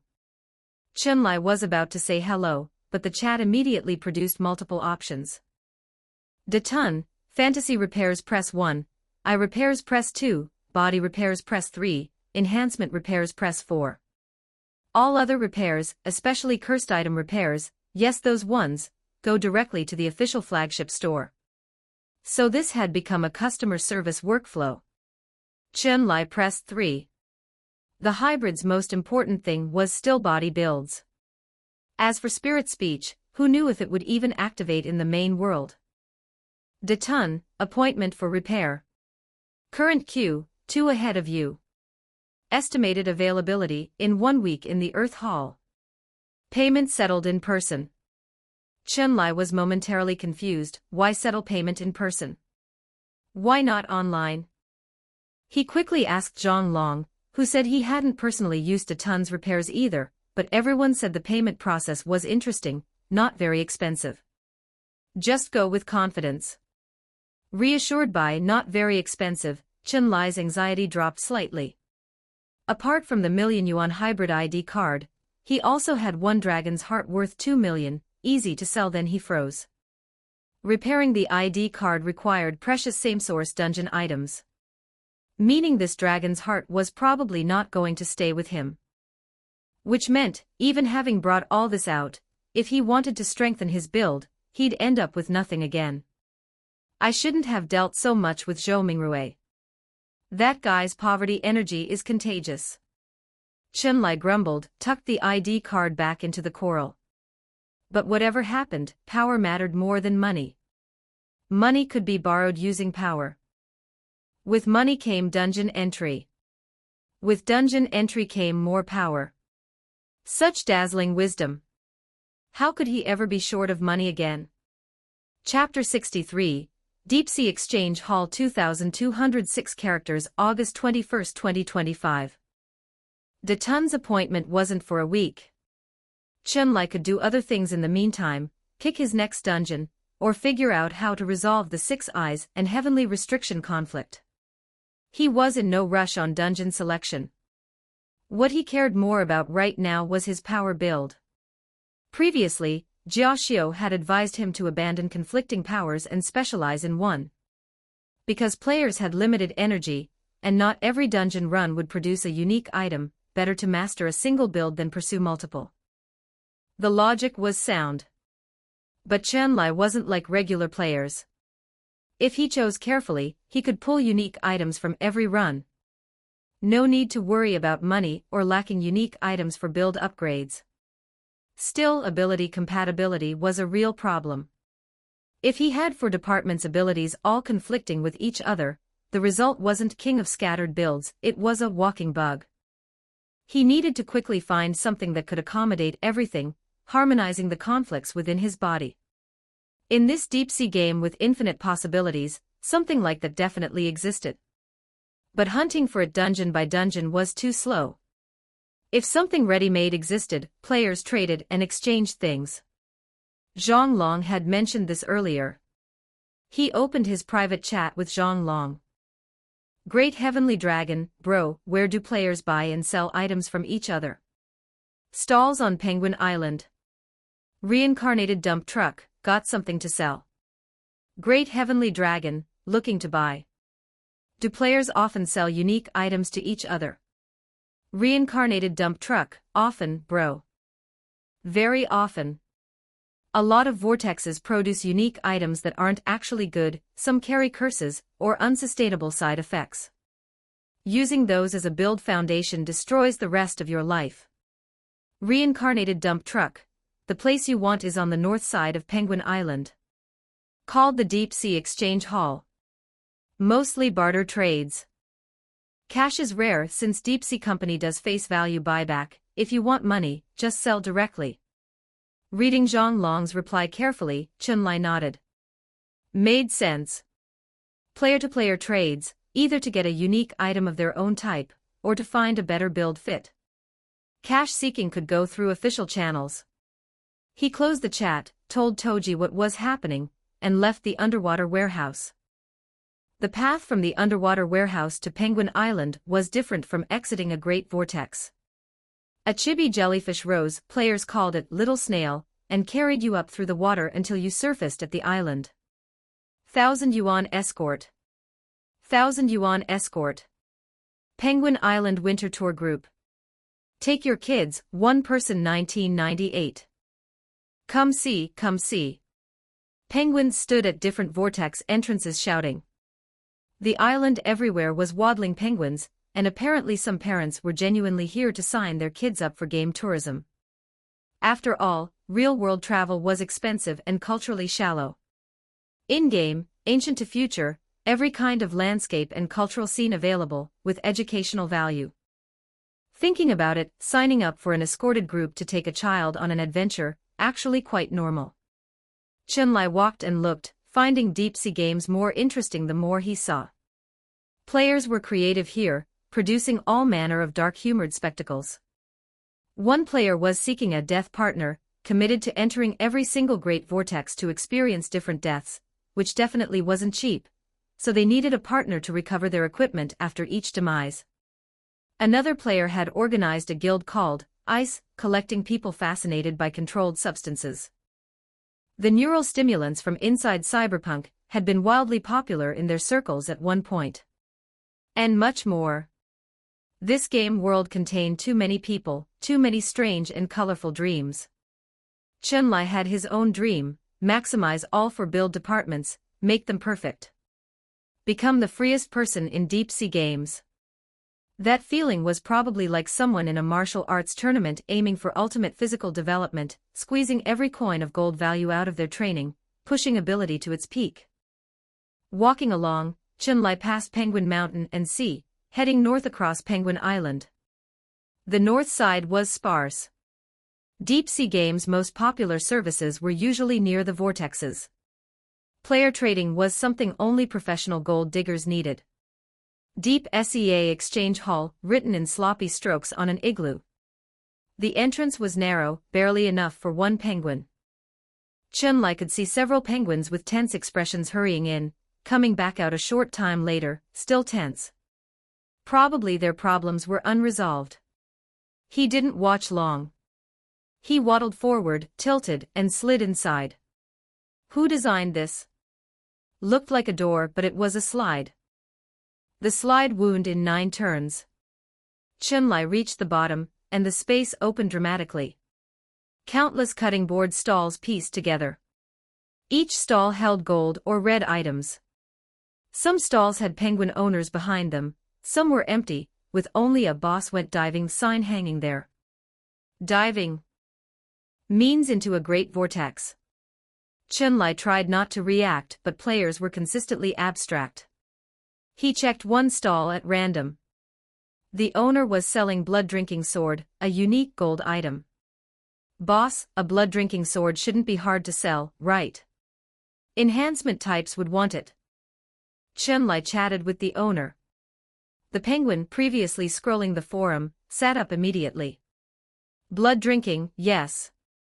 Except it drinks your own blood. If it drank someone else's, I'd have sold it long ago. Chunlai scratched his head. No wonder nobody wanted a build where the only power was consuming yourself. What are you looking to trade for? Chunlai pressed. What am I looking for? The penguin gave Chunlai a look. Any unique item without side effects. Damaged is fine. Chunlai said goodbye to the owner, browsed a few more stalls. These owners' needs were more or less the same. All had pulled items from great vortexes with severe side effects, and wanted something genuinely usable. Items like Heavenly Restriction Plus, Toji Fushiguro gifted free, or 6 Eyes, these were exactly what they dreamed of. Essentially no side effects, immensely powerful. The more he browsed, the more he felt finding what he wanted here would be difficult. Most of these unique items were mediocre, nothing that could harmonize conflicting abilities. Just as he was losing patience, a gaunt-looking penguin appeared before him. Its stall was completely empty. In the stall's groove was a single charm. A big red item.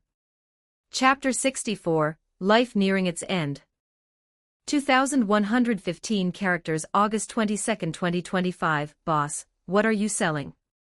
Chun-Li asked the obvious. The penguin's eyes were deeply sunken, the whole body withered and frail, radiating extreme weakness. Put it in someone's social media feed, and the comments would all be "Please don't die in my phone." The owner's ID was fittingly, Life Nearing Its End. The penguin extended a hand and pressed down on the charm in the stall, passing it to Chun-Li. Tiger Talisman Charm, unique, 1/12 the mysterious talisman that harmonizes yin and yang and makes powers compatible. Value, 12 million yuan. Jackie Chan Adventures Tiger Talisman. That thing was genuinely what he wanted. It belonged to the enhancement department, didn't consume a build slot. A good fit. How do you want to sell it? Chun-Li passed the charm back. He didn't take it, not because he didn't want to, but because the owner was too weak to hold it. A friend request suddenly appeared in his interface, from Life Nearing Its End. Chun-Li accepted. Life nearing its end, as you can see.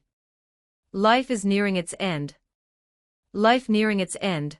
I'm a fantasy department student. Can't speak to you face to face because I'm almost dead. Too exhausted to move. Life nearing its end. You want the Tiger Talisman charm. Buying it is the same as buying my life. You have to help me extend it. Life Nearing Its End was quite talkative. He just couldn't speak. And his story was quite a tale. His first dungeon was one called Egyptian Temple.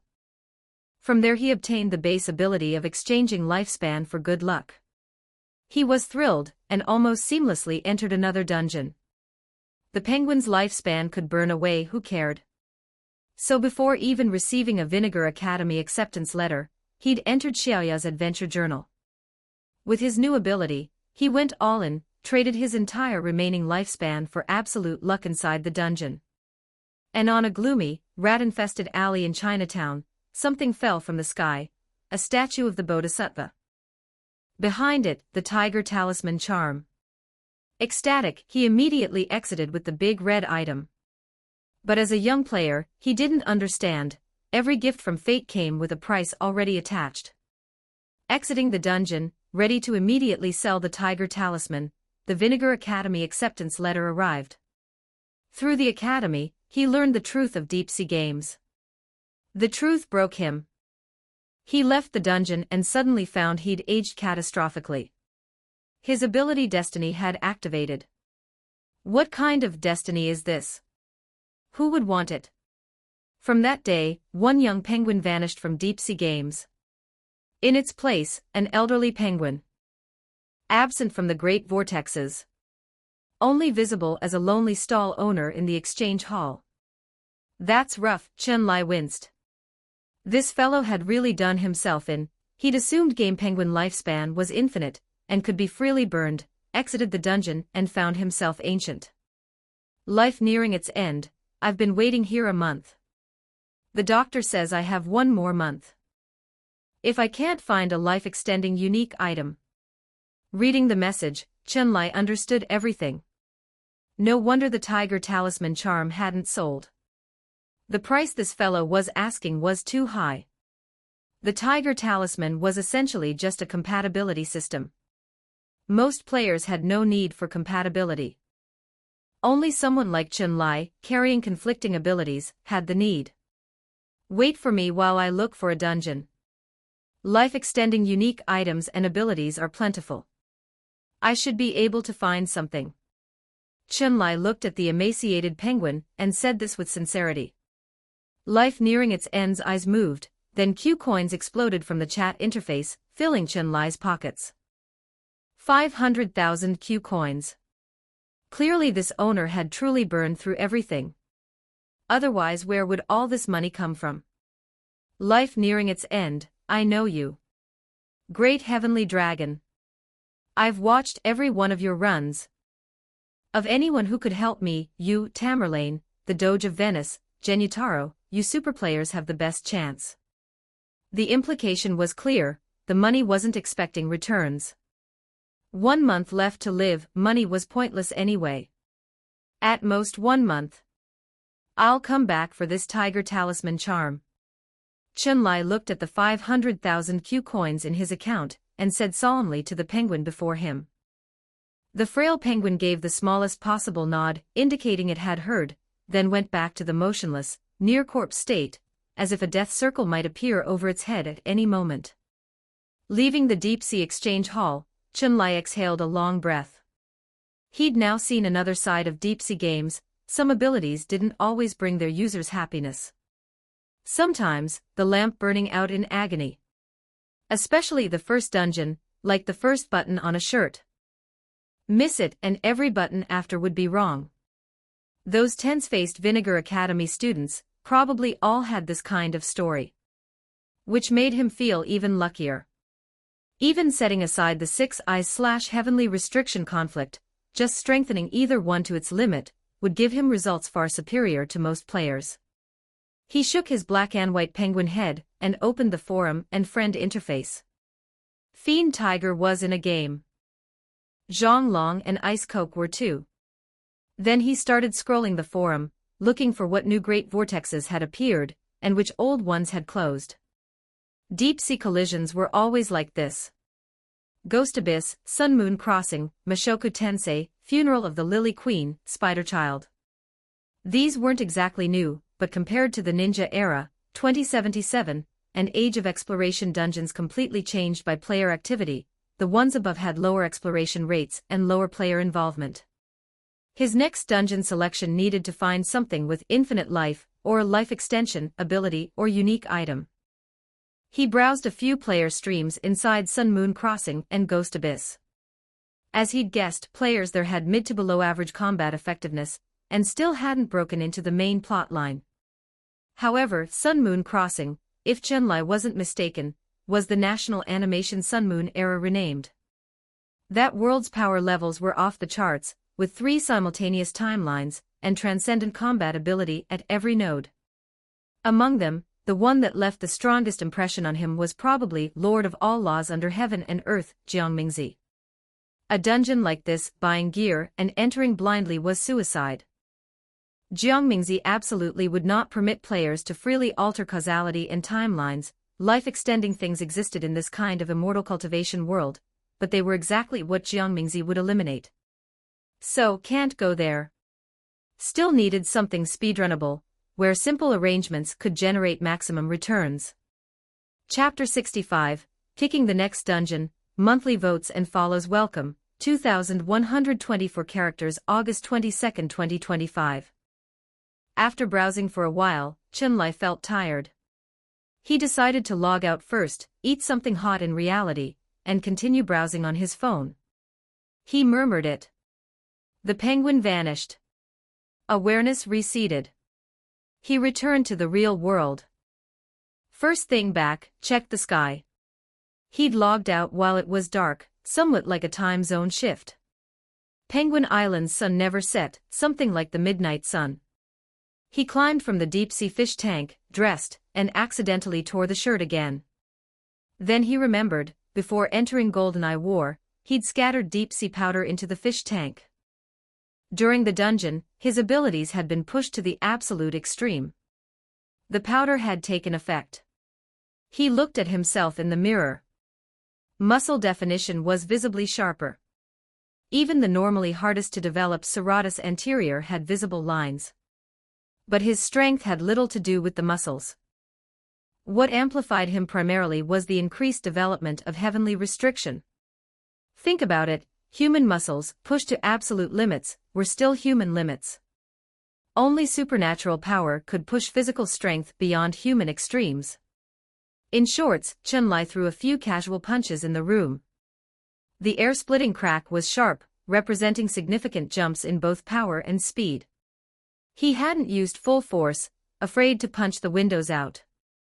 But the freedom of his current body made him playful. He imitated a single-leg standing spirit speech posture from Baki, raising the right leg high, precisely kicking the air, each flick of the leg generating a blade of force. He kicked 128 times. Felt no fatigue at all. Just a little hungry. He stopped, threw the ragged shirt on the bed, picked a new tracksuit from the wardrobe.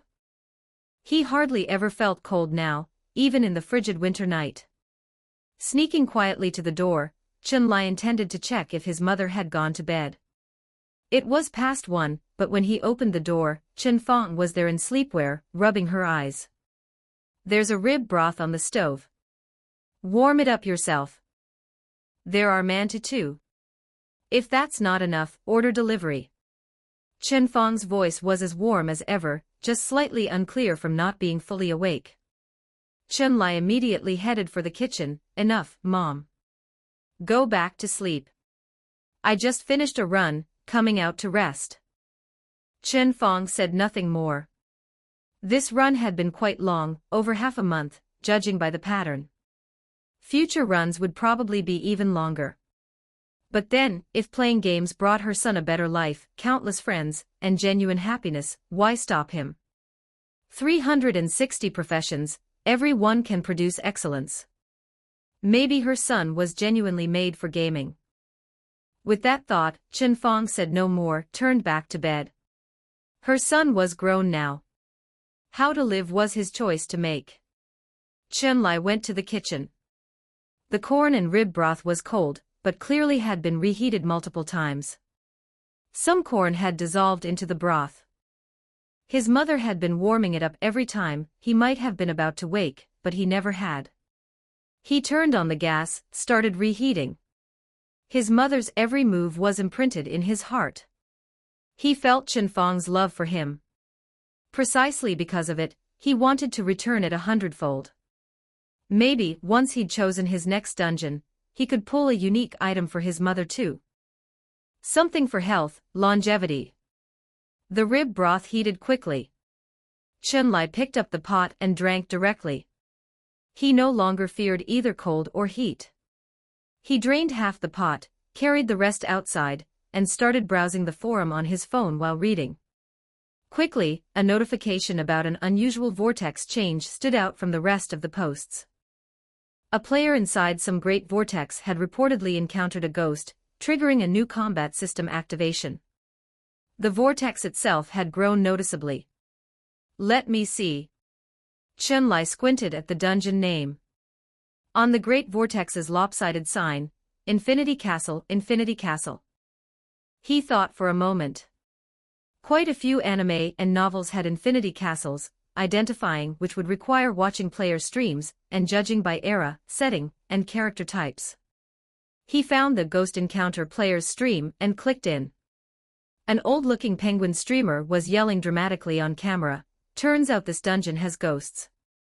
I'm dying, middle of the night, doing my thing with a lady, and suddenly something bites off my head. Nearly gave me a heart attack. This time I'm Columbus, new world, new experience. Dumpling Academy, send me the acceptance letter already."